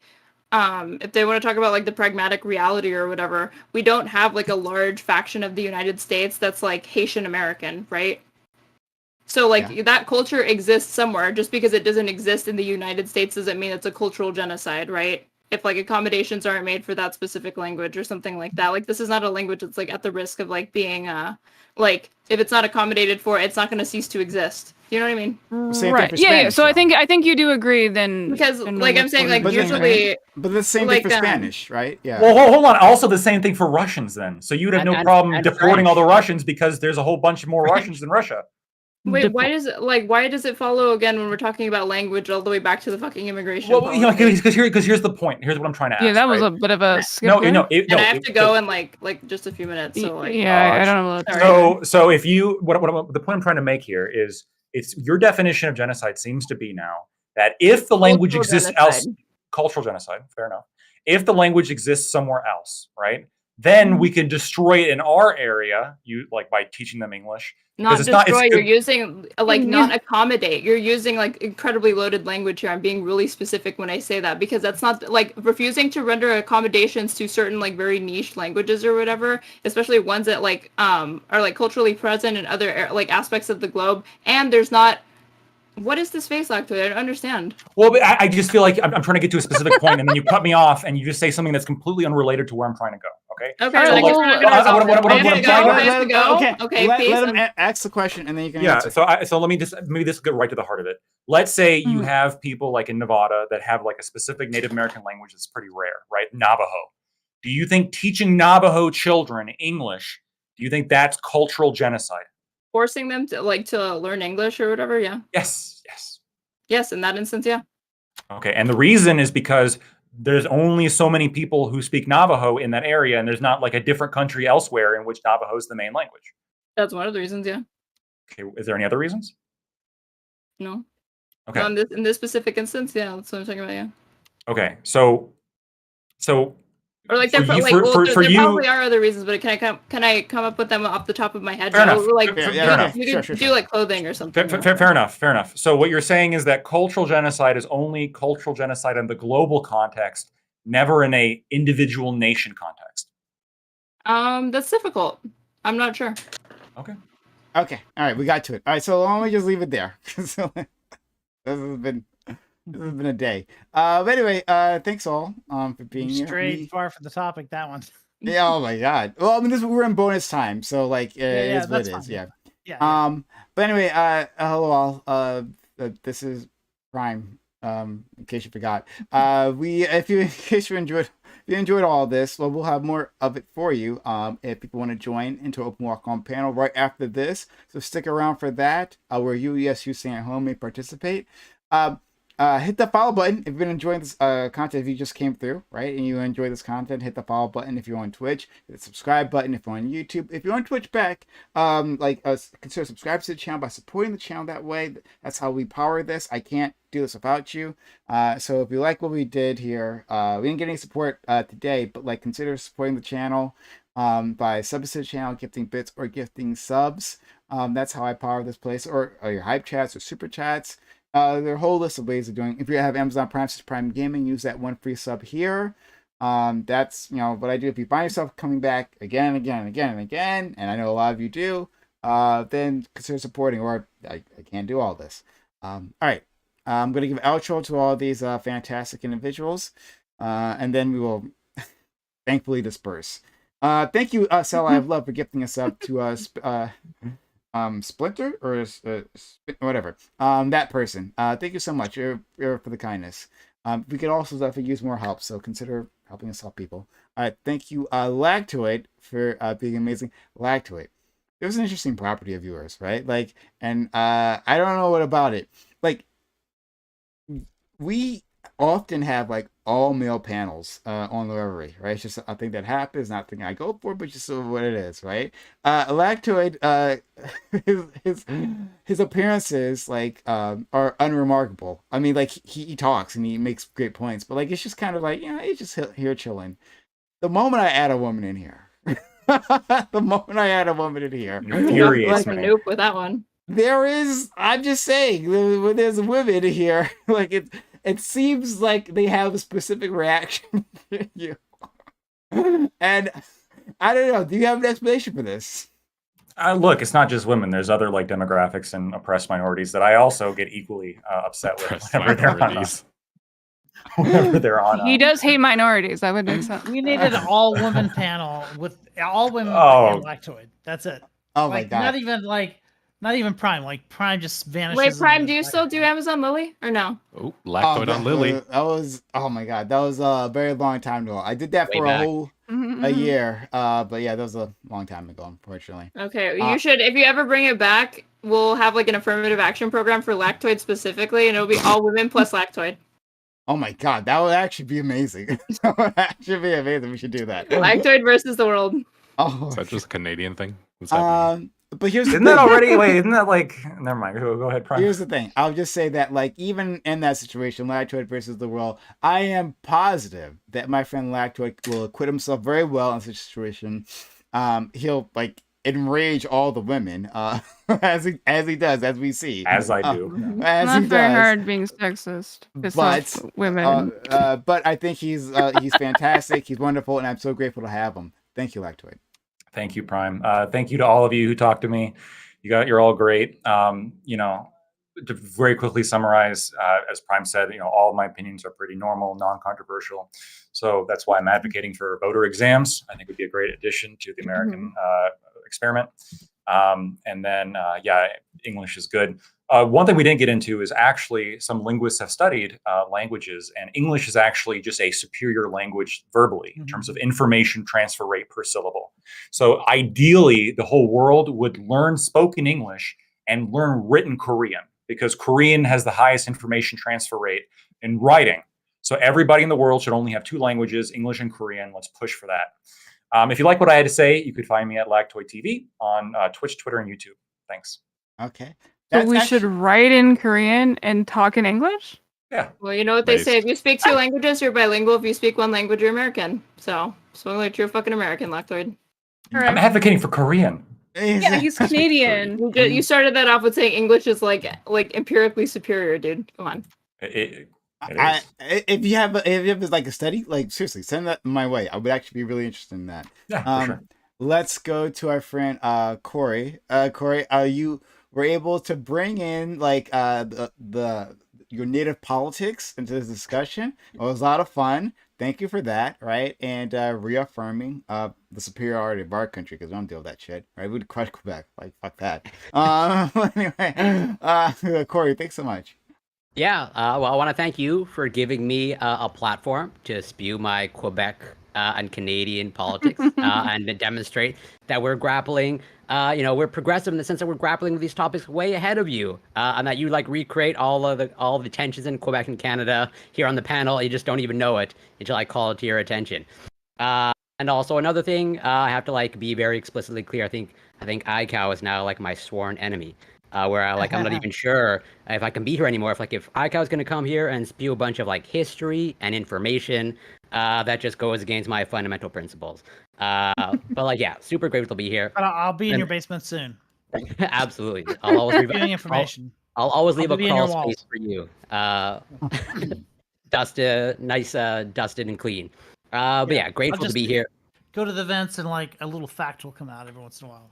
Yeah, you're think of the Harry Potter situation under the stairs that I don't have. Let's wrap this up so everyone can leave. All right, yeah, sorry.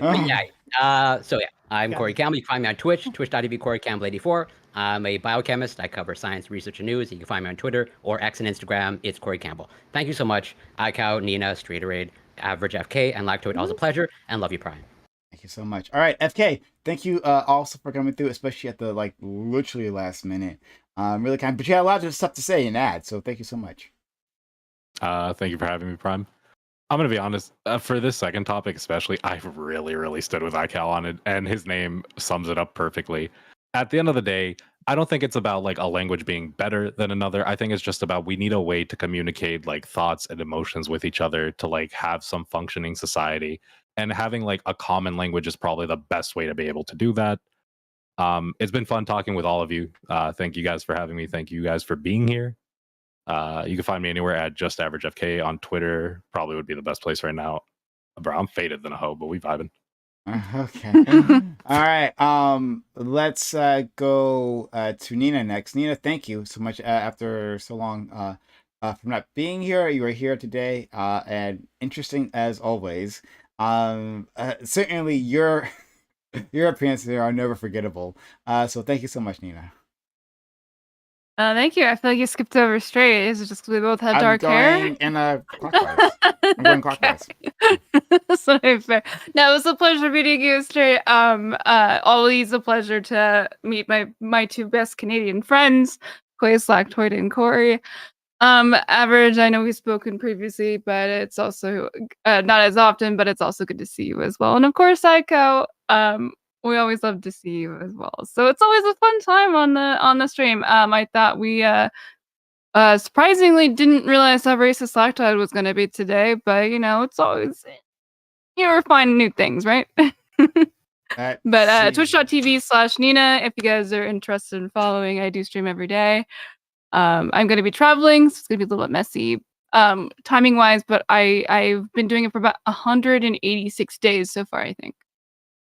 Love to see it. Thanks so much, friend, and good luck with that. That's all right, more than halfway. Yeah. Let's go to our friend, because we're going clockwise. Our friend Aiko. Yeah. Aiko, thank you so much for giving that great topic, right? And it looked was at a lot of all fun. this. Yeah, like it was really useful. Yeah.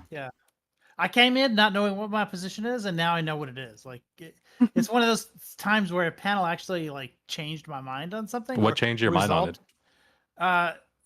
It was Streeterade. When I realized that the position that made me reject that policy like would take me to a place where I it's the Canadian genocide thing, like I just can't go there. So that's what did it. But the other thing is the reason this is on my on my picture right now is because this is a quote from a history professor I had that was a really, really good professor. And he was explaining how like a lot of European languages are very similar and actually would be considered dialects. And his big quote, because they're so similar to each other, like Belgian and French and German and Dutch and those sorts of things, or the different Scandinavian languages. And his explanation was that a language is just a dialect with an army. if you have an army, then they'll consider it a language, and if you don't, then it's just a dialect of the mother tongue. And this language, I never fully understood that quote of his. Like I until today, it really made me think about it. It's like, oh yeah, like language really is, at least in terms of Europe, because of the way history has like twisted it in knots over the centuries. Like language is really sort of critical to maintaining those borders. Okay. Well, thank So, you so much. That, sure. no, I think it's really interesting, and I didn't think about it about maintaining board. It's really interesting. So and quickly, if you have an article about like the Little Green Men, like actually, like doing the ethnic cleansing thing, like Oh yeah, moving sure, in, sure. like I love to see that. Thank Yeah, you I'll so find much. something. Yeah, I sent you something earlier about the example you gave about Trump in the. This is on the other topic about Trump like changing questions on the citizenship test to make it more conservative. Like that literally, it did happen. So like, I sent you a link on that, or I sent the group their link. And finally, we have our friend Straighterade.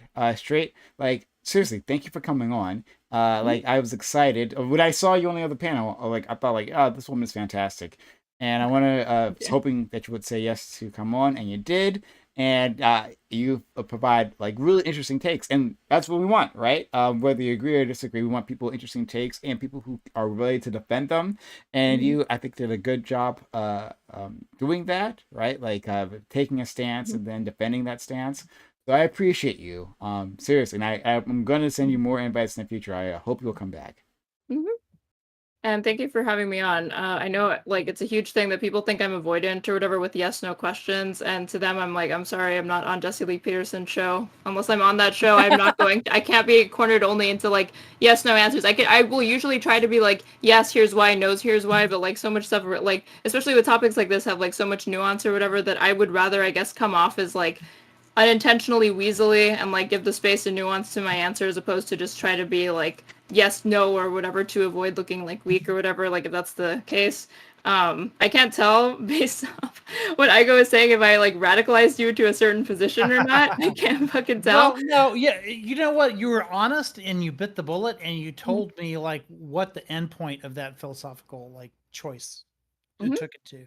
And like and I get the sense that you're more sort of ontological and that you're willing to go places because they're fundamentally right, even if it has like some negative consequences. And I'm kind of not that way. So if I think that if I think I'm doing the right thing, but all this terrible stuff happens as a result, like I can't help but consider the consequence. Well, he stands with the Slavs. Yeah, that's why I went like the way that I did on it. But yeah, like and Quebec was a part of you that. You cleared things up for me. I'll put it that way.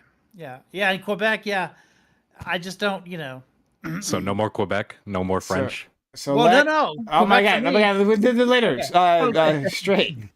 So with that, I mean, as long as everyone's learning, I'm like completely fine or whatever if I unintentionally radicalize someone. Maybe if, like to give some context to like where I'm coming from, I'm not a statist, so if that makes sense to me.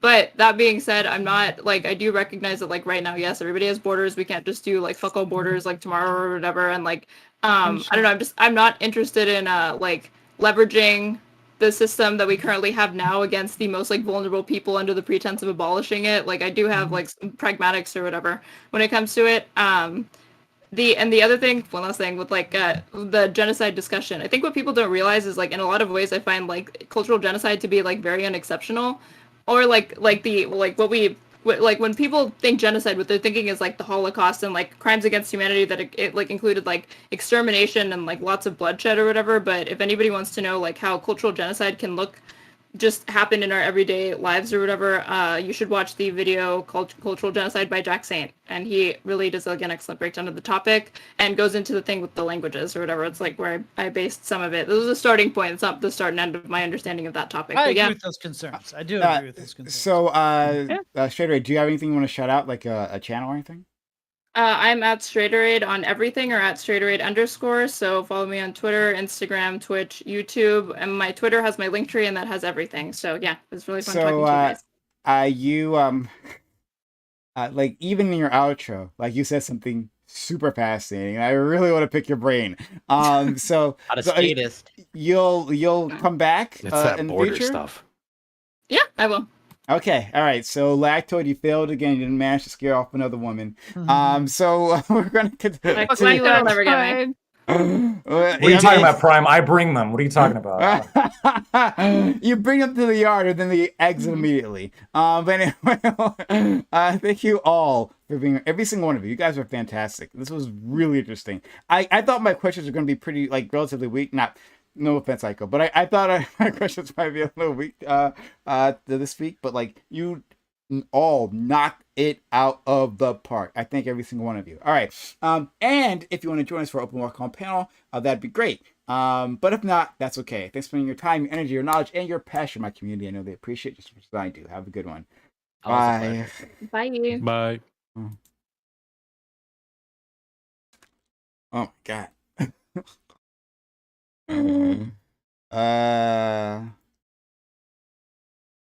Wild. Wild. Wild.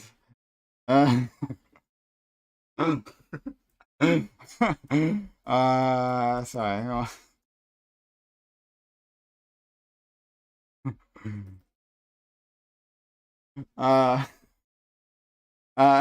So,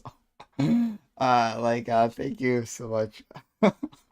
Yeah, that was wild. Straighter Raid is an interesting woman. I gotta say that, guy. Like Straighter Raid is an interesting woman. I really want to pick her brain. I really, really want to pick her brain. She's an interesting person. So I'm very glad that she decided to come on. That would be amazing. That she did. But like, wow. But no, and sorry. I hope it doesn't sound like a condescending way. Like I think she's interesting. I really do. And I meant it. Like I want to like talk to her and like dig into her positions because I think there's a lot there. Like once she gets started, she's like quieter than others on the panel. So like you didn't get to hear her as much, right? She's not like as forceful as FK was, right? Or Nina. So you didn't get to hear her as much, but like clearly she has things to say. I want to hear about that. God. Well, I'm glad you like that deadly combo there, Garth. I'm glad you like all the things that she has to offer. But yeah, or way more interesting. Yeah, anyway, also so much stuff I wanted to dig into that panel. That was amazing. It was really, really good. Really, really good. Really, really, really good. And if you agree it was really good, then guys, help us out. Like we do need your help. So like if you're out there and you're like, hey man, I get a lot from this community. You know, we get good conversations. And we have a good time. Consider supporting the channel, right? Like the channel doesn't stick around without your support. We haven't gotten much support today. Like so we got a sub and we got a hype chat. Nice. But we didn't make much here, and we do need that so I can keep coming back and doing all this. So if you like this, you'll get emotes, you'll get ad-free viewing. Consider subbing to the channel, or using Amazon Prime says Prime Gaming here, or gifting subs. Thank you, Nina. Hey, Nina, for the kind raid, everyone.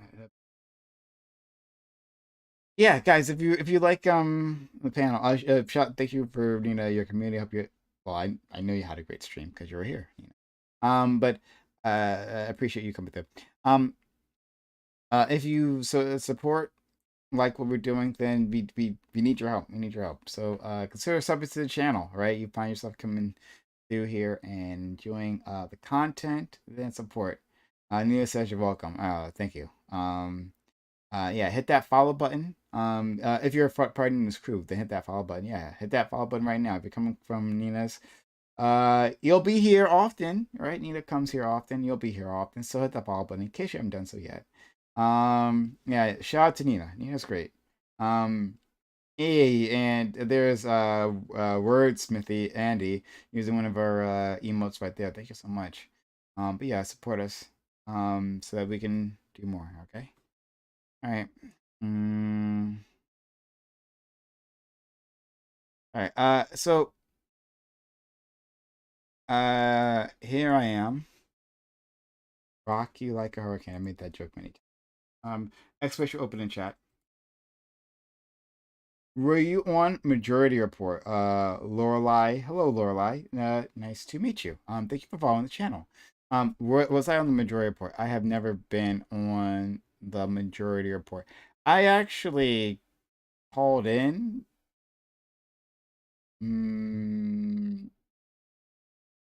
Yeah. I mean, I tried calling in, but like it's very difficult. It's very difficult to get in through there. It's like I called in, like I at some point it was like before I started streaming.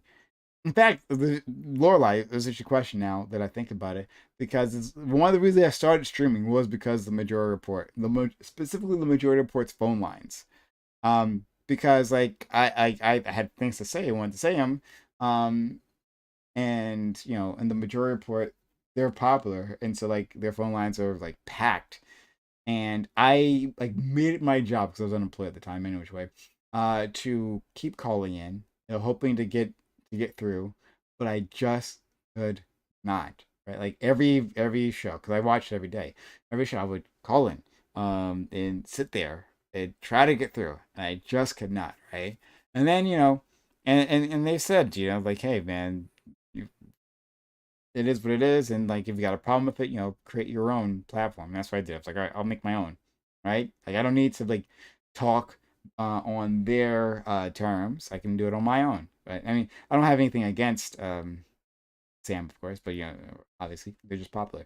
But in any case, that's one of the reasons why I created this, specifically because I could not get through the Majority Report phone lines. Yeah, kind of was a libertarian caller that Sam's gonna debate it. Oh God. That'd be great. But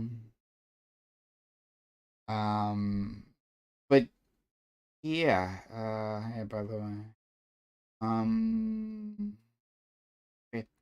Yeah. So, it was for the best. Avocado says I wouldn't make the. Okay, so you guys are talking to yourselves. All right. Anyway, if people want to join, expect open in chat. I already put it in, but I'll put it in again. Those are the instructions to join. So if you want to join in, I'll wait a little bit, see if people want to join. If people don't, then we'll end the stream. But if you want to join in, we can continue on with our conversations. But that's up to you. So I'll just wait a little bit, and then I'll head out. But yeah, jump into the Discord server. There's a Discord link in the chat. So jump in that Discord link, go into the Remote Reading Room, and we'll have a conversation. But yeah, I love the Majority Report. I would love to be on there, but like I'm a pissant. I'm a pissant. So in terms of size, so it's what it is, right? And the problem is that like I agree with so much of their takes. Like I agree with a lot of their takes. So it's like there's less to talk about, you know, like unless I'm like hawking a book or something like that, there's like less to talk about because I already agree. Every so often I disagree with them. But like it was like Sam is open to debating pretty much everyone, but like there's very limited things that that when I disagree on. So like I don't know, man. If I'm looking for things. I'm looking for things that we could fight on. Then I would challenge Sam. Sam seems pretty cool, like in terms of like going on other shows, even ones that are smaller than his own like massive platform. So I'd love to have him, but if only I was, if I only I was that libertarian, then I would do that. But yeah, we have one person who want to join in. Let's see what they have to say.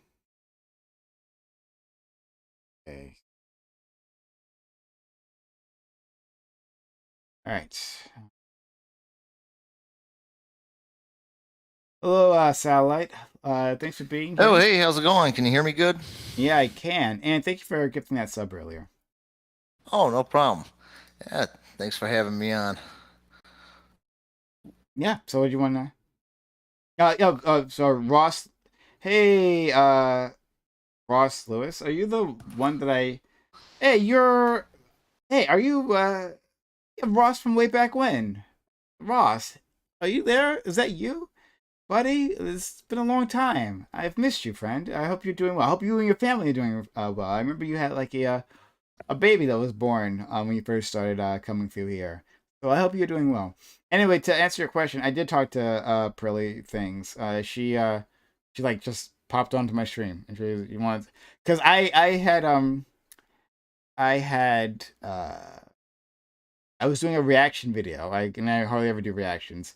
And I reacted to a thing that she said, and then someone in her community who was also in my community, like, DM'd her and like said like someone's like criticizing you, and she jumped it like into her credit. She jumped into my Twitch chat and was like, "Yeah, I'll fucking debate you," and we literally debated. It was like on the fly, so that's the thing that happened. But that was months ago. Um, 2 kids now, trying for a third soon. Shout out to Ross. Hey, like seriously, like I really like wish well for your family. Like glad things are going well for you. Like 2 kids already, going for a third. Ross, if you haven't been here long enough, we used to have Ross on. I would love to have him on again because it's fantastic. But we used to have Ross on the talk. Ross comes from a decidedly conservative stance. Certainly conservative stance. And we would disagree on quite a lot of things, but oftentimes in a respectful manner.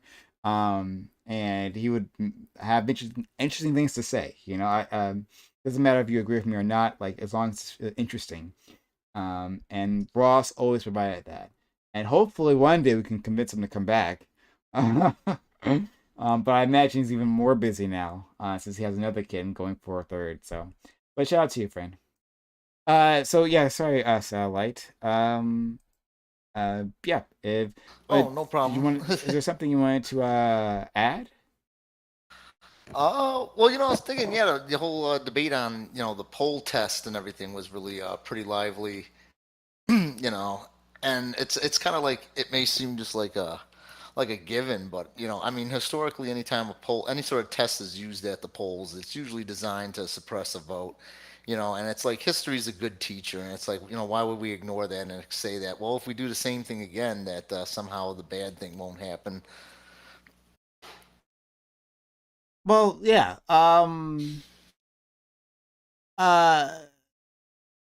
So like, look, I in general, like, I'm not in favor. I'm trying to like, I want to expand the franchise rather than contract the franchise. Like, that's where like my like core values land on.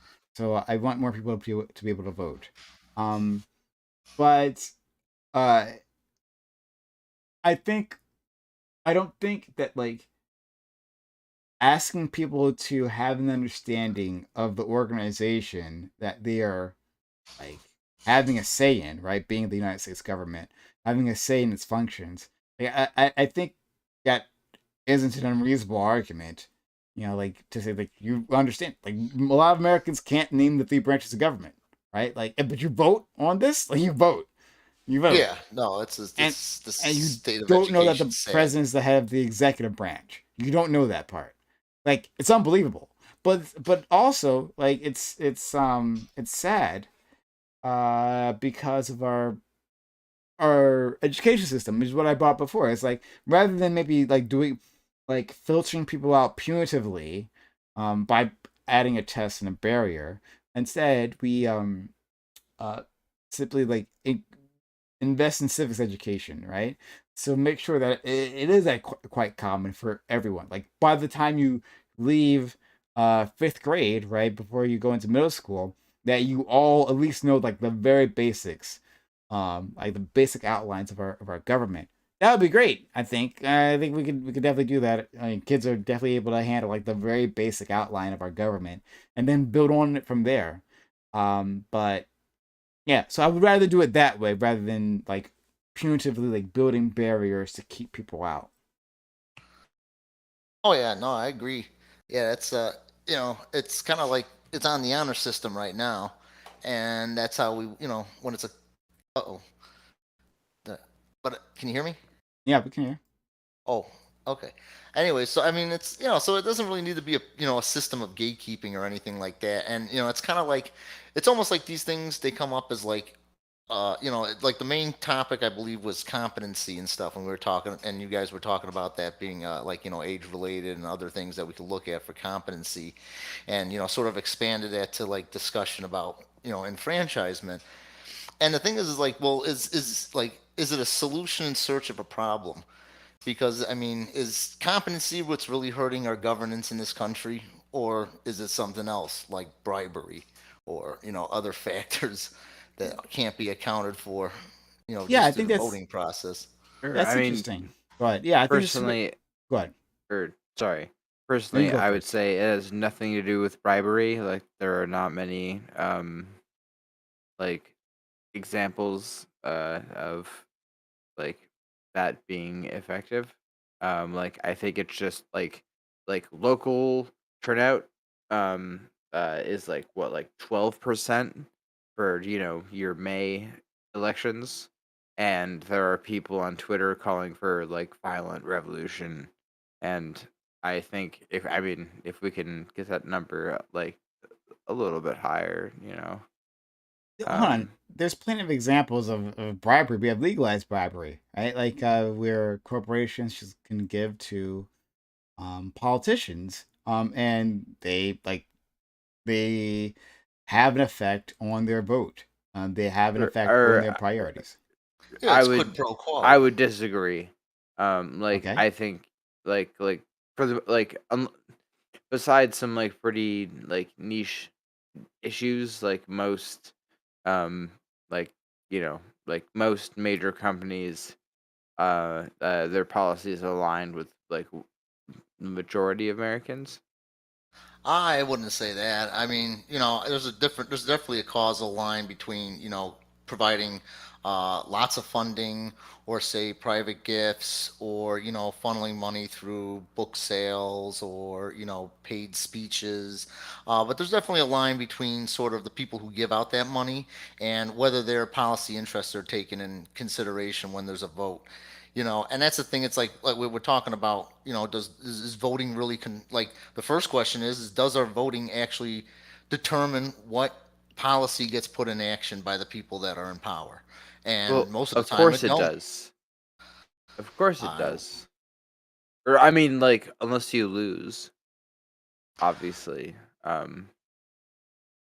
But well, you can look like at polling and see that maybe the okay, popularity of so when I look at like, polling and I see a 12% voter turnout for like whether the like property tax for like to fund the autistic school down the road, um, like like I don't like when like for you to say that like your vote isn't working, it sounds like you're not voting. well, so there's a difference between no, I vote, and there's a difference between getting people into office and then what they do when they get into the office. And so that's kind of the whole part of like, regulatory capture. Uh, you know, there's just, you know, for the most part, I mean, you could look at that some of the priorities that people want when you look at polling in the elections don't come up and don't get passed in Congress. And there seems to be because, there's a different, there's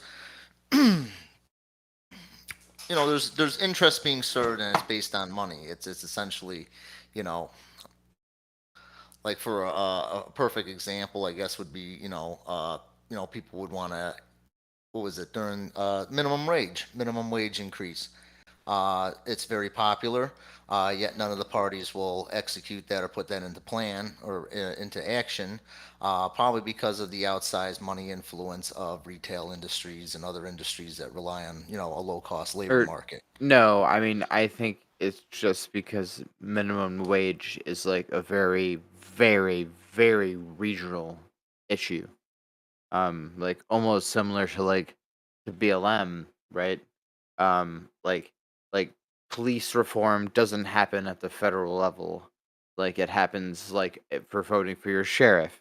And like, like so if you want to if you want shit to change, then like, you know, like you like like proud or good on you for like being someone who like goes out and votes and does all the things, but like most of the people who are calling for like violent revolution on Twitter are people who like don't know that you can vote more than once, more more than 4 times, or more than once every 4 years. Sorry.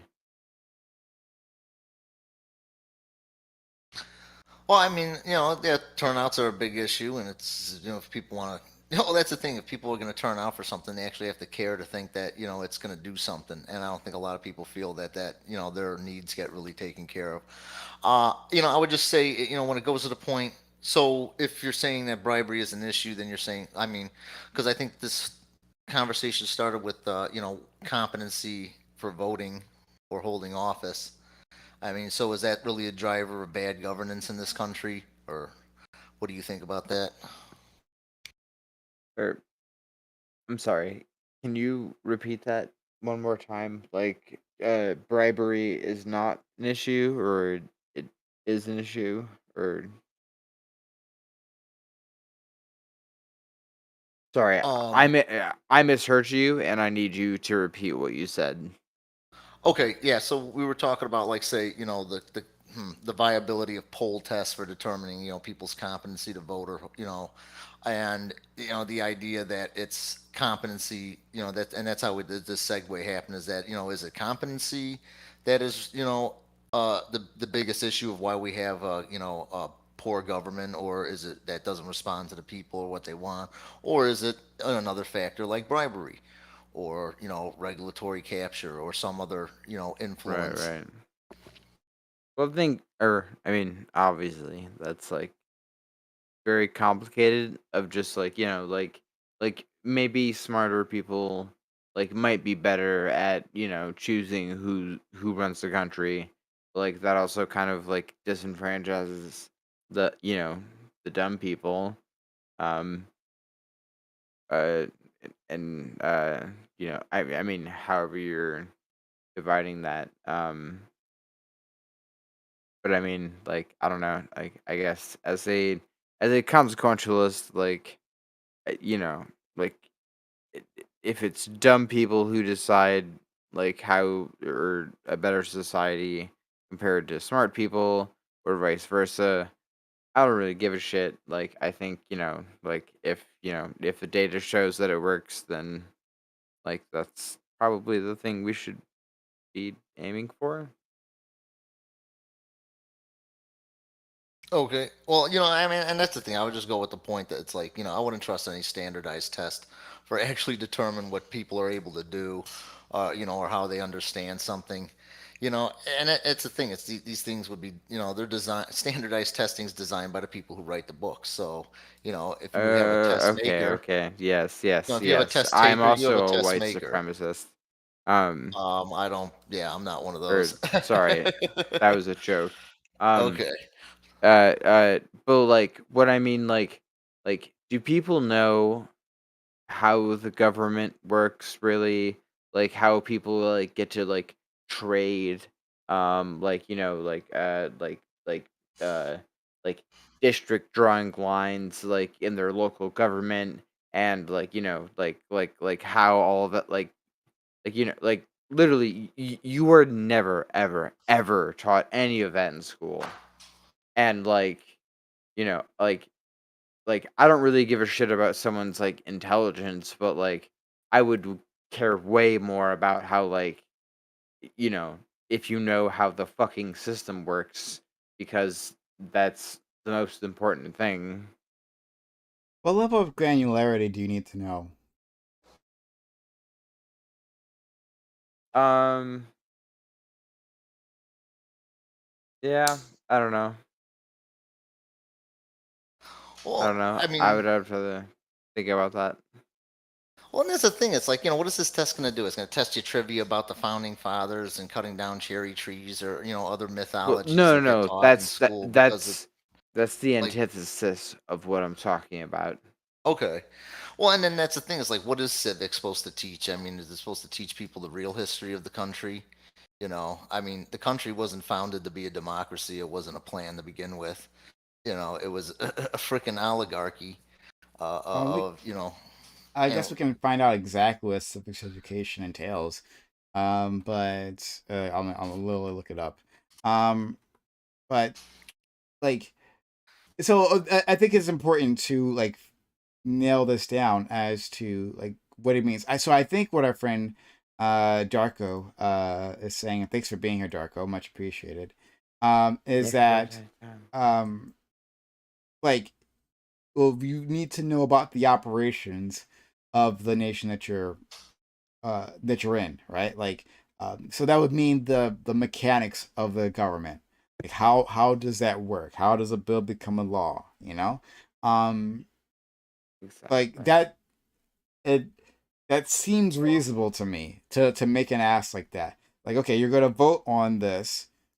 Like, in other organizations, we would say that would make sense, right? Like, if there are like within like a the private sector. I'm trying to think of like a good example, but if they were deciding something by vote, right, in the private sector, which is something you shouldn't do. Like worker co-ops.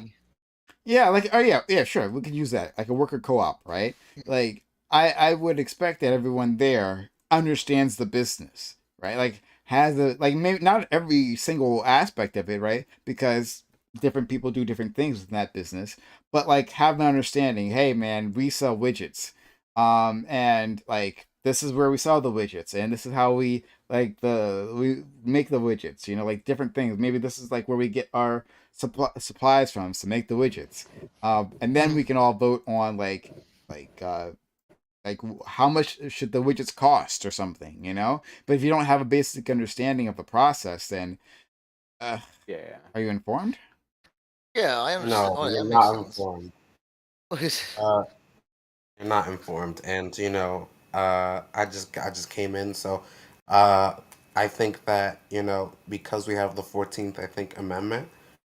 I think that birthright citizenship is perfectly fine, and that the citizen test should only be given to foreigners that want to come and join in the American project and become citizens with us, because they have to prove because they don't have the skin in the game. They weren't born here, so they have to prove that they're going to be able to be functional citizens that have the rights and powers given to the citizenry. But but citizens themselves can't pass the citizen test. They don't have to. They're born naturalized, born citizens. So, but why does that make them any better voters? Because it's their birthright. No, sorry. We're comparing two different things. So let me narrow it down. Okay. Yeah. I'm talking about specifically like for like the right to vote. So like maybe it's their birthright. Okay, so like a person who is born here and has no idea how the government works is better than the person who isn't born here, but does know how the government works. Like those two are equal, I guess. Yes, in the same way that most people would say that my child, even though they're like a young dipshit who doesn't know much about how I made my money, they're more entitled to it than my best friend who was there with me from the very beginning when I pass on. Like that's just something that's just intuitive, right? It's not intuitive. Your birthright. Really? So you'd rather, in your will, you'd rather give your fortune to your best friend that was with you from day one? No, I'm not. I'm not engaging with your metaphor here. I'm saying it's not intuitive. Well, it's about birthright. It's not intuitive. That specifically to vote, right? That's why I was trying to move it away from citizenship. Specifically to vote, that a person who is born here has literally no idea how the government works, but goes down to the local polling and votes on whatever the fuck is happening, is the same as a person who isn't born here, but knows our government in detail. That that necessarily they should be given the same status. This answer should be so fucking easy. Like Oh, do you want someone to vote in our country who has absolutely no idea how the government works, just because they were born here? Or like, do you want someone to vote here who actually like knows like how things work here? Like, I don't like. I feel like that like those are the two options that you're giving. No, So maybe the no. What question I'm is more saying, like, maybe it ties no, together with voting there's or a difference. citizenship. Well, maybe it's just what we're trying to decide what makes a good citizen, what makes a good, Yeah, engaged, what educated makes No, a no, good citizen that no, can make no, no. choices, no, What right? makes what a good makes voter? Well, what no, makes a what good makes a voter? good And a good voter voter is is whoever votes different. for your side if you're a politician. And so that's usually kind of how that breaks No, down. what makes a good voter is that they are informed and they are able to freely choose the candidate that they want to choose at the election. That Sure. is what makes a good voter. However, that voting is a right that we have, and it's enshrined in our Constitution and our laws. So therefore, because we also Yeah. have a constitutional It Sure, amendment is, that but we're I would asking if it establishes still ought. citizenship. Yeah, I I don't would contest that. still like hard disagree with just like, oh, like, someone who has the right to vote here and, just like, yeah, randomly picks like, whatever the name is the best. Uh, Yeah. So like we understand that we have the right within the Constitution currently. Sure, we're asking like, is that the world as the world should be? So like, ought it be different? Should we I believe have a test or something? it be different. oh, yeah. I don't think there's a reason why it ought be different, but we obviously can change it if we wanted to. Yeah, we can. I But I'm think saying, I okay, think there's the a I question is, think sure. obviously I'll say that obviously there is a difference in quality. However, I don't think that the quality of the voter necessarily determines their right to have that vote. Okay. I would agree with that. Yeah. I mean, that's the other thing too is that, if we have dumb people voting, does it really change the outcome of the election? I mean, if they're not using a rational choice, then wouldn't their vote be 50-50?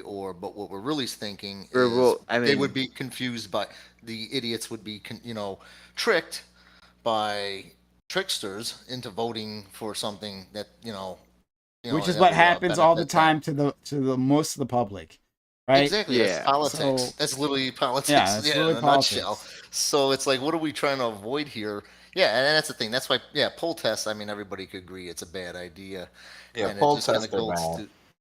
I mean, I would No even one extend should it to have to deal citizenship. with a poll test. Like, I don't even think a But a test, citizenship of is different. reciting historical facts or factoids of the government. Like, why Yes, don't they just measure citizenship is people's different than a voting test. behavior? Yeah. Yeah. But like, look Yeah, at citizenship behavior. test Like, behavior should is disqualify good. people from, voting if Oh, they're yes, criminal. I also agree. Fuck felons. Felons shouldn't be able to vote. No, I believe obviously I think felons should not be able to vote for a certain period of time, namely while they're in jail. However, I think that once they've paid their debt to society, we should give them back their right to vote. That's Yeah, that makes sense. I'm fine with them or going I to jail. actually I think that's weird. Like, why? Like, what if they were put in jail for a reason that they think is fucking stupid, and they want to Well, spend their whole time in jail, like trying to get they that can. overturned? Well, then they can stay in jail and Well, I not guess, vote. yeah, that's I mean, still that's a problem with the court. I guess the courts, they shouldn't be in jail to begin with. That they shouldn't be there. Um, but the thing is that it's like, okay, it's like, there's a franchise of voting, and we don't really do it based on like sort of a testing or anything of like individuals, but we look at like, obviously, like, we don't have children vote. People who are incarcerated don't vote. And for those reasons, there's like, I guess there's a sort of a baseline. But when it comes to like test, it's usually that when it comes to test and the right to vote, yeah, it's usually to suppress. It's to suppress voter turnout. Yeah, that's why I yeah, think yeah, true, poll tests are wrong, but citizenship tests are necessary. yeah.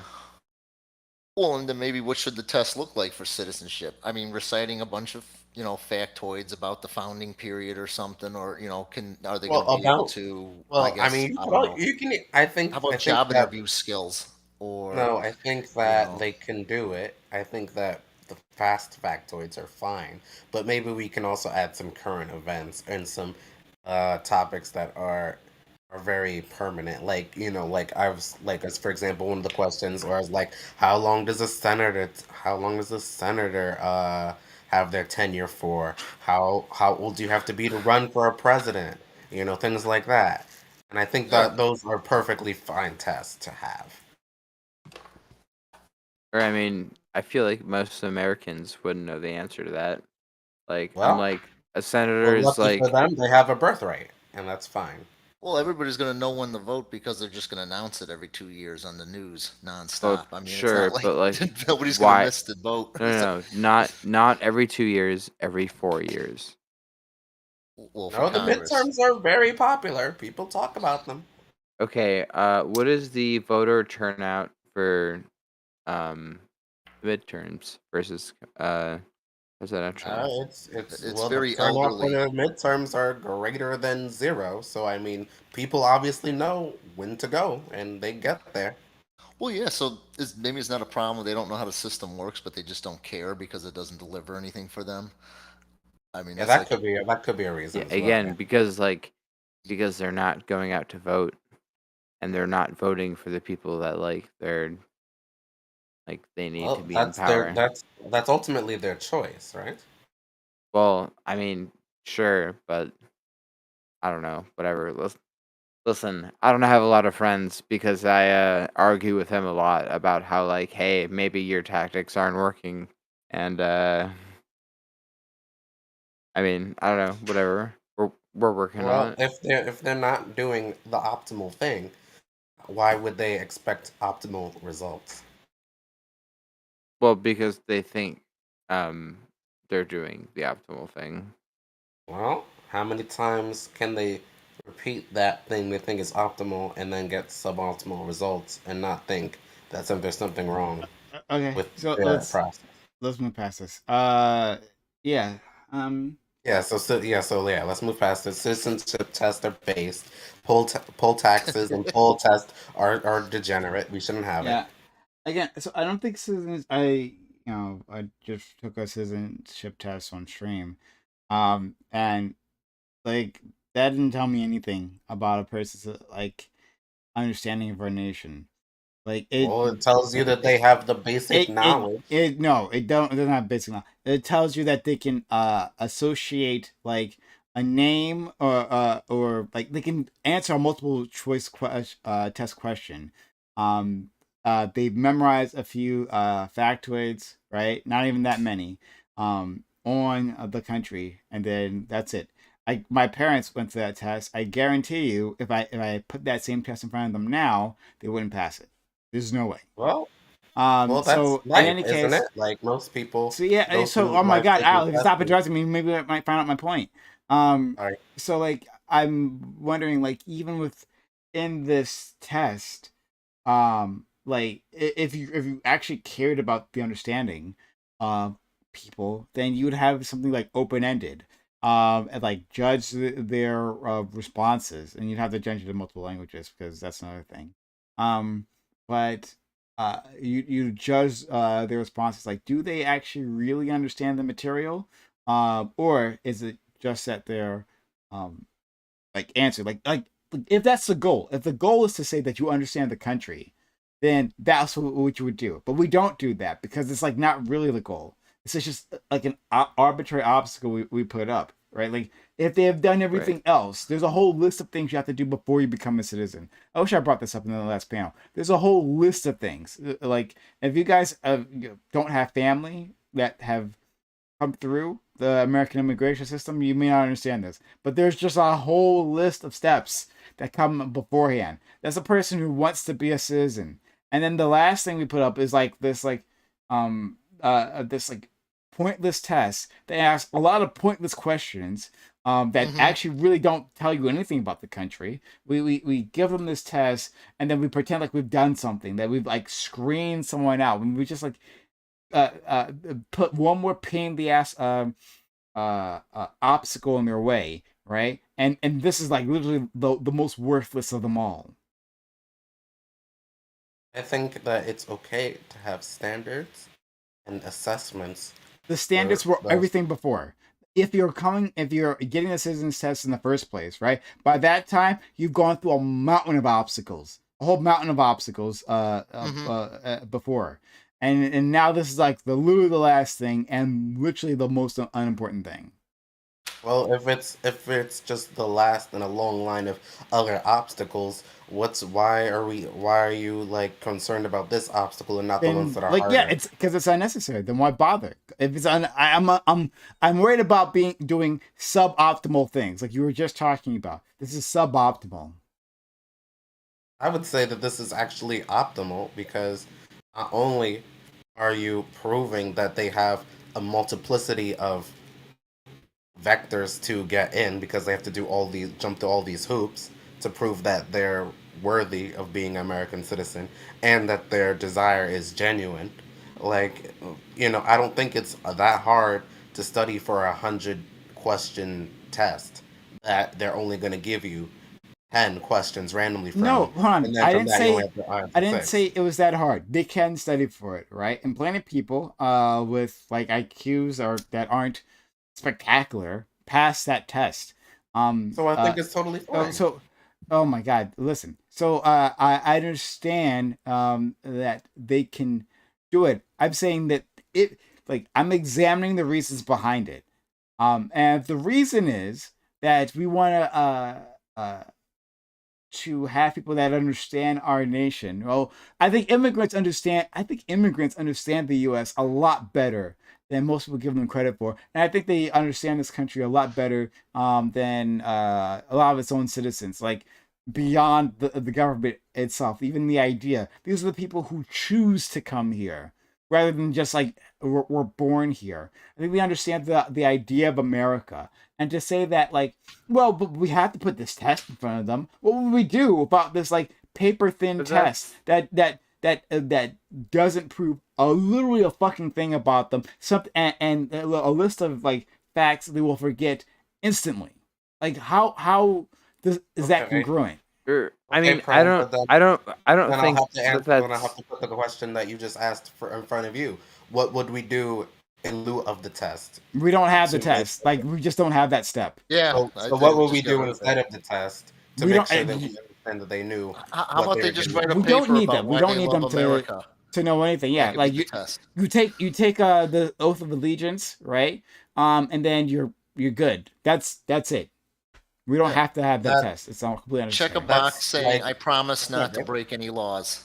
Exactly. Right. I'm going to follow the laws of America. Yeah, but no other country does that. So I think that's a little. So who cares? I don't. Who gives a fuck? I'm asking like about America, right? Like, and I actually don't know of other countries don't do that. I have no idea. So I wouldn't even back that statement. But like, we're taking it a whole new path. I have no idea. And most countries, like a lot of countries, don't have an immigration process like we do, and that like they want to keep people out, and it's even harder to go in through their country. But like New Zealand, apparently, I'm told, is extremely difficult. And if I did manage to jump through all those hoops, learning a few fucking factoids about New Zealand doesn't actually change anything, right? Like it's a pointless step that we're going through. So let's just not do that pointless thing.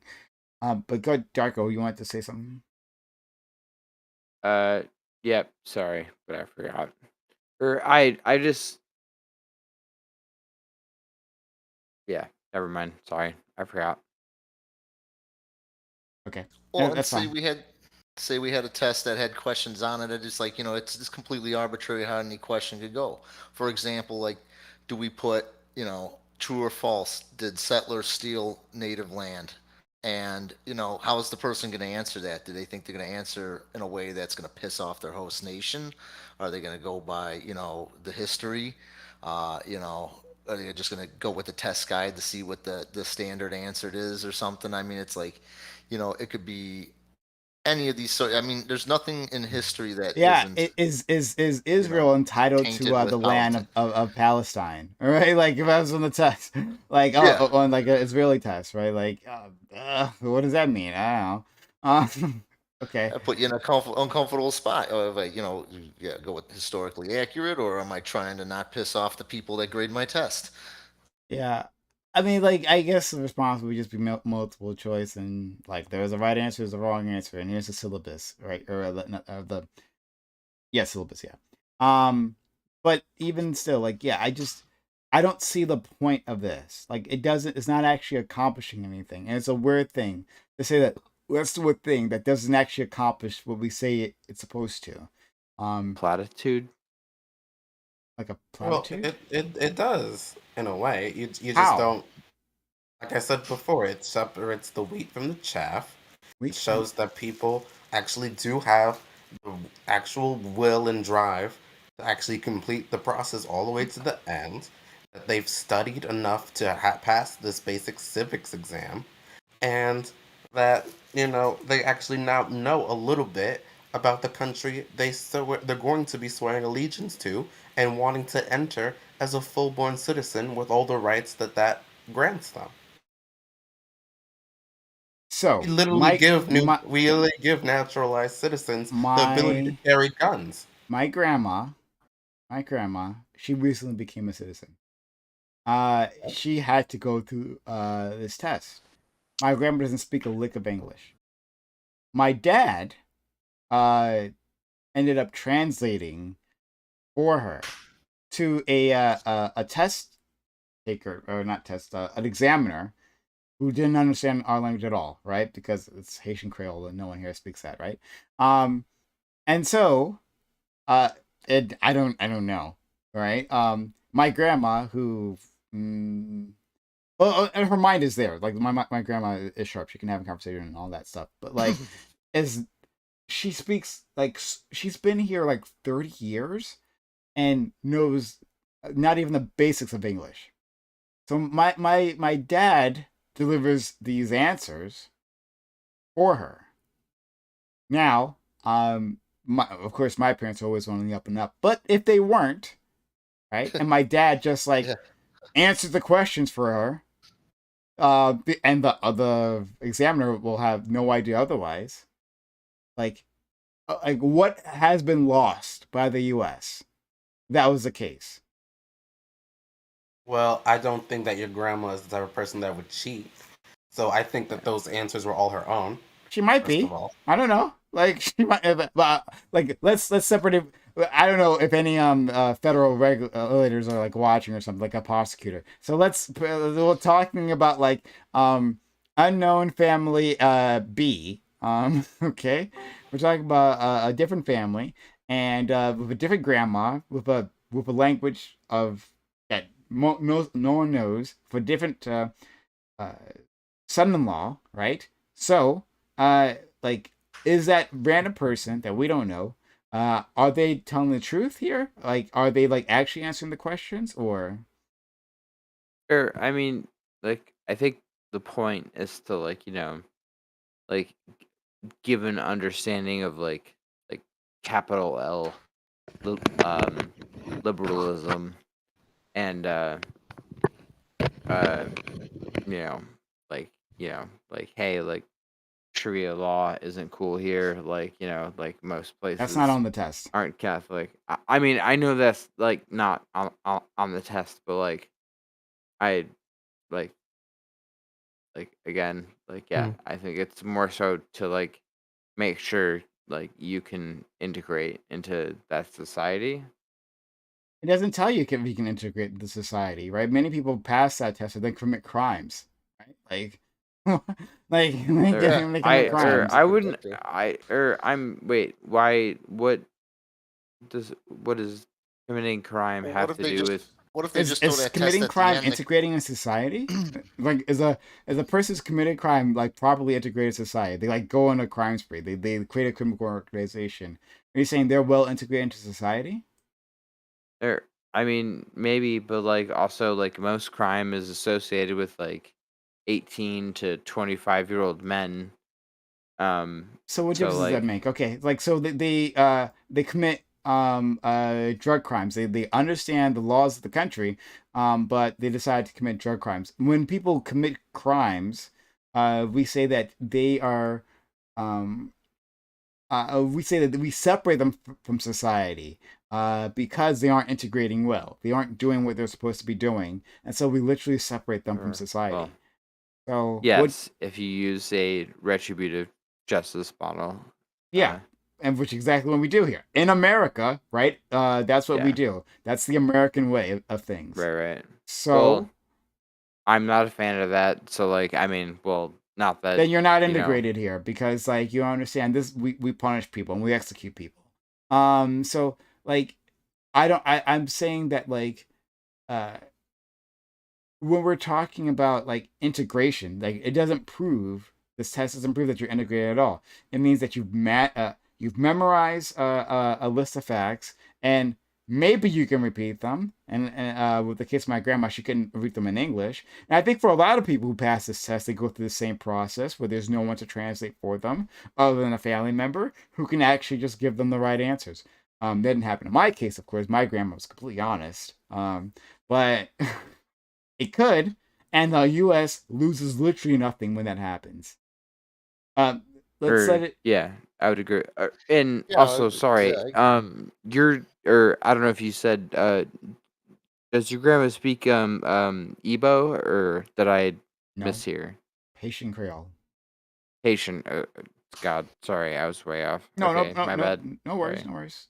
Joe Lewis, you're here. And we've always missed you, and I love you, and you're the best, and I yeah, okay. Yeah, I have Discord now on my computer again, so I'll check DMs. That'll be helpful. All right. Yeah. Because you don't put it on your fucking phone for whatever reason. That's another thing, but okay. Joe. Yeah, I'm slowly integrating back. It's not on my desktop and my phone again. I had a laptop for a bit, so it was kind of a blow up. But all right, so Ben, go ahead. Yeah, I don't see why a civics test has to exist.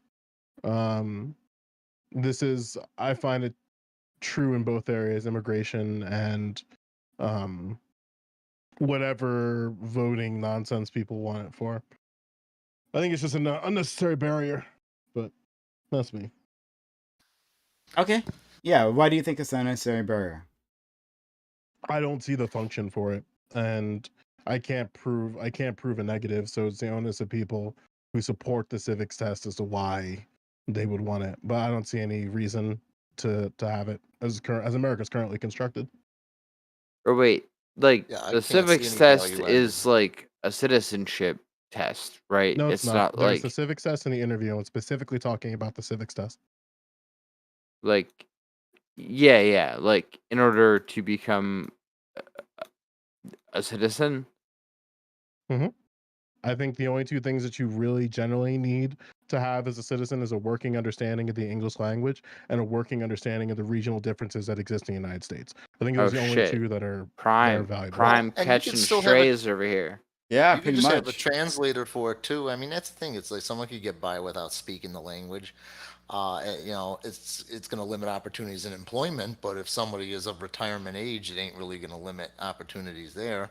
You can create parameters around it. I just think, generally speaking, it's probably best if you are immigrating into the United States to have a working understanding of the English language and the regional differences that exist. You don't have to be able to speak the English language to have a working understanding of English. Yeah. Well, you know what? And I would one up you and just say, hey, anyone who immigrates to the United States, we provide them with free English classes. On a voluntary basis. Wait a minute, hon. I gotta get you to help me out with that, friend.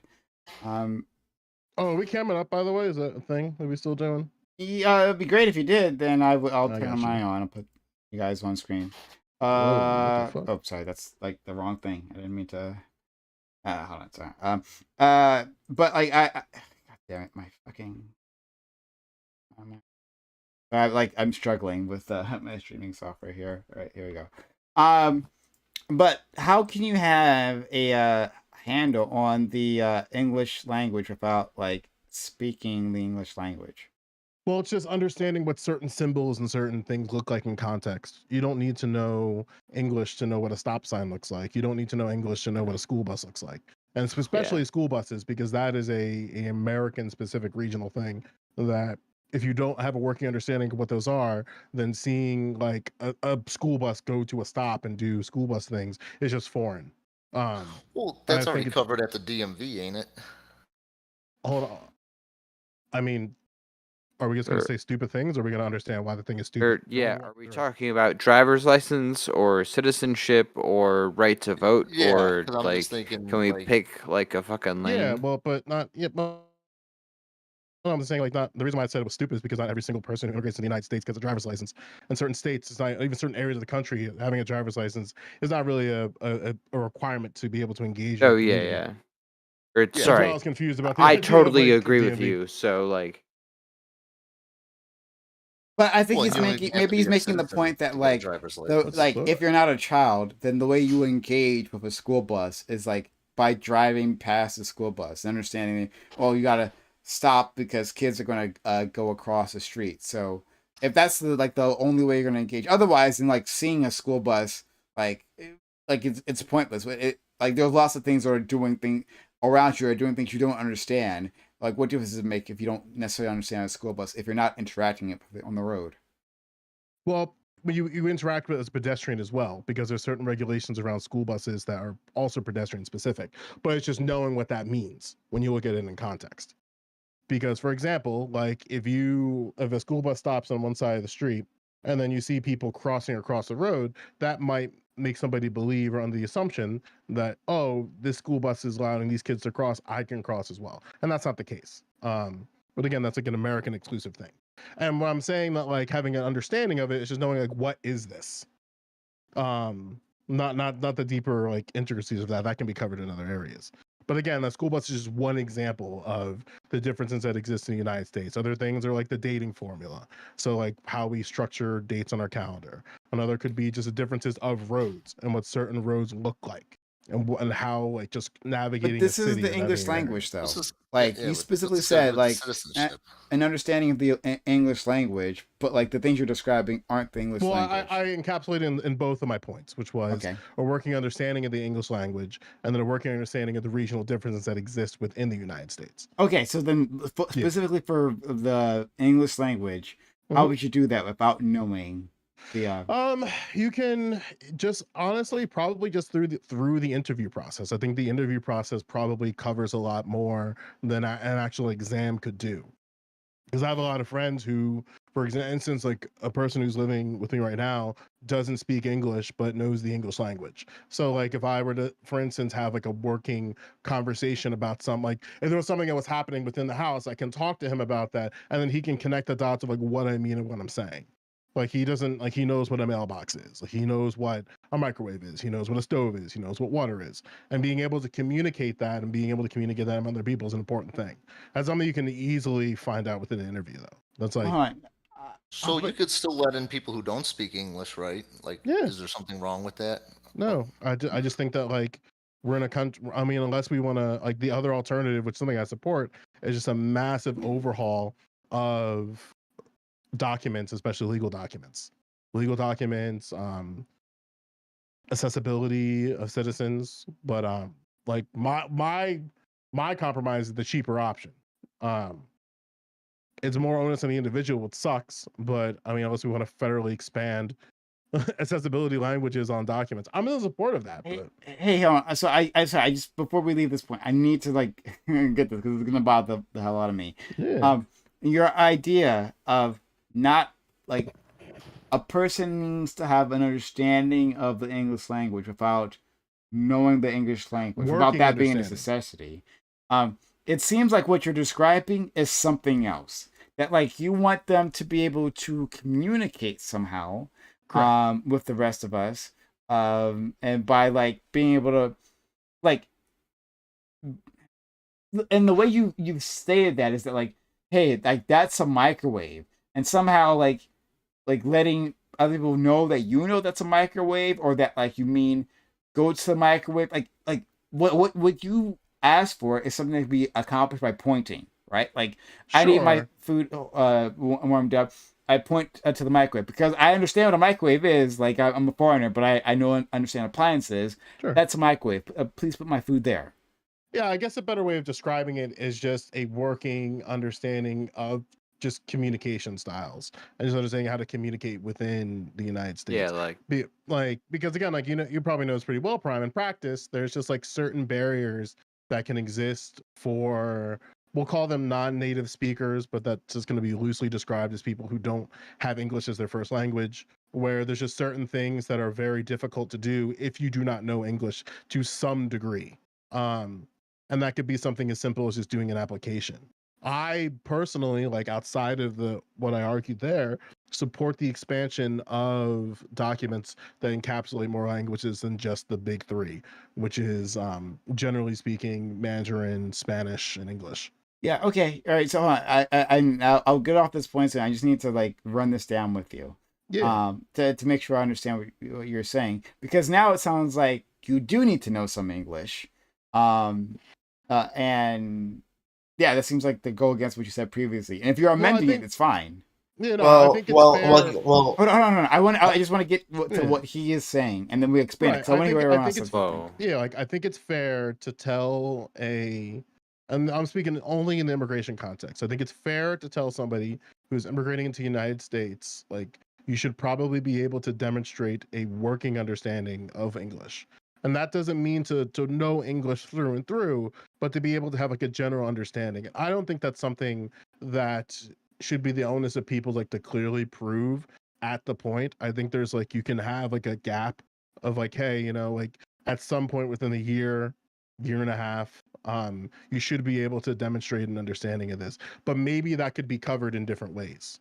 Yeah. So Joe, like, when it comes to, hold on, sorry.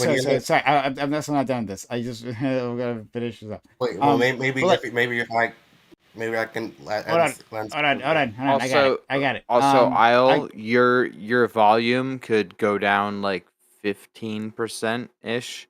You can lower his volume specifically for yourself on Discord. Just right click. No, I would like him to fix, or I would like them to fix their own goddamn volume so they don't fuck it up for literally every other place that they're in. Okay, whatever. So Joe, so what if you have like a language impediment or anything like that, like that would keep you from it? And again, my grandmother, I don't know what to say about her. Like, it's something that annoys the shit out of me. Like, literally 30 years. Sure. And she doesn't know a lick of English. So like a person like that who somehow, I don't know how you even keep the language out of your skull. I don't know how you not like doesn't like through through osmosis like pour into your head. But like she managed to do it. So like a person like that shouldn't be a citizen. No, I guess to understand what you're saying here is that this was your grandmother, you said? Yeah, my grandmother. Yeah, where she, like, I don't want to say she doesn't understand English, but it just, things aren't sticking. Is that how you're sort of describing it? She doesn't. I'm describing it. She doesn't understand English. Like, she just doesn't. Doesn't understand. Yeah. I mean, like, does she have a support system around her where she's able, like, for people like to sort of help her when needed? Yeah. I mean, yeah, I think it's fine. Yeah. Again, I'm not trying to say that, like, if you don't have a working understanding of English that you're denied entry. I just think that we got to meet people where they're at. So, like, so then it doesn't seem like a requirement at all. Then, like what's the requirement you're stating? Yeah, like the closest, I think, to get a bit more specific here, I think we can generally understand why somebody would want to be a citizen or to see if they might be able to, like, just be able to navigate through America through the interview process. Like, I think generally that's probably better than most. I just don't think a civics test, like, I don't know what a civics test is trying to prove. And I find this in both areas, like when we're talking about voting and immigration. Yeah. Okay, so like I was saying, like I agree to a certain extent with Joe about a working understanding of English. You don't need to be you don't need to know all the English in the world. Like there's degrees of fluency. So I mean, if you're conversational in English, like you're not fluent, you might not even be able to read. But if someone were to tell you go here, you and they pointed, you'd know exactly to go there. You can pick up some cognates, and you understand like like half of every sentence that you hear, things like that, and you're able to navigate the world semi-competently based on that. I think that would count, even though you probably wouldn't be able to say that you were fluent in any way in the language. I think And in Prime's I case, think that'd be though. fine.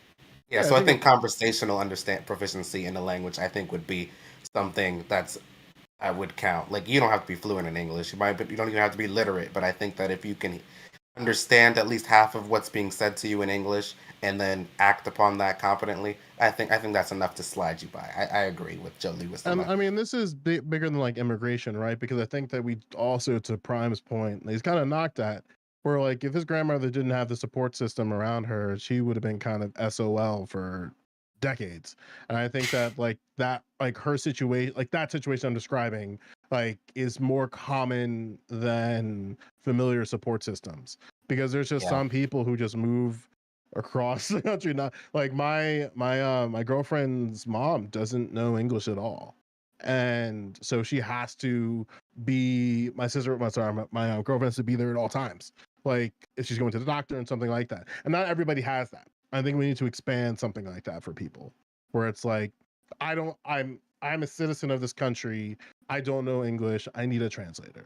And I think generally you can start with like federal buildings, and then if you want to work it out farther, you can.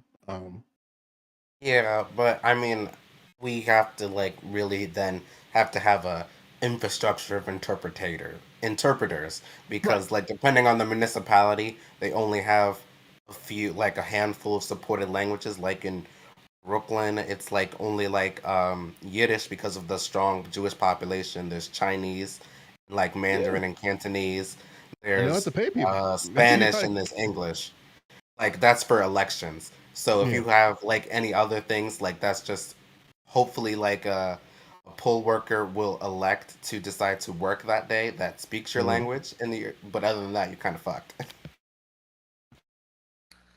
And so like, so I mean, you can try and take the test if you speak like Prime's grandmother, like in Haitian Creole, but if no one speaks there at the immigration place and you don't have this interpreter, yeah, you're kind of fucked there too. So I mean, yeah, really depends on where you go. And like, and even Trump expanded it, where it's like, I think now it's still 60%, but I think you're responsible for 12 out of 20. I think before it was 6 out of 10. Yep. I don't know why, but and they even changed the language. Like there was an example in the article that like they changed the language of the questions that make it harder for non-English speakers, like English learners, to parse, but also like the answers. So like the example they gave is like who does a senator represent?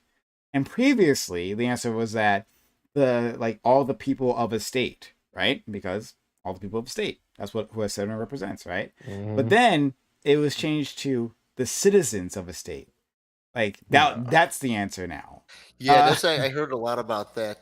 That's true. The way it could be written in English is for that, like if people who aren't have like advanced learning of English, they're gonna miss a lot of points and stuff, because English has very unique features that confuse and confound like new learners.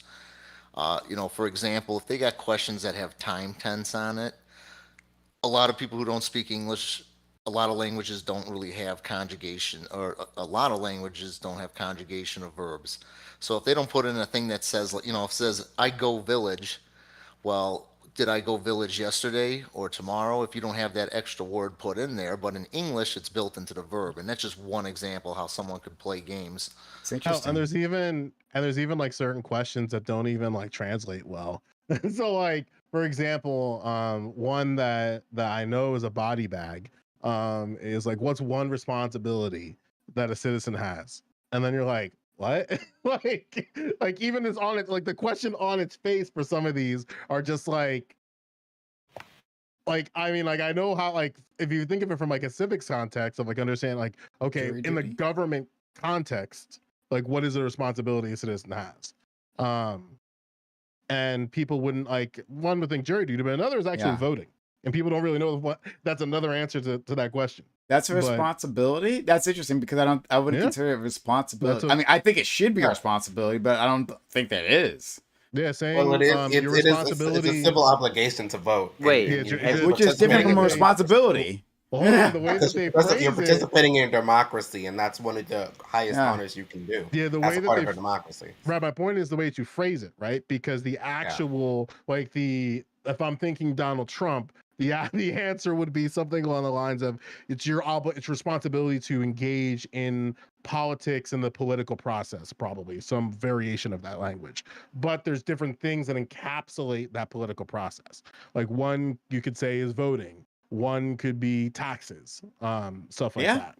Taxes would be another answer. Yeah, like taxes would be. I would consider taxes a responsibility, rather than like voting. Actually, which is interesting. That's true. Yeah, you could go to jail for not paying taxes, but not voting. Yeah, voting is mandatory in this country. It's if a citizen of Australia, I would say voting because it's mandatory there, but not here. True. Do they actually arrest people for not voting, or how's that work? I think they just fine people. No. And then and then maybe if you don't pay the fine for long enough, maybe they arrest you. But also in Australia, it's really easy because you can actually vote online. Again, like I don't know, like that was the one thing that, like, say what you want about Vivek Ramaswamy, like I'm always of the argument that we got to take him more seriously, but like I still don't understand his civics boner. Like I don't get it. I mean, it probably looks good for his constituents, but I'm still not quite convinced, like, what you're trying to do. Because I'm always a supporter of just dropping the age to 16 and automatic registration at 18. But well, that's what it is. They're just trying to throw a hoop that someone has to jump through to get in the way and just complicate the process. And that's kind of what it is. It's like it's a gatekeeper mentality. Like just like going to the citizenship thing, like for the citizenship taps, it's like, that's the thing. It's like, why have the mentality of saying, well, you got to jump through these hoops and pass all the exams, and now you win the prize. You get to enter America. Instead of like, how about it be like, here, come on in. We're gonna, we're gonna give you the benefit of the doubt if you, show that you're, a person that's gonna follow the law. Then we're gonna help you along, and we're gonna give you English classes, and we're gonna help you get, settled in, and Sure, but I would also appreciate more so, like people who like want to move here, if that makes sense. Yeah, people who want to move here, people that show the drive and dedication to the country that they want to join, people that can handle themselves generally, Yeah, I think that there's some people objectively speaking, that just by them coming to the United States and taking the trip itself is enough to go like, you know what? Like like people coming from fucking Peru all the way up here on foot. Yeah, I think you've done it, right? You've done more to prove your desire to be in this country than like any citizen does their entire time. I mean, like think about this. Well, as long as they stay, they don't cross illegally. But well, there you go. No. I saw a woman the other day, like perfectly healthy, hop in like one of the scooters, drive down the chip aisle, and just start like just cracked open a bag of chips and just like started eating them. And I'm like, I don't give a fuck if that Peruvian crossed illegally. Like I will trade them immediately. I mean, the borders are kind of arbitrary to begin with, where it's just like, I understand why they're there for reasons, but that's like a paperwork violation mostly. That's like people get bent out of shape about illegal crossing into the country. It's like, okay, well, your papers are out of order. Then, a sane system or something would be like, okay, you crossed over here, but you're trying to come in to do something or have a job or whatever the hell, So here we go. Here's your form. Just sign on the line and go on your merry way. You're not a criminal. Because no, I think they are a criminal because they trespassed. That's a crime. It could be considered a violation. It's an immigrant. Well, they're immigration violations are essentially you just don't have your papers in order, and that's like we wouldn't put that on like anybody. I mean, like think about any other category of just like, oh, I don't have my insurance in my car. Whoops, don't have the papers, so I get arrested and transported to another state or something like that. No, that's not the analogy. The analogy is, oops, I don't have my papers in order for my insurance. Let me break into the hospital and strap myself into one of the gurneys. They're not Like, breaking that's into anything. They're just walking across an imaginary line. yeah, but they're not supposed to because it's our line. Is it though? Who's saying It's our also line? Mexico's line. To be It's fair, our To line. be fair, Ours. it's Is it Mexico's though? line too. Like, we kind of It's just, also Mexico's line. it's basically like stop conquering lines. I mean, ask Vladimir Putin. It's true. Like, Hey, Well, luckily we don't I have love to you worry all. about Mexico like I'm gonna take declaring off. war and trying to invade Have a us. good one. Thank you for being here, Doctor. Have a good night. Night. yeah, I mean, how's it been, Prime, in terms of the political process? I was curious in how you may have felt. You probably talked about on ABE about the the dragging Cornel West across Cole's campaign. It's been trying to do a thing, but You mean just for running in the first place? yeah, third parties versus the world. Apparently, Yeah. it's not even the world; it's just third parties versus Dems. Yeah, pretty much. That's I forget where we talked about it. I'm not. I think we talked about it on Abe. It wasn't an official topic though. But like, no, actually, no, it was. We did have an official topic on this. And look, third parties are a thing. They should be more of a thing. And so he's happy. I'm happy to have him be a part of this. Like I'm of the opinion that we should have a democratic nomination like process. Like we should have debates, right? Like I talked about that before. So I'm of that opinion. But in a world, which is the world that we live in, where that's not going to happen, then it doesn't make sense for him to jump into the Democratic race because he's not going to have even a chance to like get on the ballot, right? Like not even a ghost of a chance. They're just not going to allow any of the process to even happen, really. So in that case, then it makes sense to be on the Green Party. The Constitutional Party, that part was the bad idea. Bad idea. Whatever. The People's Party. People's Party. Excuse me. People's Party. Yeah, that was a bad idea. But the Green Party, at least, which is apparently a complete fucking mess of a party, from my understanding. But even then, like they have ballot access. So yeah, why not? I think there's something to say too, because it's kind of outing people in terms of just how much they are Democrat simps. And look, there's nothing wrong with being a Democrat simp. I just think people's got to be more open about it. Insofar as, like, I saw this tweet the other day where the person just straight up said, like, I wish Cornel West was on the Democrat ballot and I can't take him seriously on the Green Party and the Green Party. And I'm like, you think he's gonna get taken seriously if he was registered as a Democrat? Like, it would just be like, and they use the same arguments, because like the same arguments that they use for Marianne Williamson and COVID F. Kennedy, that they're just gonna use for West within it. Like, because I think like the one thing that the Green Party does pose is, and this is true for the Libertarian Party, as much as that party is really cool, but there's options, and it's like we're giving options to people, and I think that's an important thing. Yeah, and I think Cornel West is the first opportunity of like challenging that. I think they're doing a bad job though, and that the Green Party should have by now, and they've had decades to do so. Like there should be Green Party representatives and like mayors, and like they should have been building that infrastructure from the bottom up. And that infrastructure is important. Like ask Bernie Sanders about the infrastructure, not having people in your corner progressive leftists within the Democratic Party that's hostile to you. Like the Green Party needs infrastructure to build up, and it get in people's mind that this is a legitimate party, right? And this is what they want. Even before even Cornel West opens his mouth, right? They have an idea of like what he's about because he's part of the Green Party. People don't have that idea now. And that's a complete failing of that party because they haven't done that. Like going straight to the presidency, you're just like you're doing like political party cosplaying at that point. Where we're just and that's the thing that's kind of tricky, right? Because on one hand, like I'm all for competition. Like we have to have a more a competitive government. However, I think that the Green Party, I don't want to say they're fumbling the bag, because they're looking to get at least 48 states if they're on the track that they're currently on. It's just I wish that this happened before without using Cornel West as a validation for that.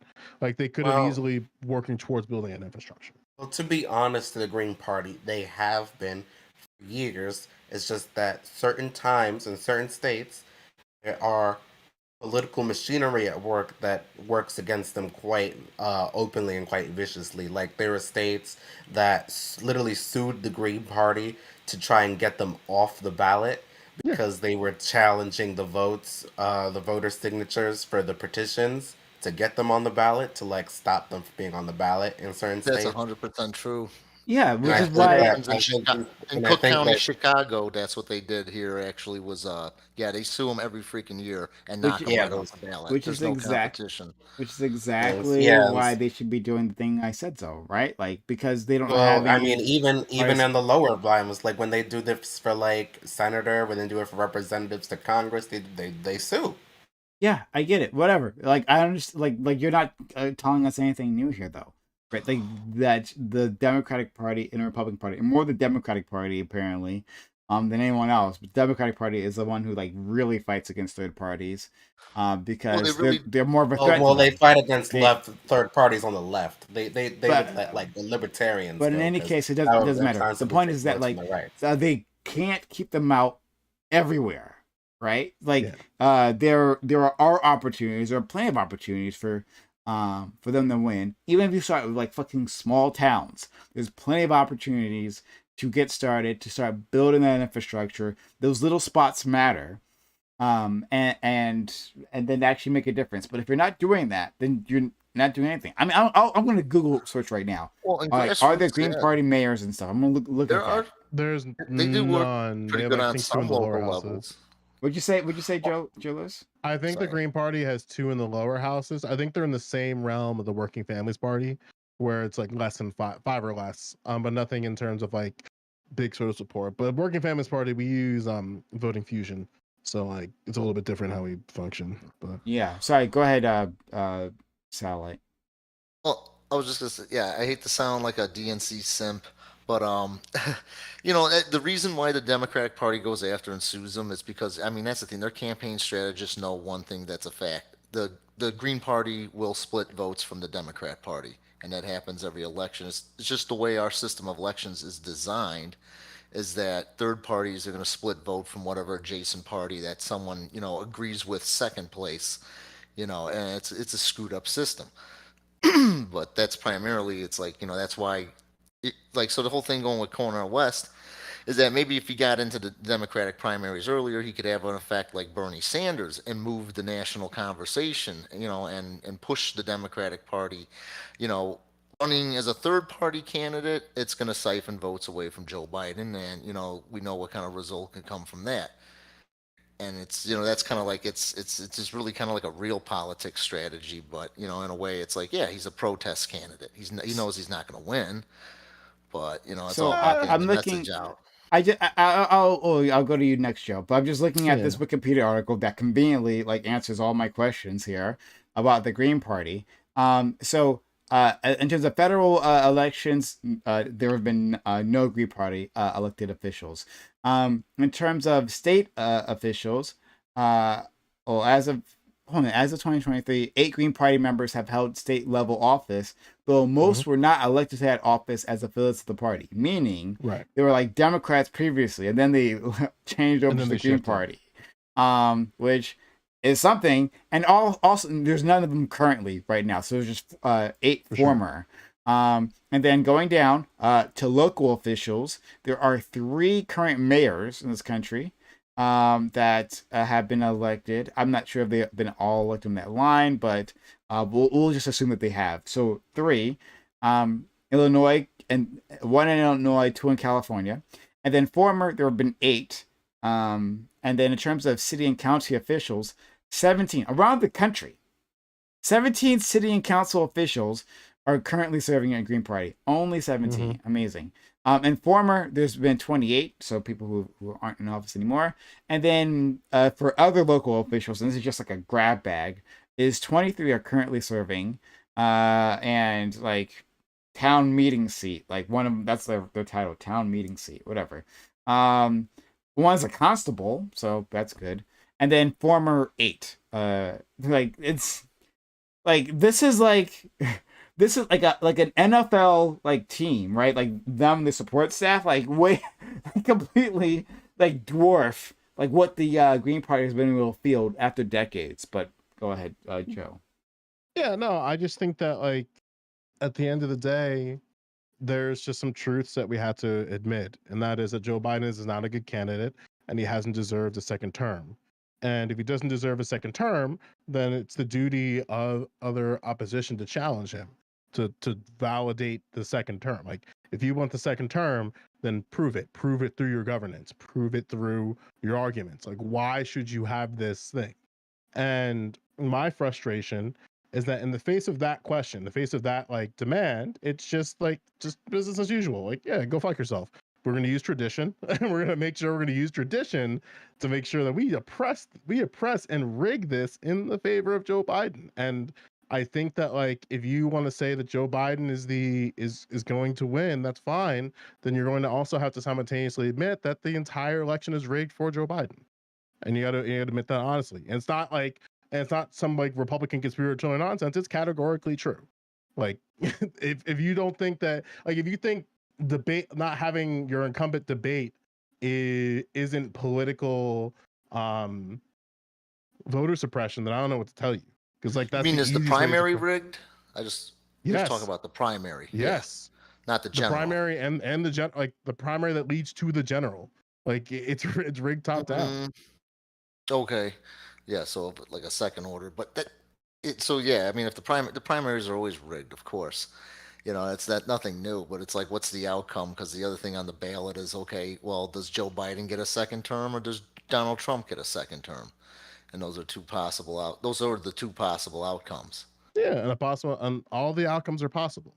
It's just that when it comes to the particular committees have enough sway to say like this is our guy, this isn't our guy. And I have a frustration in anybody selling to American people, this is our guy that you should support no matter what. I think that's nonsense. Especially considering that Joe Biden, I don't think has earned a second term for president. I don't think he's earned that. But it's his job through argument and debate to prove that to voters. And the only way you can do that is through discourse and debate. Like not just campaigning. like part of your campaigning is debating, and you're not going to do that because the DNC said so, and they have a tradition of doing this with incumbents. And I think it's time to say to like, hey, it doesn't matter that you're an incumbent, you should debate. Period. Like you should be on the stage with COVID F. Kennedy and Marianne Williamson and that other dude whose name I don't remember right now, and justifying why you should get another term. And the more like that doesn't happen, the more it just leads to the right wing just like creating their conspiratorial machine. Like there's a reason why Joe Biden doesn't want to debate. And it's like, well, you niggas did it too with Trump. So shut the fuck up. Okay, so I mean, hey, if Biden doesn't get a second term, then Trump gets his second term. I mean, there's a 1-to-1 odds of either Trump or Biden becoming president. That's your yes. duality. There's also a chance that Vivek Ramaswamy. I mean, there's also a chance that Vivek Ramaswamy becomes president. There's also a chance that Cornel West becomes president. These are all possibilities. Well, yeah, I'm saying it's almost a 1-to-1 chance. It's a 1-to-1 chance, essentially, of 1-to-1 odds that it'll be Trump or Biden. Like you're not going to get outside of that box. So no, the thing is like, to the box there's some strategy. It's like that's the corollary. If Biden doesn't get his second term, Trump gets his second term, and vice versa. Not necessarily. He has to also go through the primary because he has to go through the primaries because he's not the true candidate because he's not the incumbent. Like that's the power of incumbency. Incumbency so somebody other than Biden or Trump could get elected. Like tell DeSantis, Ramaswamy, walk me through that. That's okay. So that because I don't think they're going to take the primary in the Republican Party. Vivek Ramaswamy could easily beat Ron DeSantis. Like he knows this. That's why he's playing the game that he's playing. He has a hill that he has to climb, and he's climbing that hill. He's doing more work than anybody. What's that? I mean, none of them are going to beat Trump. I don't think that's going to happen in this primary. I mean, like we have to look honestly about what's happening with Donald Trump currently. Like the only reason why even candidates like Vivek Ramaswamy are even getting steam is because of the fact that that's how unattractive Donald Trump is. And that's also how unattractive Ron DeSantis is, because they have different problems in very unobvious ways. And Vivek Ramaswamy is good at talking. So like he knows that the way that I can prove myself to the American people is go on the ground in all the places that these people can't be at. And then once I make it to the debate stage, which he's already qualified for, by the way, he's the first candidate to qualify, that that's the only, it's all he needs. He needs debates and time, and he has both. And that's like a legitimate thing. He's also not a Republican. So it just works in the favor in a lot of sort of unobvious ways.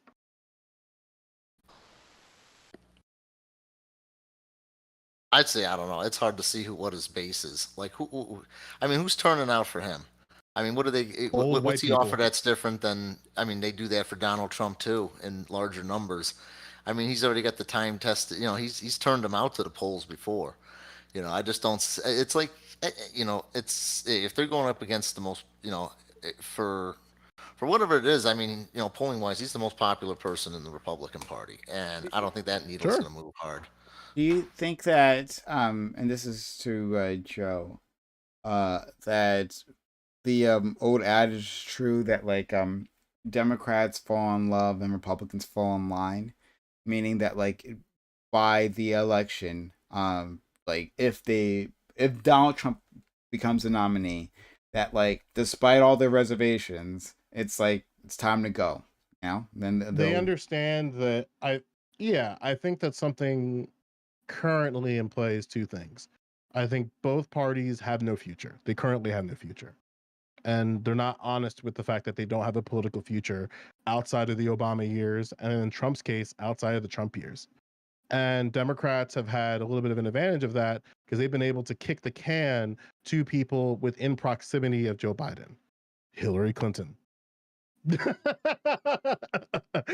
Joe Biden, like for Barack Obama, excuse me. Like, what did we get after Obama? The Secretary of State and the Vice President. Like, there's enough of an ecosystem to say that this is the logical progression. And Donald Trump, because he's an egotistical maniac, decided I'm not going to create that lineage line of my presidency. So, like, when people see Mike Pence, they don't see an extension of me. I think that's what made Democrats very powerful, where people see Joe Biden, like Hillary Clinton, as an extension of Barack Obama. They see Joe Biden as an extension.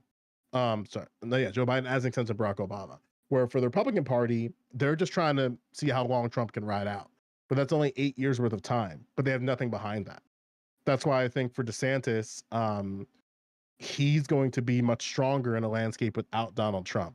But he understands the risk just as much as Ramaswamy understands it, where there could be a point in the not so distant future where Trump is unelectable, whether that be the courts don't go in his favor or that he's pressured to back out until these things ride the wave.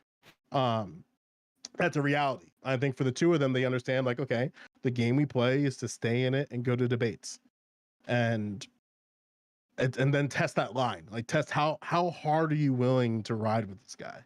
Yeah, I think you're exactly right. I think I'm not exactly sure what Chris Christie is doing, but if he is sincere about he's being called White Lizzo.